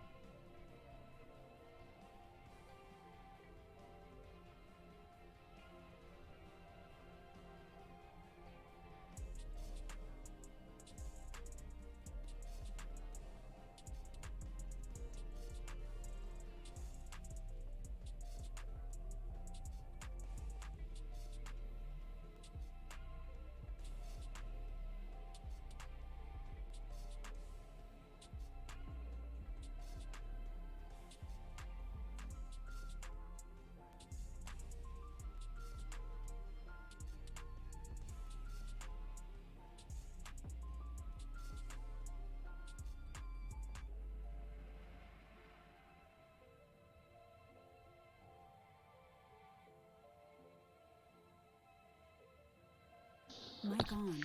All right. All right, we're about to be ready, so we'll get ourselves into this.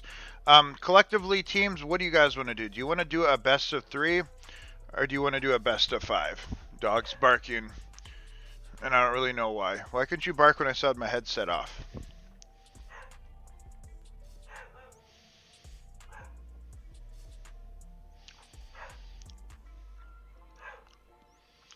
Best of 5? Well, more so the teams that are playing. I don't know. I don't know if everyone has time or whatever for it. Like, I'm fine with the best of 5, but I don't know if the teams are.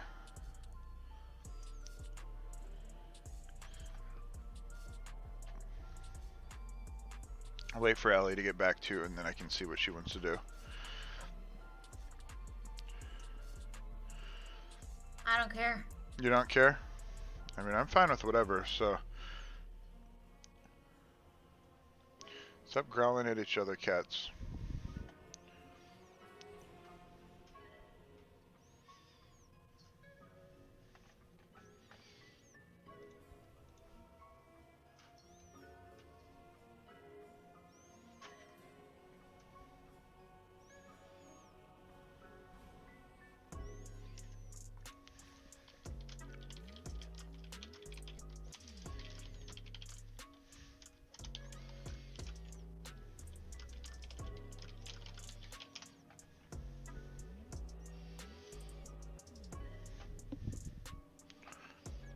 All right, I guess we should probably bring our captains in here to do the whole coin flip bullshit.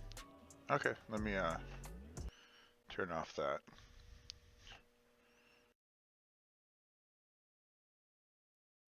One sec. Thank you for hosting this event.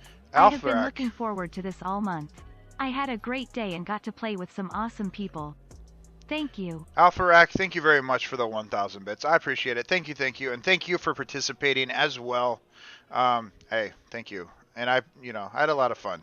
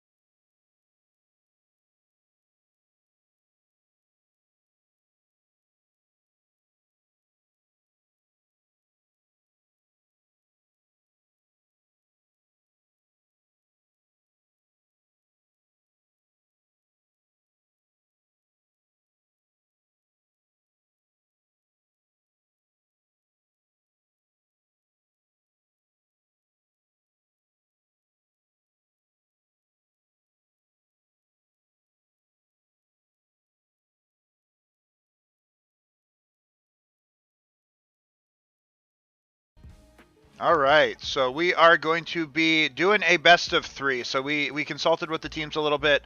Also, thank you guys very much for the bits and for. So let me do this properly. Control. Alpharak, thank you for the 1,000. Control, thank you for the 100 bits. Thermoto, thank you for the 100 bits. IQable, gifting 5 subs to the community. I am the body. Mocker, Imperia, Captain D's, and Dagon. Welcome to the pizza party. Thank you, thank you. Thank you guys very much for that. Another hype train. So we're going to be banning out Sky Temple and Garden of Terror, and we're going to be banning out BOE and Volskaya and going to Garden of Terror again. A lot of these teams go into Towers of Doom. Sorry. A lot of these teams are getting a little bit tired, as it's understandable because we've been going for almost 6.5 hours now. I know House Reforged has a he doesn't have a whole lot of time left, so we want to make sure we can keep him in the whole time. So we're going to be doing a best of 3 to round out the series. I know I talked about best of 5, but I do have plans for another one of these in the future.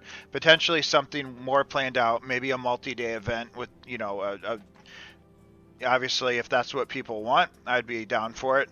But this has been an outstanding success, so thank you guys very much for all of that. But let's wrap this up and let's get it done. So. All right, perfect. Everybody's here.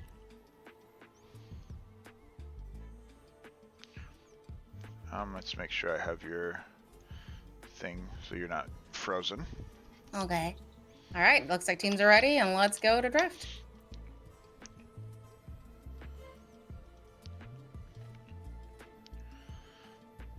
If it goes. All right. There it is. All right. So this is going to be the finals. Banning Volskaya. I know, right? All right, so this is going to be the finals. Again, it is going to be a best of 3. So both of these teams 2-0'd their team, their respective teams that they played against. So should be a pretty good game here. Again, thank you guys very much for that hype train. You guys, I've gotten a couple hype trains today. So thank you guys very much for that. Exclamation event and exclamation Elixia. Make sure you guys give her a follower. She did an amazing job. No, don't give her a follower. Give her a follow. She did an amazing job helping me set this up today. And obviously co-casting all day is a tremendous mental strain I can attest to. So extra special thanks to that. My cat's looking at the ceiling. I don't know why. But we're banning out Tracer here. Obviously, who was the Tracer player? Treneth. Treneth? Okay, so Tracer obviously really good here. And then we're banning out the Johanna, which is a very meta ban. Make her more happy. But yeah, so we're banning out the... supposed to give her a follow. Alright, so we're going to be banning out the Stukov here. And then we are going to... Let's see what they're going to look at here for the last ban. Stream sniped. And a Rhaegar. Hey, thank you guys very much for that hype train. Enjoy your new emotes. Foggies. Joke, joke. Yeah.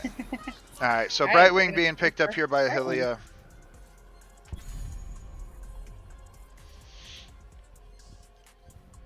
Hey, you can, after all these bids, you can actually afford a pizza today. I probably can. Maybe I should. Barley, Yeah, it was like, what are you barking at? It was like 60-something thousand bids. Something. It was a lot.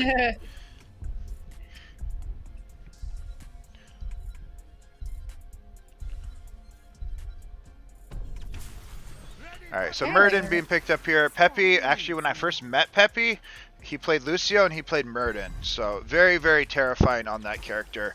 Asma being picked up by Robin. So they got Li Ming for their mage, Robin on the Asmo here. So let's see what their second pick is. Hatsuri Forge picking up Chen. Is this going to be main tank Chen is going to be the question. He's going to be main tank Chen. Yeah.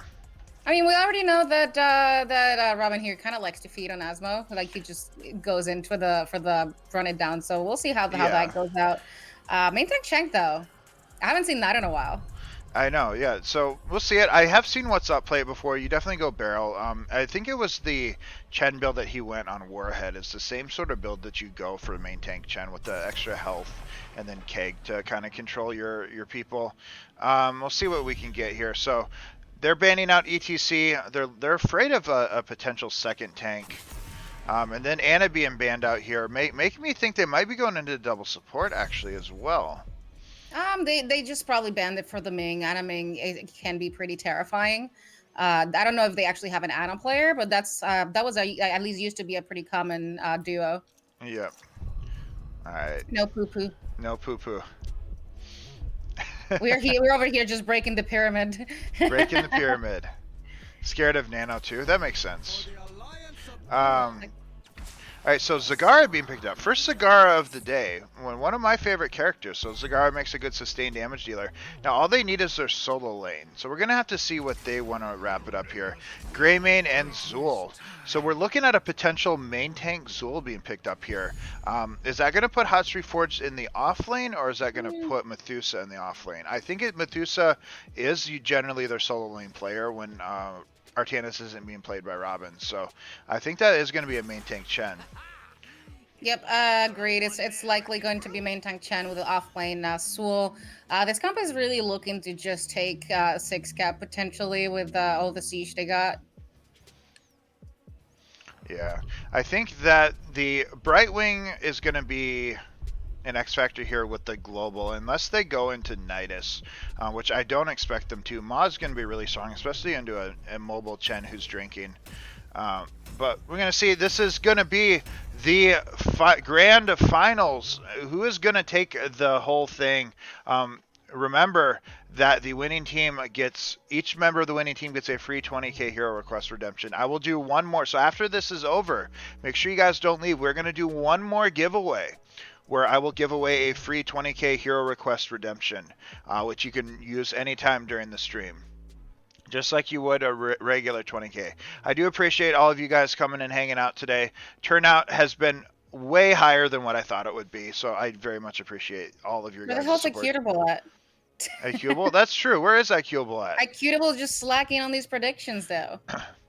He fell asleep. It's possible. It's possible. He forgot. Look at him. Prepare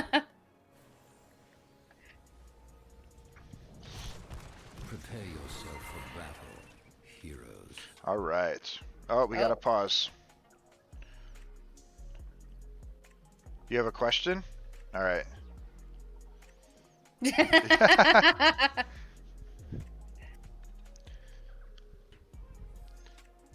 Is this the map with the spiders? Yes. All right. All right. So I think predictions. Yeah, predictions gone out. Cast your votes. Win or lose. Who's gonna win? Who's gonna lose? All right. So. Wait, for some reason I can't do my isn't this full? Okay, never mind. I got it. Nothing happened here. Anyways, to start introducing these teams here on the blue side for the Peepo Poo Poo, we have Methusa playing Sul, Posture Forge on main tank Chen, Ahelia on Brightwing, Robin on Asmo, and Starchild on Greymane. All right, on the side of the red team, the Curtsies, we are going to have Gazel being played by Shui, Zagara being played by Nikki, Anduin being played by Thormoto, Murden being played by Peppy, and Treneth playing that Li Ming. Thormoto on a healer, very surprising. He's generally their damage player, so a root he go. was tired. Oh, was he? It could be. You said it because he's tired? I said he must be. Okay, hey, that could Actually, be. also big pull on the Murden. All right, so what are we looking at here? So we are going to have Q-Build on Zagara, which isn't really that good anymore. Generally, Zagaras go for that E in that Bile Drop at level 7. Q-Build definitely took a hit with recent nerfs. So generally you don't want to be going that, but we'll see what this Zagara is going to be able to do. It looks like they are looking for that split push and not making Gazel do it, but Gazel might be getting picked off by Hatsuri Forge here. That main tank Chen, and that's going to be first blood. I did it by myself. Yeah, I forgot I'm tired. You're fine. That's why we're doing best of 3. All right, and now the teams are going to be moving over to their respective camps. Doesn't look like we're looking at any invades happening at the moment. They don't have the best clear here on the side. We only have a Li Ming for damage on the red side. On this side, however, we do have big Asma Chad. Asma Chad. All right, so finished at pretty much the exact same time. Look at those timers. How beautiful. They did. Anyways. Yeah, we already got 50 stacks on that Asmo. Very good early stacking by him. I don't exactly know where that happened, but I mean, obviously it happened somewhere. So we're going to be looking at, they're just going to try to push in those pumpkins. It looks like they're going to try to clear out the enemy. The red side, looks like they're both just going to get cleared out. Aswa's just going to be looking to stack his Globe Quest. Doing a really good job of it right now. Looks like Hatsuri Ford's looking for a potential pick on here with Chen. Yep, the Z unfortunately will not connect. It gets interrupted on the Brightwing. Looks like we have an offlane Zagara instead of Gaslow. Hatsuri Ford here looking for the Li-Ming pickoff. And Starchild, though, running very low. He's going to be second blood because, you know, I missed the first one. And Ahelia here in trouble potentially, but unfortunately we don't have the follow-up to the stun coming out from Peppy. Yeah, Chen tried to save Greymane. He got in between them, but there was some sort of attack. He did jump in between to save the Brightwing, but that is going to be a potentially dead, almost a dead Li-Ming. A few more stacks and that Li-Ming would have dropped. So they're just going to be looking to, I expect them to try to trade top, but it looks like Murden might try to contest that. And it looks like they're actually going to give bot and then look to try to contest top left. I don't know about this play. Typically when you do this, you end up losing both, so we'll see how this plays out. Yeah, I'm not usually a fan of it, but they are going to trade bot and top right. So I want to note there's no points put into the red team and 50k points put into the blue team. So cast predictions. But we're looking at the Zul rooting the Gazel here. Red team looks like they could be in a little bit of trouble. Murden's going to go down. Gazel does get pulled out by Thormoto. Yep, as mentioned before, typically when you do this, you end up getting nothing. It's true, and that's exactly what happened here. Alright, we're getting a little bit put in a loss. A big return, potentially, if you're voting for the red team. It looks like Chen is going to be looking at the Li-Ming here.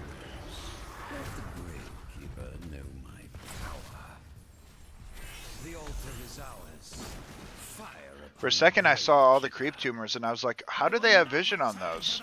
When I realized that. We are. Okay, anyways. So, I mean, they're slightly behind. It's really not a big deal. This is Towers of Comeback after all. Looks like we're going to be going into getting the respective camps. Hatsuri Forge here. He is looking, though. Thormoto in the bush. We get a root on him. I don't think we're going to see a kill happening, but we might. This just allows them to have some time to rotate and get a possible invade going here. We do have Shui rotating. Stunning nobody. That's fine. He gets a lot of healing from that laser. Z on the Hatsuri Forge, and we have Peppy here just chunking at the Hatsuri Forge. Oh, that's going to be a dive on the Greymane. Chen doing a very good job of staying alive there, just knowing his limits. Oh, that was a short-range leap that I think got counteracted by the pull, maybe, by Anduin. I'm not 100% sure what happened there. But there's going to be 2 kills going over to the side of the blue team. And they're just going to be looking to push in their pumpkins and get in a little bit of damage here. Greymane being able to siege on the wall is going to be what they're looking at here. Greymane's siege is absolutely amazing. And as everyone knows or should know, Storm League doesn't really do this, but bot lane control is what they're going to be looking at here. So if they can secure that bot fort, they're going to be looking to want to defend that.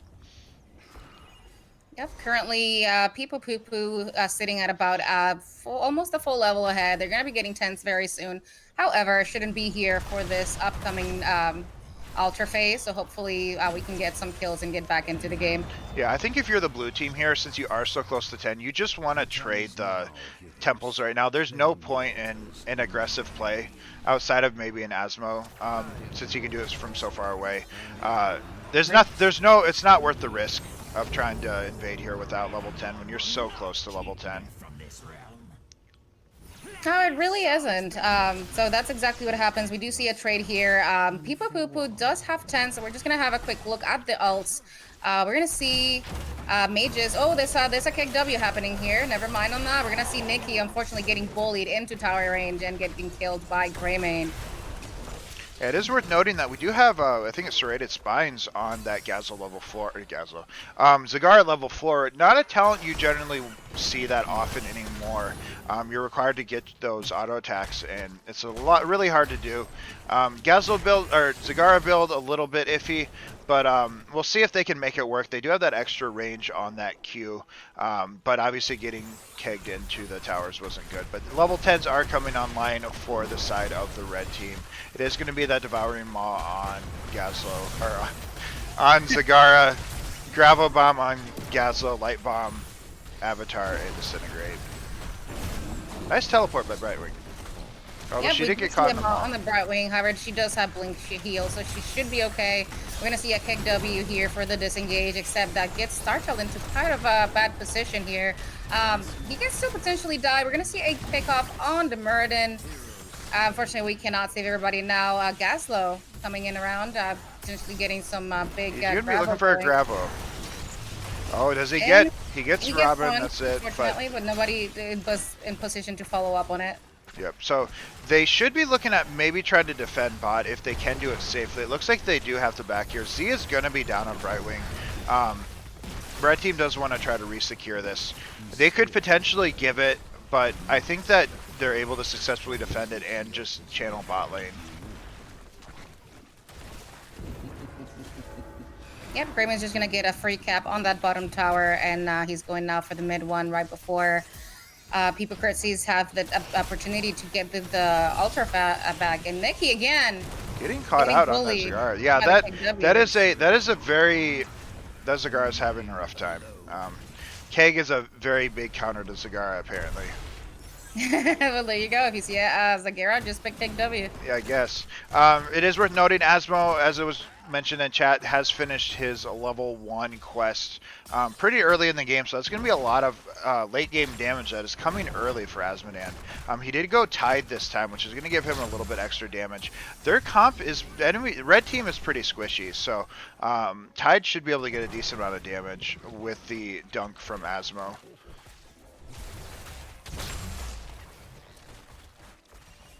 And they're going to be looking to potentially push in these pumpkins. I don't think that they get them in, but that is what they're looking for. Keg out, but he wasn't able to get a decent angle off of it, so he did have to back up there.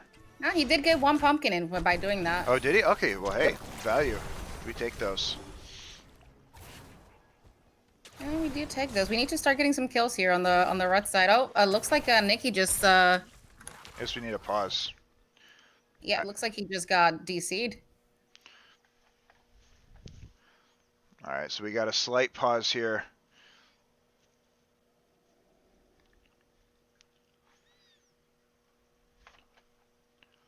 Looks like we are flaming. So is he coming back?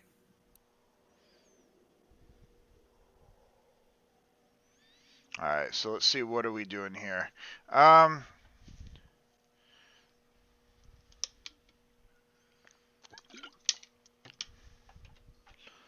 Check out Discord real quick.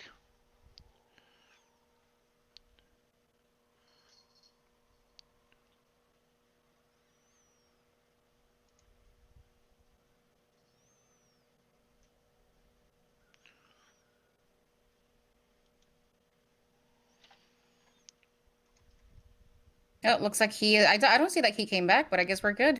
All right.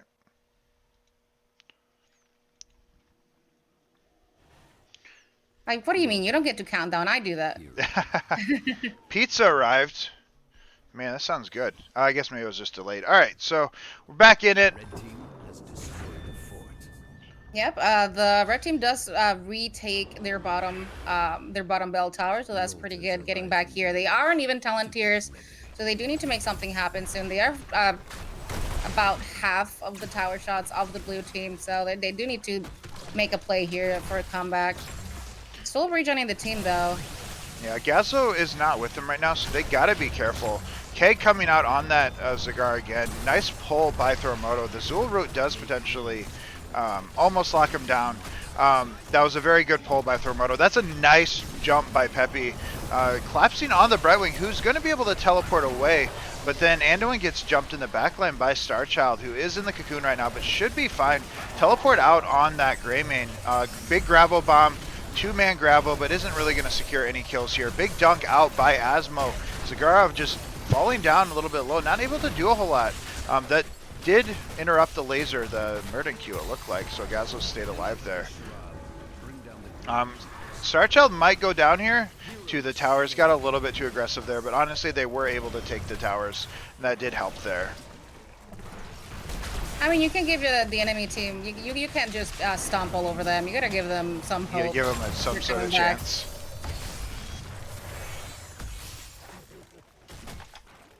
Okay, they're about to get 16 here as well. They just got that another talent here advantage. Poor Trinith is gonna get kicked W'd all over the place, polymorphed and killed. Unfortunately, he Yeah. stood no chance there. Yeah, so they're going to be looking at reclaiming bot fort and probably trying to hold it. Bot pumpkins have spawned on the enemy side, so they might be looking to take those and escort them in. Mid and top are actually low on the side of the red team. Red team's got to be careful. If they get killed, they might be looking at getting triple capped here, so they got to be a little bit careful on that. Absolutely. Looks like we're gonna see a gank on a deep gas low. He was pretty much at the gate, so unfortunately, friend, you kind of asked for that one. Yeah, you don't really get out. Didn't have vision on the blue team. Anytime you don't see them, always just assume they're coming to kill you. Yep, looks like they're gonna go ahead and go for a boss play. Meanwhile, the Keeper Curtsies will have a chance here to defend the bot bell tower.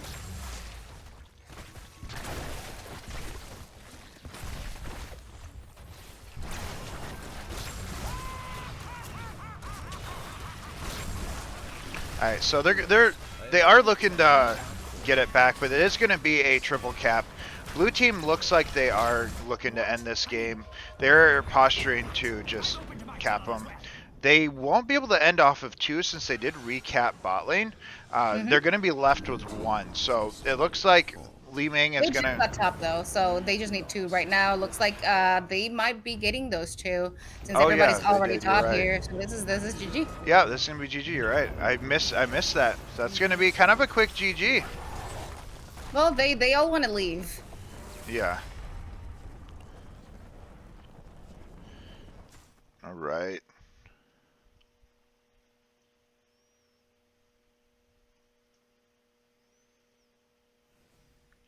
Best Chen EU. All right. That was a pretty quick game. All right, let's go ahead and we have pretty dominant fashion win on Towers of Doom. Whoop, not picked. Win. All right. OP level 1 on Chen. All right, I'm gonna go to the screeny screen. Screeny screen. The us screen. Screen. Wonderful. All right. From 50K to 85. I don't think I won anything. Of course not. I got 40. I started today with 12K points. I have 46. Hey, there you go. You're What? guessing Yeah, correctly. I can't bet for the right team ever. All right, so we're potentially going to be looking at last game of the day coming up unless we can get a comeback here. Do we get the reverse sweep? Okay, just waiting for the answers. Looks like people curtsies are too busy to answer me at the moment. Yeah, I got to figure out what map they want to take us to next. Well, they get a choice if they want to pick first pick or Oh yeah, that's map true, pick. true. Maybe we just pull Peppy in here like I did last time because they pissed me off. I'll Start give them shots. 10 seconds.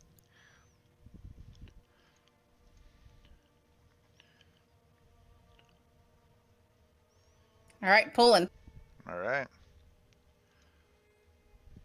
But I know that I'm against some decent players. So. Try again. Okay. It's really Well- jarring when I go from like talking to my team to you guys. Well, maybe answer me on the thingy, and then I'll unfold you. Yeah, no, don't worry about it. So, Gonna do map or first pick? I mean, I'd rather have map, I guess. All right. So where do you want to go? Infernal Shrines. All All right. right. Get out of Right. here. All right. So let's go to shrines. All right. So map is being. Picked by curtsies. Yep. So we're gonna be going to Infernal Shrines. Also, Star Child gifting a sub to Voik. Voik, welcome to the pizza party. Thank you for that, Star Child. So we're going to be going to Infernal Shrines, picked by the side of curtsies.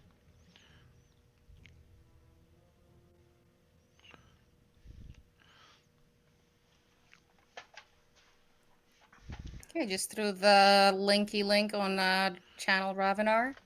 Whoever's not in it. Oh, I I guess. should. Oh, I can click it too. Yeah, you can. All right.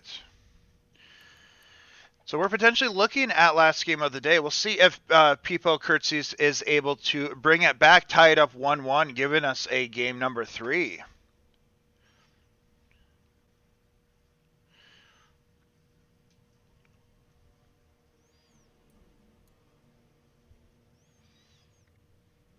No, who's on that team, right? Yeah, he's here. He's supposed to be here. Yeah. Okay. Almost got everybody, almost. We ended up doing a best of 3 HOTS Mobile just because some people are going to have to leave. People are getting tired. So next time, I mean, I'm looking at another one of these in the future. We'll potentially do like a 2-day thing where we don't have to go so long, and then we'll do a best of 5. Play naked. Yep. Hey, that's fine. I can't because I'm on camera. You're also not playing. It's true. I'm also not playing. That being said, I might take my sweatpants off. Same. It's actually a lot warmer than I expected it to be. 'Cause it's like in the 40s or something today. Yeah, I mean, it's pretty warm here too, at least in the house. It was big. I've become a lurker. Alright, Fizzy.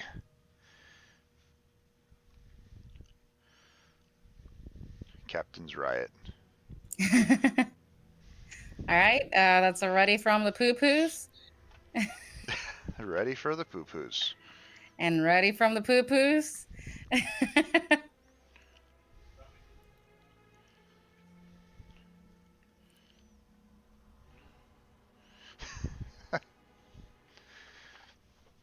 Waiting for the curtsies. Alright,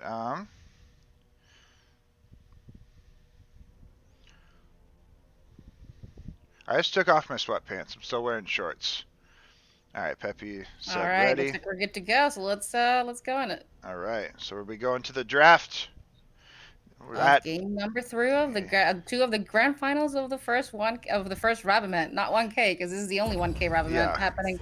Yeah, so we're looking at the like she said, this is potentially going to be the last game of the day of the grand finals, you could call it, where the winning team will get, each of them will get a 20k hero request. And make sure that you guys do stick around afterwards, because I'm going to be doing one more 20k hero request giveaway.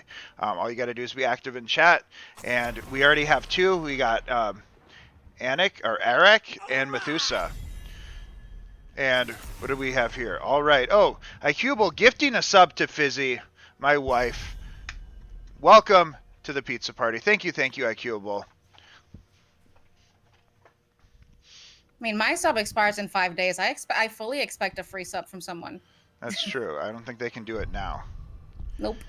I'm just putting it out there. Save your money. 5 days. All right, so we're banning out Chen here, which obviously Hot Street Forge is a pretty big terror on it. We do know that he does have other tanks in his back pocket, or other bruiser tanks in his back pocket.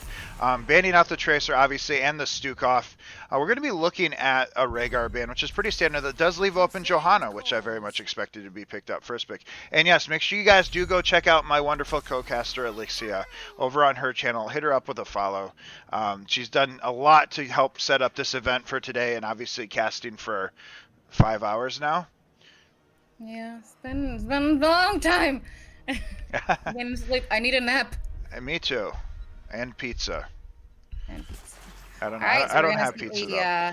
first big Brightwing alongside ETC back from Peppy.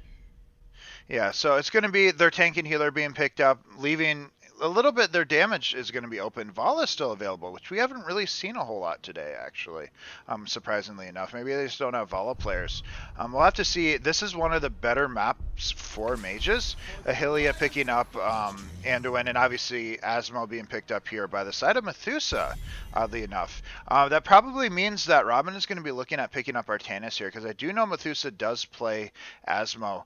Does the side of Curtsies scout out the fact that they are going to be looking at Artanis? Because that's the main reason I see him not picking it up himself. We'll be do predictions after the draft, Spongy.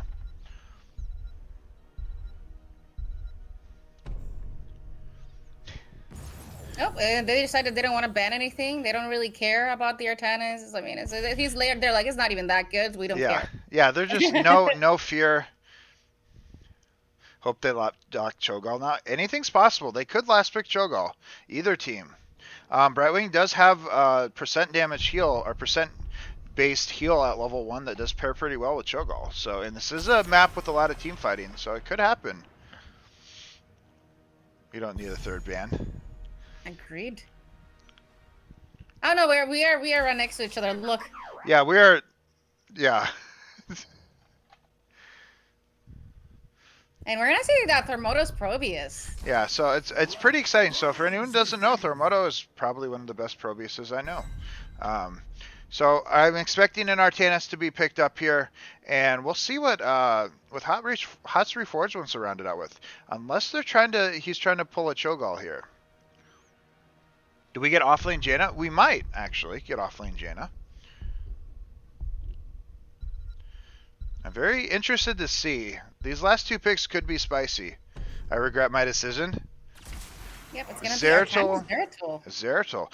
I don't know if I've seen Hot's Reforged on Zeratul. And what are they going to round it out with? They need another form of damage, likely. They could go for a third bruiser if they really want to go into that route.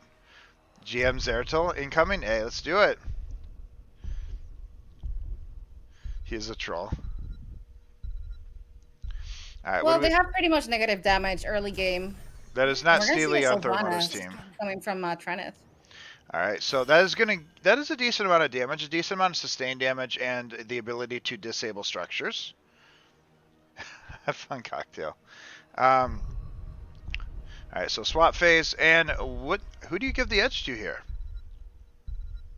It really depends if they can get something done early. I think definitely the People Curtsy should be getting that. Like, People Boo Boo has like 0 damage early on. They are all very late game heroes, like 16 plus. So if they can get the early game going, then definitely Curtsies. Yeah.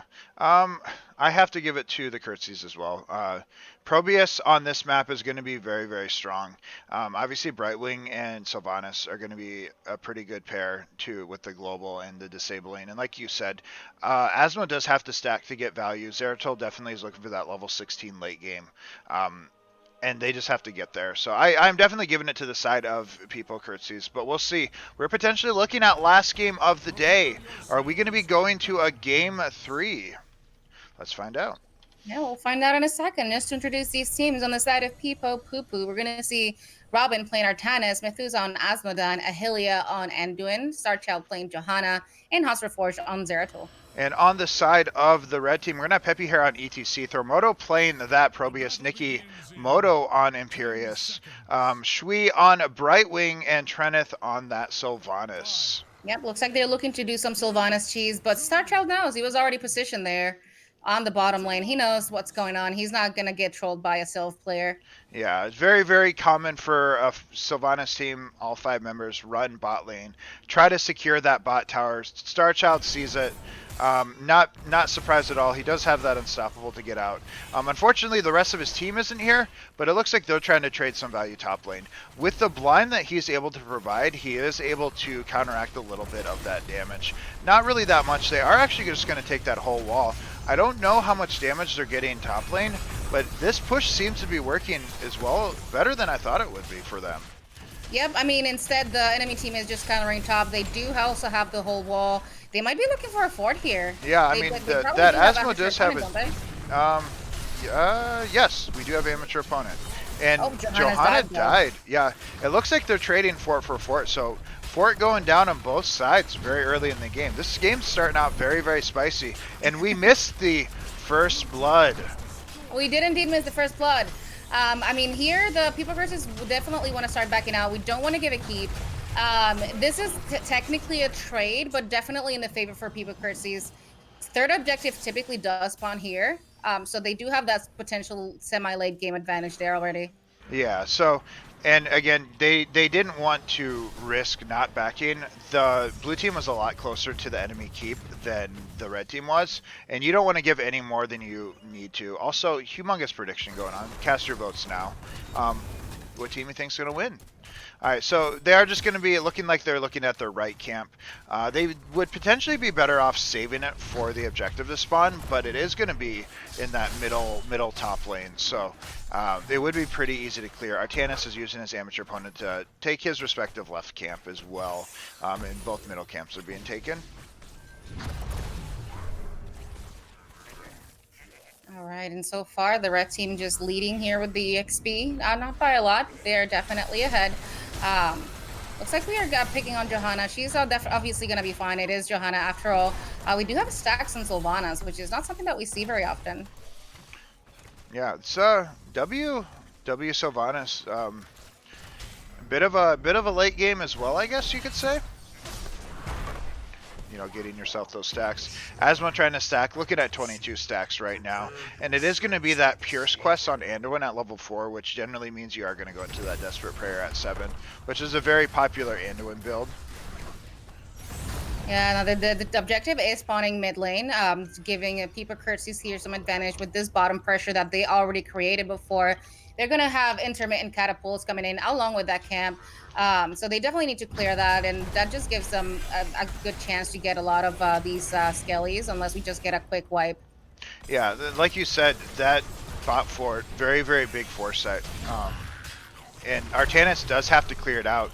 That should give free objective to the side of Pepo Curtsies. Yep, the side of Pipa Poopoo does have pressure top, but it's definitely not as bad considering it's a lot closer to the objective. We do have Asmodan kind of sniping the Skellies a little bit. However, he only has 40 stacks, so he's really not doing a lot. He's just kind of softening them up for the People Curtsy, so he's really not doing his team any favors here. Yeah, the best thing he's able to do is just stack, because they are going to be so clumped during the objective. They're going to be looking at defending here. It is going to be an Arcane Punisher. Sylvanas is opting to back up to do that. I would have very much liked to see maybe Thormoto do it instead, because Sylvanas does have the ability to disable structures, and that's going to be a lot more useful pushing with this. Absolutely. Or even Imperious, just not Sylvanas, because Absolutely. yeah, does give them a pretty easy defense, baiting it over the tower. It's going to be cleared up pretty effortlessly. Yeah, they really could have gotten a lot of value, maybe even a whole fort with Sylvanas. Unfortunately, they have opted to send her to clear the camp. They can potentially get a gank here on the Artanis, but he's already backing out. So it looks like we're just going to get just some soak instead. Okay, I thought he might not get out if they headed straight for that bush, which, you know. But yeah, he almost got caught there. All right, so it looks like they're just going to be clearing out top, keeping that wave pushed up, and not a whole lot going on this map. They're just kind of posturing. No camps to be taken, just looking for a potential pick on someone maybe getting caught out. Yep, there's no maps going on. We only have this one at the moment. The next one spawning will be the same on the opposite side. Sylvanas. We're seeing a Sylvanas getting here, bullied by the Zeratul. Do we see a Brightwing Z on time? Unfortunately, we do not, and that's going to be a Sylvanas takedown. Yep, so it's going to be one for one trade on both sides. Talking a little bit about builds, I guess we do have a bit of an invade here. So blue team is looking at, I guess the camp's already been taken, but a nice swap by Artanis, swapping Thormoto into the enemy team, but he is going to get out there. Brightwing saving him a little bit with that spell shield. Is going to be a root missing on that ETC. Yep, and everybody's able to make it out just fine. Sylvanas back in spawned, so they can definitely contest or maybe even take an invade, knowing that Artanis is top lane. They can potentially try to contest the siege camp right here. Yeah, so right now, yeah, which is exactly what I think they're going to do. Yep, they do see that coming. And again, However, unfortunately, the Proteus is not rotating at the moment. Artanis is going down here. maybe a poly on the Zeratul. Yep, that's another swap on the Brightwing. However, fortunately for her, the wall is already down, so she can step out just okay. They do know that the Zeratul is pretty low, so they can definitely try to take the camp. Instead, they're gonna try to disable the comp. They both have 10s. That's an arrow. Yeah, that's going to be anything out of the ordinary here. I think that's Kidnap on Pierce as well again. Yep, it is indeed Kidnap. We're going to see a Mosh Pit, a Blink Heal, and Overcharge on the side of the Curtsies. And I think we're going to be looking at that Falling Sword Light Bomb combo. So they're going to be looking to potentially get a Falling Sword stun with Oh, that is not the That is not how you do it, friends. I don't think that was on a Zeratul. It really Yeah. was. That is definitely He not how you do he it. tried to get in there, but he wasn't quite close enough. I don't know if that Yeah. was a misclick. I couldn't tell if they were close enough together. I thought I saw their models on top of each other, so that might have been a misclick. But yeah, Asmo is looking at almost being stacked to those 200 stacks, so that's going to give that light bomb falling sword combo a lot more threat with that Tide at level 10 as well. And obviously Zeratul, as the game scales on, it's going to make it even more terrifying. Probius is most likely going to be the main target there, along with Sylvanas. Either of those are going to be pretty... Taking notes at least. There is vision, so she's not going to be able... she's going to be able to get out of there just fine. The tribute is already up. So even if they do get... They didn't even try to get the camp. I guess they just knew somebody might be there, potentially. Yeah, so they're on their way to the objective, but they are a little bit far away right now. Artanis looked like he was almost going to go mid and try to push, but I think he opted to join his team, which I believe is the right call there. You don't want to give a Frozen Punisher. You're likely going to give your fort with the fact that the Frozen Punisher does disable. You want a Frozen Punisher with an Asmodan. That is going to be a Falling Sword going out. Dunk onto the wrong targets. Zeratul onto that Probius, so that's going to be a mosh out on ETC, locking down 3 members, but they don't have any damage with Probius dead. Sylvanas is zoned out here. That's going to be a kidnap by Imperius on that Johanna. Queuing back in, but ETC is going to fall. Yeah, unfortunately, this time they did get the combo off, locking down their entire backlines. Unfortunately, when ETC did his mosh pit, there was nobody else to follow up, and causing him to die as well. I believe they may still be able to contest, depending on how quickly these killies spawn, which is really not that quick. Yeah, it's usually they spawn in chunks. Like, they'll kill these, and then it'll be a second, and then they spawn like a couple at a time. They can potentially still contest this. Probius is opting to clear mid. Likely it means that they are going to give it, because he's looking to double soak here. Maybe push in bot lane while they defend the objective. It looks like they are giving it. They're going to have to send someone to defend against Probius. Otherwise, they're going to be looking at losing maybe their keep wall, which is not a position you want to be in right now. Obviously, the Frozen Punisher is going to disable the structure, so they need to be careful. Both of their damage isn't there to defend, and with your structures being disabled, that's actually going to be a problem. Yeah, it really is. I mean, they definitely have enough time. They just get a chance to go back in as soon as the Punisher is here. Fortunately, the Brightwing Z came in as he was getting stunned, so there was no follow up on that Punisher jump. I don't think there's a chance that they do defend this, unfortunately. Yeah, that keeps going to be going down. I don't think that they end the game here unless they get some sort of fix.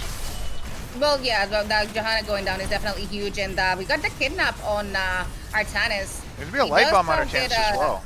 He does get a double stun. Unfortunately, that is not going to be enough. He cannot 1v5. Well, I'm doing with the save. You know, he's always how they call it. It looks like it's saver. Yeah. It looks like they're going to be dropping that Asmo. It looks like Zeratul might getting picked out here. Can Sylvanas get that chase on him? She's going to be teleporting in. Does he get another teleport? He does, but that objective is on the keep right now. Keep is or not keep. The core is dropping. Zana, thank you for that follow. Welcome, welcome. All right, so that they probably lost unnecessary core health there. I feel like they could have not chased as much. I get they were going for that Zeratul kill. If they would have got it, it was nice. Giving 30% in core might not be worth it. They're all going to be looking to take this camp here. I don't think blue team's in a position to really contest it at the moment. No, they're definitely not. Now in top lane, there's going to be double catapult spawning every wave. Well, single catapult every wave. So that's something that they have to keep in mind for the rest of the game at this point. As mentioned before, they do have this altar phase coming up here next time. So if it's something that the Curtsies can win, they can potentially end the game with it. Yeah, so and it all goes back to the very early part of the game when they took that bot fort. Sets them up really well for this next objective. They just gotta make sure that they pay attention to top, and it looks like the blue team is looking to get some siege damage on this bottom structure to get them on even fighting ground. Yeah, if they can take this fort down, that is going to remove that well. I think if you're a red team, you want to time that camp to the objective, so it pushes out the catapult pressure. Mm-hmm. But they might not feel like they have that sort of option. Mm-hmm. They definitely shouldn't be giving out this structure just for No. free like that. They are able to fight under the tower and potentially get a couple picks here. Yeah, I think it was a big misstep going for that camp over defending that fort just because of the placement of the next one. They're just going to go top and clear this camp now, and it's not really going to be able to get a whole lot of value. I think they should have done a little bit different with the timing. Looks like they're going to take their camp on the left. Artanis with the amateur opponent's going to be taking that and see if they decide to time it with the objective. Yep, there comes Zeratul. They're trying to get a pick on the Sylvanas. He's going to get fully morphed in, but he's able to blink away. We are getting a more CC on this guy. Oh, he gets, nuke saved. Yeah. Hey, that's a nice pull by Hylia. He did end up falling in the end. That is going to be a falling sword going out. That's a nice cleanse by the Brightwing, but do we have Mosh Pit available? We do not. It got used and immediately interrupted. It looks like Hylia might be falling on Anduin, but barely staying alive. Nice. Oh, that's going to be a double kill. We're going to get an Asmodan, because should be going down here as well. We can get a slide on Bo. That's actually a great slide. Polymorph on the Methusa and another KO. People Cursey should definitely be looking to take bottom keep here. I do not think they end yet. I think that they might be able to. They might. I don't know. The timers are still kind of low, and Zeratul, I'm sure, can get at least a pick. I think the play here is to go bot lane, get that bottom keep, and just set up for objective for Punisher end. Yeah, I do like that call. Going bot keep. It looks like they're just opting for mid keep here and then probably backing up here. They need to start worrying about their core though. There is that camp pushing in. Zeratul might be looking to dismount. But yeah, they need to defend their core, and most likely Probius is going to be the best one to do it. Or even Sylvanas. I guess Probius setting up on the objective is probably more important. And Sylvanas backing up to defend. Otherwise they are going to lose their core. Yep, that's definitely too early to be trying to end. They definitely should have taken bot keep for tribute advantage on the next one. So Sylvanas needs to just take a couple catapults and leave. If they lose this one, they probably lose the game. Yeah, I agree. So I think they need to really aggress in a little bit harder here, but I guess they are waiting for that Sylvanas to come back. And they're going to get that slide of it. It is a Johanna who likely does have Unstoppable. No Light Bomb combo. Using Falling Sword to get out. That is going to put it on cooldown. That's going to put the red team in a decent position. There's going to be Light Bomb out on the Zeratul, who teleports in the backline. It's going to be the Probius ult going out, pegging everyone in the backline. Big Mosh going out on the side of the Curtsies, taking down Johanna. Artanis might fall as well, unless Zeratul can somehow get the miracle kill here. Blue team does get the objective, but they lose 2 members. That is going to mean... There's a Zeratul down here that can potentially be cloaked as well, but unfortunately they're not going to... Oh, he's still there. Does he get the polymorph off? If he gets a slide, all right. So it is worth noting that the blue team did get the objective. Otherwise, they'd probably be looking at losing the game right now. Absolutely. So very good play by the blue team to at least make sure they secure that objective on their way out. That is a 3-minute stun, though. Zeratul doing a pretty good job there of harassing the backline, making himself a threat. As the game progresses on, it is going to be more of a problem. The big issue for the side of the Pepe Poo is they are I can't even say it without laughing. Is red team's looking at level 20. Yeah, they really are. Now they need to go ahead and steal the enemy team's camp. If they had had a little bit more mana, I would have suggested just let the Punisher keep going and just try to siege bottom, at least for the gate. Barley's going crazy. What's going on? I have no idea. All right, and they're gonna have a bottom camp as well, so they should be looking at 20 here very shortly. So they can potentially threaten that bottom keep as well. All right, so yeah, it's double camp going in mid. So I was listening to Barley. I don't know what was going on. Yeah, I mean they definitely need to make some plays now with their 20s. Yeah, and that's going to be definitely they need to be aggressive here. This is going to be their time to do it. Nova, get control. Oh, that was kind of an aggressive slide. Dunk out on Asmo, who is finished with his baseline quest of the 400 stack. So if they get to 20, he gets pride. That's going to be a big jump. Yeah, they are getting some summons here on their core. That is a triple catapult. They will need to back very shortly. Maybe instead of doing this, go and take top 4 since the next objective is spawning mid, and they Yeah. already don't have a keep there. At least macro wise, I feel like that's the play there. Yeah, they need to look at potentially. I mean, they need to look at defending that. It's going to be that suppression pulse to try to just slow things down a little bit. Like you said, Artanis is going to be looking to send that camp just to kind of keep pressure up a little bit. Sylvanas looking to disable, but I think that's going to be a risky fight without the Imperius there. It is going to be a 4v5 if they try They even with definitely need Tony. to start leaving. This is a potential throw play right here. But they're gonna make it out just fine. Unfortunately, they are letting their enemy team just get that 20 level. Yeah, I think I would have liked them to be a little bit more aggressive. I know that they had to back up to clear that. I don't know if, given the fact that it was just catapults, as weird as it sounds, maybe sending Brightwing back, because she can clear those catapults pretty well, and the core wasn't taking damage yet. I think sending Brightwing back and having her Z back in might have been a better play to just clear the catapults. That definitely was an option, but now they do have 20s. Let's see, we're gonna have Heaven's Fury, of course, Pride, Censure, and Shadow Strike. I don't know what that one does, but I don't play Zeratul, so whatever. Anyways, it does reduces the cooldown of stuff and gives them a shield. Apparently. in second charge of suppression pulse on Artanis. Yep. So, looking at a potential engage here top lane. Although I thought I think the red team might just be posturing for objective. With a Probius, that's very much what you want to do. He wants to be setting up those pylons for his pylon overcharge. Yep, 100%. They just need to knock Clump for that light bomb falling sword combo, and they should be okay here. They really need to knock Clump on this fight. There it is. They are looking for that Zeratul. Zeratul. Oh, that was a Zeratul one. My bad. Yeah, and we have to note that the alt upgrade on the the Imperius might have saved the Hylia by pulling him into the air. Yeah, Although he doesn't. He's going back in there, and that's gonna be Zeratul focus. However, he does blink away.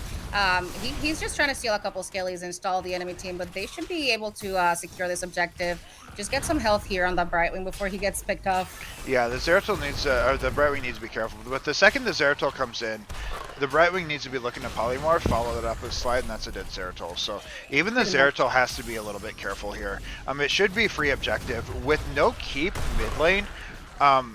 This is actually one of the worst punishers for them to get right now, because this Punisher cannot disable the core. So, and it does not do a whole lot of damage on its own. Unfortunate, I guess, RNG on that. It looks like they're actually backing out, sending a camp in here to potentially push with it. Top lane is getting pushed out, most likely by Asmo. Yep, there are gonna be a couple of catapults, so if they don't they either need to hard commit or just defend it. But at this point, we definitely want to try with a Punisher. Yeah, I think. Wait for it. Wait for it, guys. Yeah, you wait for the Punisher. That's the first part. We might be looking at. They're going to be looking to end here, I believe. Again, the Punisher doesn't do that much damage compared to the others, but it does do some. So, does the Punisher go top? Sometimes it will target the top keep. It looks like they just need to hit core there. Punisher is dropping to 50%, is at 60 right now. Shields are about to drop on the core, and we do have a camp plus 2 catapults on the core as well.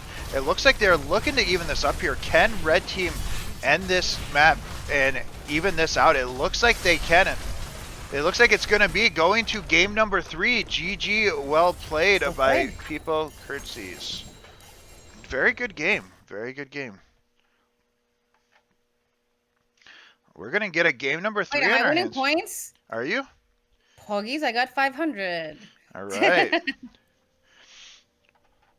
Let's go ahead and put the thingy up. What are we looking at here? So this was won by them. I don't know. I'm talking out loud. Yeah, I do the same thing. That's fine. All right. I'm going to switch us to thingy, to webcam. What's the thing? Okay. Webcam. All right. So very good. We're going to be doing one more game today. No matter what, we're going to be doing the last game of the day.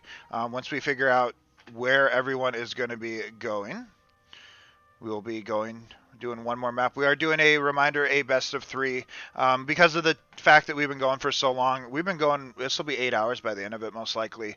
I do appreciate everyone stopping by, helping me celebrate my 1,000 follower goal thingy that I did.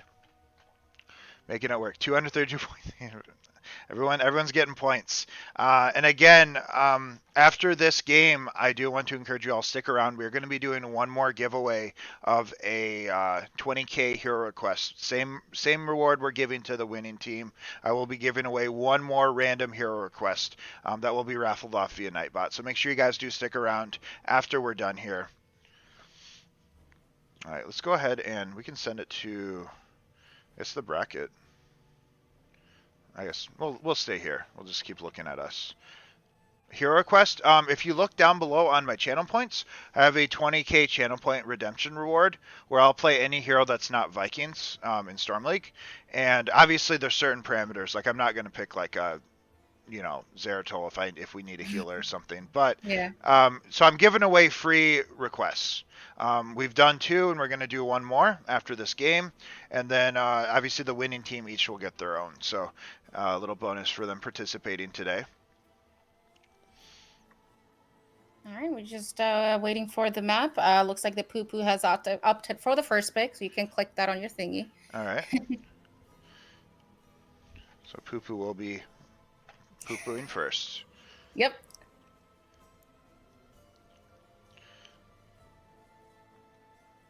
So wait, that means that I put picked on the side of the curtsies, right? For map pick? Yes. All right. It looks like they have opted to go for Dragonshire. All right. So this is going to be the last game of the day. No Garden of Terror, unfortunately. We will be going to Dragonshire, so now I'll switch us to that scene. All right, we're going to be going to Dragonshire for last game of the day.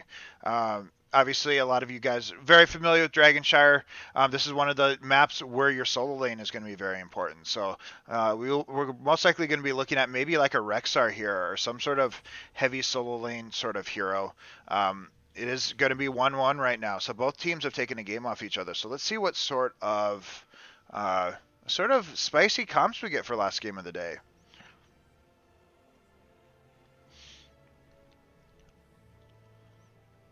All right, just waiting for the players to get in here, and we'll get started with the last game. Solo lane Jaina and KT2. All right, we'll see what can happen here. All right, everyone got in here quickly. Everybody wants to wrap up this tournament. Yeah, I mean we've been going. Well, I've been live for almost 8 hours, but 2 of that was Storm League, where I went like 1 and 3, I think. We're big silvers. Yeah, big silver 2 now, or big silver 1, I guess. I guess I pushed me back to silver 1. Nice, nice.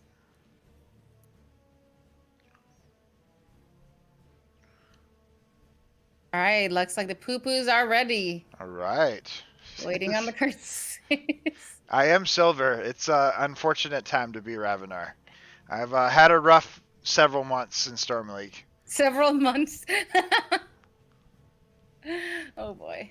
It looks like everybody's ready, so if we go, make sure that I don't fuck up this draft again. Perfect. All right. Perfect, perfect. Oh, Yeah. she's waiting for the people poo-poos? She is. All right. Dragonshire, let's see what sort of draft. Like I said, this is a very big solo lane related map, so we'll see what sort of solo lane. Do they ban out the Probius? How much of a threat was that Probius to them?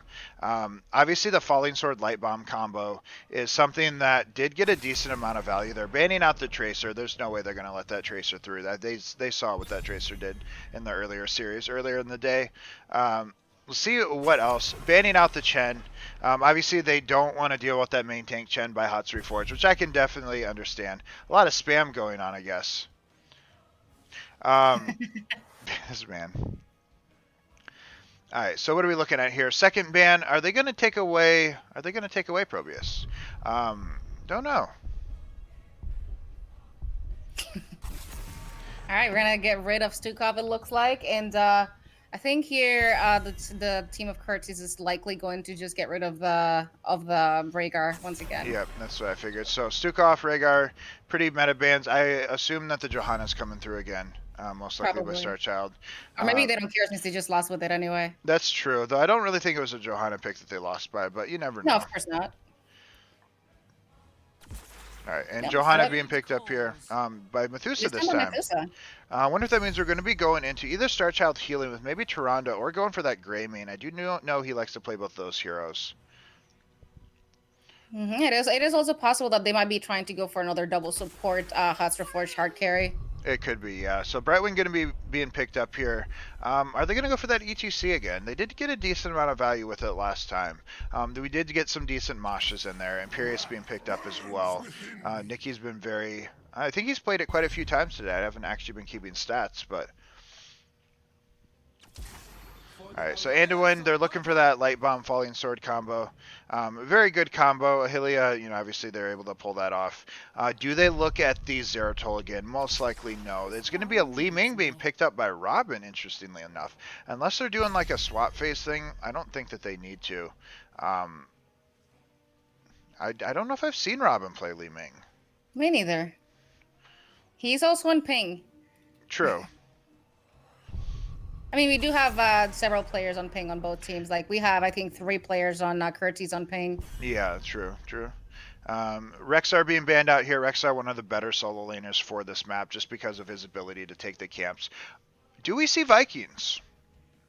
I don't know. I just have a hunch. I don't think so. Maybe not. He plays a lot of Li Ming on stream. I guess I see him play Asmo. I don't know. Votes on your pick? Li Ping. Can I do a LAN party at my house? Yes, everyone hang out at the apartment. Oh, is it going to be a hammer? I could be. You never know. Alright, what are we looking at here? So, this will be, I think, pretty telling for what they're trying to go for with these two. They are going to be looking at that Diablo.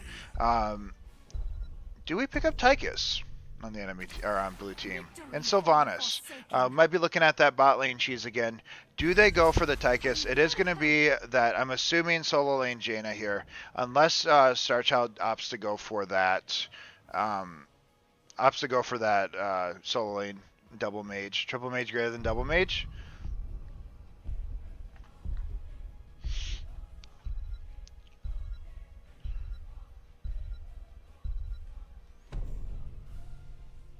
All right, and the last pick's going to be a Medivh. So we're going for triple mage here.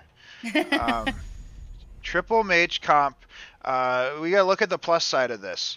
Triple mage is very susceptible to dive, which obviously Diablo has. Medivh counteracts dive. So an interesting. I mean, obviously it is triple mage. It is going to be very bursty, which Brightwing does kind of counter.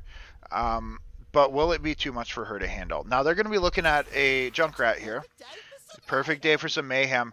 I don't like the Junkrat here. I feel like the Junkrat is going to be a very easy target for Jaina, Li Ming, Medivh to blow up. I don't know. And obviously I've seen the power of solo lane Jaina by Hots Reforged. What's up, X-Ray? I mean, it might be solo lane Medivh. Why do you keep calling him X-Ray? There's no Y in there. Whatever. X-Ray. I swear I've heard you call him X-Ray. I did not call him X-Ray. I have never done that. Alright, well. Alright, so this is going to be a last game of the day. I do remind you guys, stick around after the stream for one more giveaway. We'll be giving away a final 20k hero request redemption. I do appreciate everyone being here today, helping me celebrate my 1k follower goal thingy. X-Ray. Alright, we do have predictions up. This is going to be predictions for last game of the day. What do you guys think here? Do you think this triple mage is going to pull it through? No. Yeah. All right, so let's just go ahead and get started. First on the side of Peepo Poo Poo, we're going to see Starchild playing Medivh, Methusa on Johanna, Li Ming being played by Robin, Ahylia on Anduin, and Jaina being played by Hots Reforged. All right, on the side of the red team, we're going to have Shui playing Brightwing, Thormodo playing that Junkrat, Treneth playing Sylvanas, Peppy Hair playing Diablo, and Nikki Moto playing that Imperious. They're going for that bot lane cheese again. Jaina starting top lane. Do they scout it out? I'm sure that they know that it's a thing. Do they stop it in time? Medivh can teleport people bot lane. They did the exact same thing to him back before. Yep, this time, however, they're not going to get a whole fort. Yeah, that's true. This time they get a tower. That's it. Unfortunately, Triple Mage is not known for its sieging capabilities, so they're better off just trying to defend, giving that tower. Diablo is going to get rooted there. Not only is it off lane Jaina, it is double soak Jaina. Double soak. Jaina can double soak. That is one thing Yeah. she can do. There's going to be that deep shell in level 1. As far as talents go, I don't really see anything out of the ordinary. Obviously, we're going to go into that spell shield on Diablo, which is very, very expected with Triple Mage. And I expect the W build on Diablo as well. You think yourself worthy. Okay, we're gonna go ahead and immediately start going for those siege camps on the at least on the red side. Blue side is slightly behind on wave prio mid, so they're looking to clear that out first. I mean, they can't exactly invade with Junkrat. All right, so yeah, Medivh looking to scout out those knights top lane, see if there was a potential opportunity for a steal there. Red team looks like they are going to be a little bit aggressive on the blue side, but we'll see. Medivh just looking to stack. He's at 7 stacks right now. Well, Junkrat does have his boop on the camp. However, the Johanna does have unstoppable, so I guess we're just memeing with the giants at the moment. Yeah, it would have been a little bit aggressive even with the boop, the risk of fight on their side of the map. All right, looks like Jaina's kind of owning this poor Imperious top here. Like, he can't exactly step up to a Jaina because he's just gonna get wrecked. Yeah, Jaina does an awful lot of burst damage, which is why he likes to bring that solo lane Jaina out every once in a while. While it isn't the greatest in 5-on-5 team fights potentially, it can be a terror when it comes to wave clear and certain bruisers that you're up against. It really is, but this time he does have the help of Brightwing, so he may be able to secure that that Jaina kill. If he stays on her, I think he definitely can get it. He just backed out instead. Yeah, so Brightwing teleporting away again, teleporting back bot. Jaina is relatively low at the moment. Did use her tap, it looks like. Brightwing to teleport back bot, so they're just looking at poking this out. Pretty big orb on that Brightwing. Yep, there is a Medivh getting cheeky here with the portals. Not a lot's gonna happen. However, top lane though, Nikimoto's getting wrecked by the Jaina once again, unfortunately for him. But the side of the Viva Christie's do have both shrines at the moment. Yeah. I don't know what they can do though, considering. Yeah, it I is think getting Jaina's back. going to be taken back there, but that is going to be a flip. That might be Medivh stacks going down. Does he get the teleport out? He does. Johanna walks right by the portal instead of taking it. We don't take portals here. That's true. What? All right, so Come on, guys, please cap top. yeah, it looks. top. I was gonna say top. just queue over Hello? the wall and you Can I take ping top. this boy? Hello? I'm trying to ping it, but it's not working. Is that you pinging? It pinged it Yes. on my map. Yeah, that's me. Wow, that's so red. That is. The caster's trying to help the team. Well, Oh, it honestly, probably went to both sides too. I think 2 of them backed, so I think they could have definitely capped this. Like, Yeah, they they get still it, cap they it. It's insane polymorph. Honestly, the ping might have only come through to us as well. It is Bias casters. definitely- All right, so as expected, the DK, the 2 common areas is mid and bot. Bot is already partially open, so looking at getting that bot fort could be a good idea. I would almost opt just to get mid gate and then potentially go bot or even mid fort, but going bot isn't a terrible idea. There is a lot of camp pressure that goes through that bot lane. It is an early DK, so it is not going to do a whole lot of damage, as they're noticing now when they have to back it up.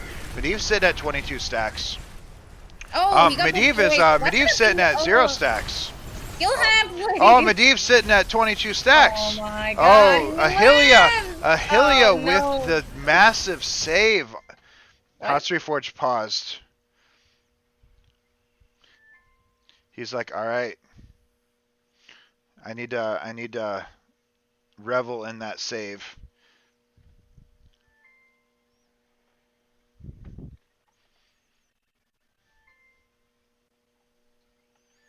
Let's see what's going on. Did I live there? It's a good question.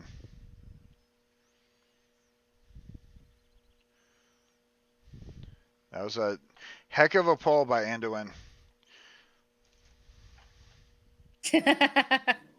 Hex. Hacks, obviously. I agree. I'm not sure why we got to pause here. Hot Reforged hasn't said anything on why he needed to pause. All right, I guess. Oh my god. Don't tell me he paused for a question. Okay. Okay. Is this map with spiders? Setting up the stream snipe. I hope this is Spider Matt. All right. As your pick was a bad idea. All right, so we are looking at a potential, a very good save by Anduin on the Medivh, or otherwise that would have been Medivh stacks going down. Yep, absolutely. Looks like the team of Starchild here is looking to potentially invade. We have a Peppy just oh, that's a stun on Li Ming. However, they do have a Medivh protect, so she is not gonna take too much damage. Looks like they're no longer wanting to invade. They got clapped by Diablo. Yeah, true. Agreed. Now Agreed. Diablo on the offlane Jane. Unfortunately, he does not get the flip. So they're just gonna go ahead and have to back away.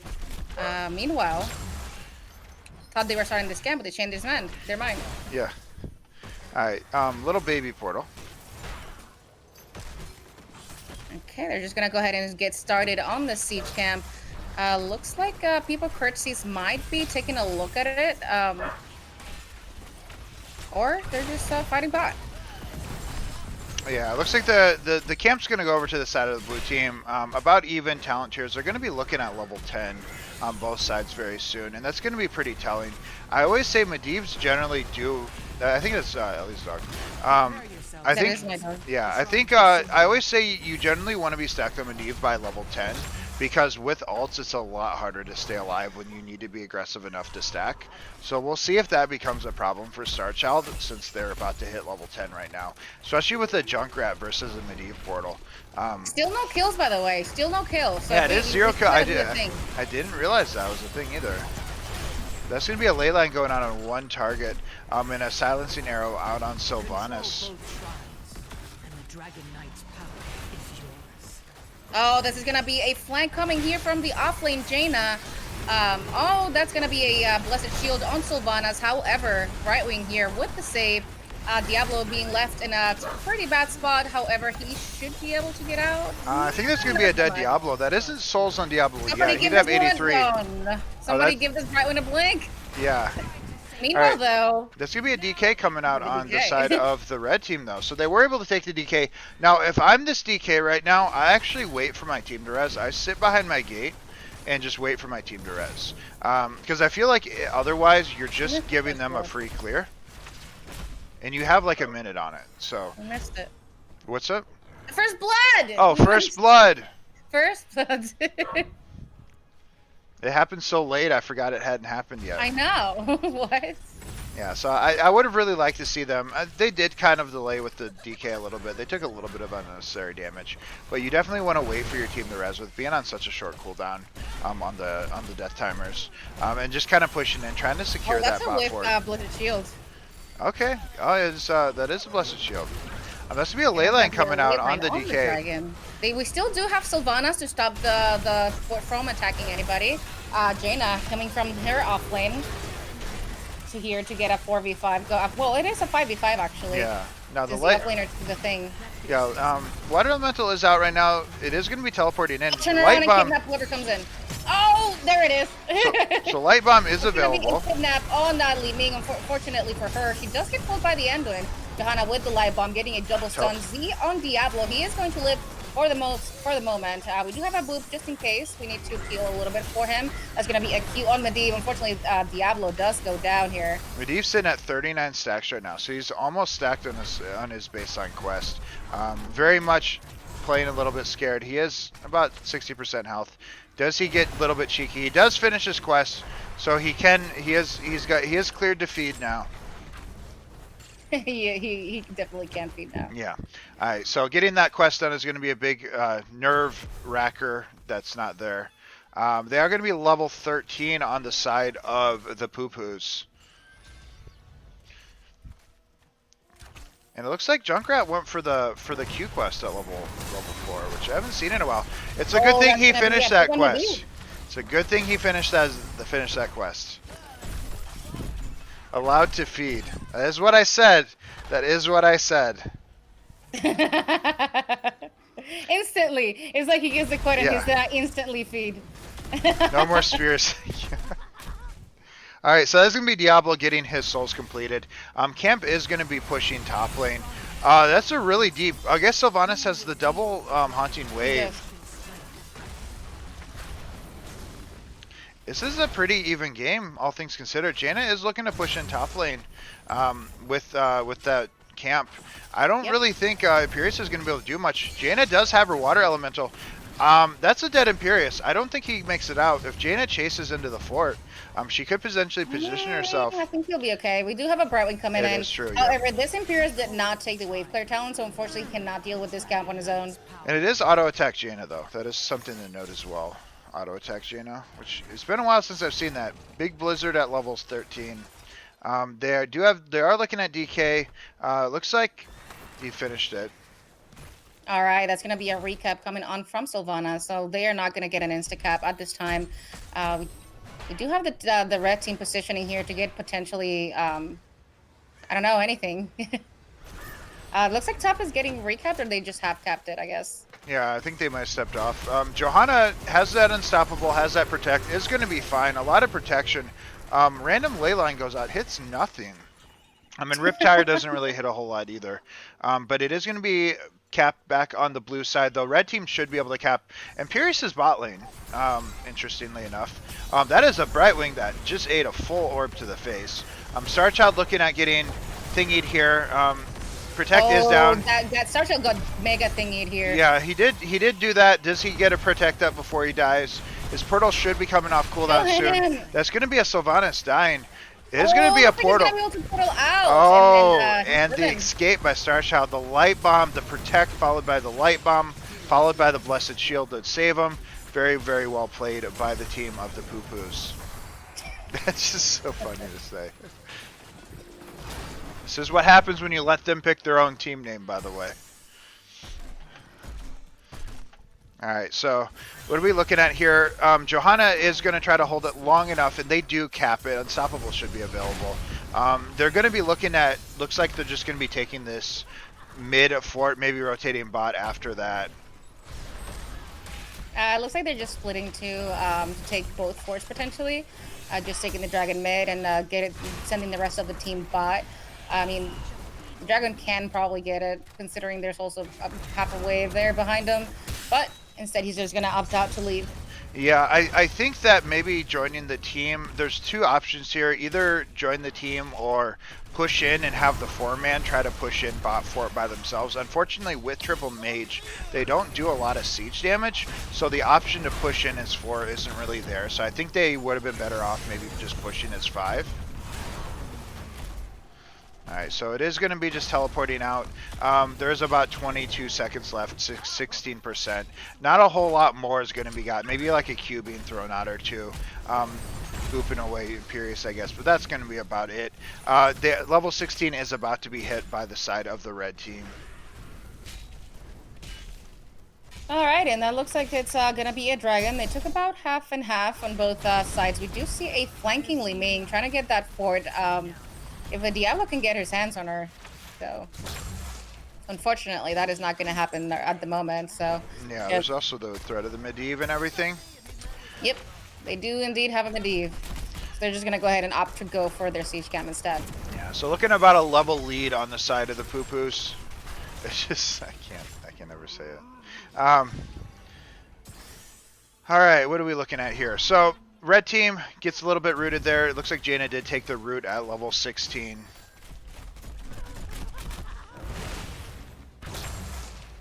Okay, that Imperius just ate all of the orbs to the face. He's already half health. Teleport going out on the right wing. Oh, that's going to be a boop on the water elemental, so nothing's going to happen. The Leyland Seal barely clips the Brightwing. Oh, that might be a good time for them. Oh, that's going to be a silence and a stun on the Johanna. She's the unstoppable by the... He's not going to be able to... Oh, that's another Q on the Medivh. I thought he asked not to do that anymore. True. Diablo does not have souls. Needs to be a little bit careful. There's going to be a light bomb out on the Johanna. Diablo charging in there a little bit deep. It is going to be the AoE protect, and that is going to be Diablo going down. Team chasing in for more kills. Blue team's getting a little bit low, though, but they are 5. Red team relatively healthy, even though it is 5 members on the side of the blue team. They are really low. They do need to back up here. They're going to look at potentially getting countered killed. And it looks like they're just going to position for the possibility of a bottom camp. This Brightwing, though, she is in danger.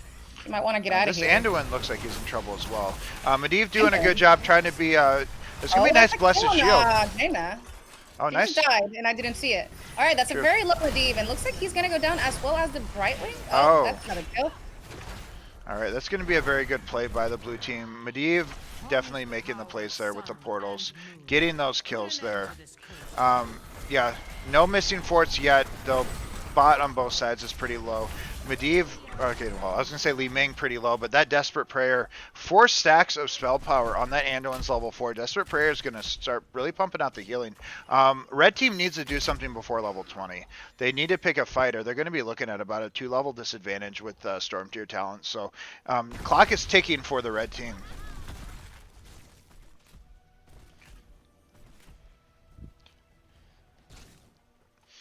All right. Team has destroyed a fort. Oh, first fort going down 15 minutes into the game. Looks like they are just going to be taking their knights there.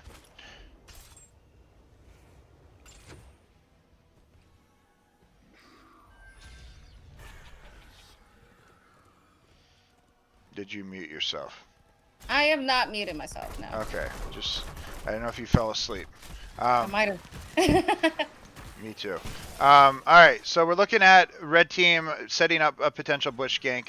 Blue team is about to be level 20. I would have liked to see them be more aggressive there. That's a very deep Sylvanas, but looking to do something right as they... Sylvanas flank. Yeah. That's that raw APOC coming in from the Diablo. Brightwing in the middle of everything. We're going to see a Riptire that's not going to do anything because it just gets killed. Big ley line on the Brightwing and the Junkrat. So that's 2 players out of the team fight. And Pierce, unfortunately, is going to go down. And I'm going to get flamed for saying unfortunately. I'm sorry. I don't speak English as my main language, so fuck up. Yeah, me either. So, I mean, I don't have that many words in my vocab. Unfortunately, red team didn't win yet. All right, so they're looking. Unfortunately, Yeah. they have not won. No. All right, so blue team going to be looking to pick up this DK here, and taking this bot camp. That's I know. Unfortunately, I only say unfortunately. Unfortunately for Yeah. you, I can say it again. It's true. All right, so Johanna is definitely in it. I would have probably put one of the mages in, but honestly, they're going to be potentially looking at a keep here. Do they go mid or bot? If I'm this team, there is a camp bot lane. I go bot to try to empower this camp, provided it's not already dead. That's going to be a ley line going out. There's going to be a potential combo coming off of this. Brewing does just teleport, gets away pretty safely. That charge did get baited since there was solo wall available. Do they get to keep here? I don't think so. I feel like Junkrat can poke it out pretty well. They just need to, if they get a pick here. Jaina getting speared by Imperius though, getting that root follow up. And that's a save on the Imperius from that kill. Fortunately for the red team. Yeah. All right, that's This going to would be be- a light bomb hitting on the Diablo, who's getting kind of low, so he's going to do another raw APOC. Not going to connect into a lot. Actually, it did connect into like 3 players, didn't it? Yeah. Oh, that's a big Oh, come down that's a from the big Johanna. blizzard. It looks like Diablo might be going down. He does not have souls yet, but he does go down. Team's going pretty good. That's going to be a double kill by Li Ming, who just died. Moving into to the. Did she get hit by the tower, or was it only It was Junkrat? Junkrat. I don't think It's she was in just tower range. I think she was disintegrating and ate a shot from there. Oh, that's a lot of damage.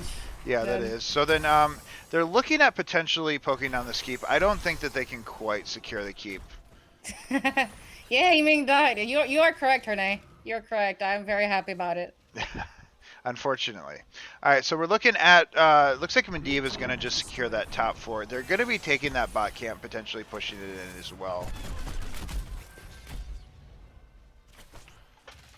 Baby portal. Portal? I missed the baby portal, unfortunately. Unfortunately, missed the baby portal. All right, so it looks like Junkrat's going to be taking the, just taking the camp with the rest of his team. And they got double camp. So if I'm the blue team right now, I'm not looking to invade.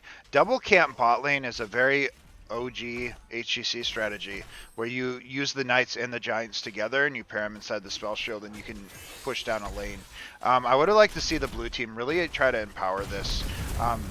It looks like they're more or less just letting it get cleared for free. But I think if they pushed in as 5, they would have been able to secure that keep a lot easier potentially. All right, so we do have all 10 players back on the map. So next fight is likely to determine who wins the game. It is worth noting 114 stacks on the Sylvanas level 1. I'm not I know that have seen it that high before, but generally I don't know what you're supposed to be at. But I don't always see it that high. So decent damage. We can check out damage meters as well. Sylvanas 61k, Li Ming 62, so about even on both sides. Blue team, Generally, they do say that about 10 stacks a minute. So if we're looking at that, she should be around 200 to get full value. But at this point, 100 is 100. We're going to see a Diablo going giga deep here. Going to get a raw silence as well. We're going to see a leyline seal on 3 members of the Curtsies. This is not looking good. yeah, for the spell shield is out on Diablo, but unfortunately Brightwing is not going to walk out of there. That is going to be souls on Diablo. Blue team might be looking to wrap this up. There is going to be a DK potentially being taken here. Imperius just got pegged by a Li Ming orb. He did. I mean, they only have 3 players at the moment, so the best thing they can do is just play like musical chairs and potentially go top. Yeah. But I don't think they're gonna have the time to do so since we are looking at an insta cap here. Yeah, I don't think that they end here. I think that they might be looking at a keep, but red team needs to do the best they can at trying to defend. Brightwing will be up in 25 seconds. Teleport obviously should be available. Imperius doesn't do a ton of damage, so Junkrat and Sylve being available or being alive are the big ones. They're looking at sieging bot, which is the lane I would go to if I was the blue team. Bot keeps already half dead. Leyline's coming out. If they get picks here, it's likely going to be over. Leyline, very good combo here. Yeah, this laner is definitely doing a lot of work. And they also have some siege giants coming in behind the dragons. I'm not sure that they can defend this here. Yeah, I think that this might be the end of the tournament. Do they have some miraculous defense? Are we looking at the end of game number 3? Nah, there's no way they defend this. There's so much pressure. Yeah, GG, well played. Congratulations to Peepo Poo Poo on winning. No, Peepo Poo Poo. You have to say it as a winner. Peepo Poo Poo is the winner of the 1K Raviment. Thank you all very much. They will all get a free 20K Hero Quest. Make sure you guys stick around. We are going to be doing one more giveaway. I do very much appreciate all of that. Debated them like godlike Zeratul. All right, we're going to go to webcam. All right. Are you ready? Sure. All right. I'm just tired. Me too. All right. We're going to be wrapping this up soon anyway. So anyway, that is going to be the end. We're going to give it over to the Poo Poo side, who did in fact win that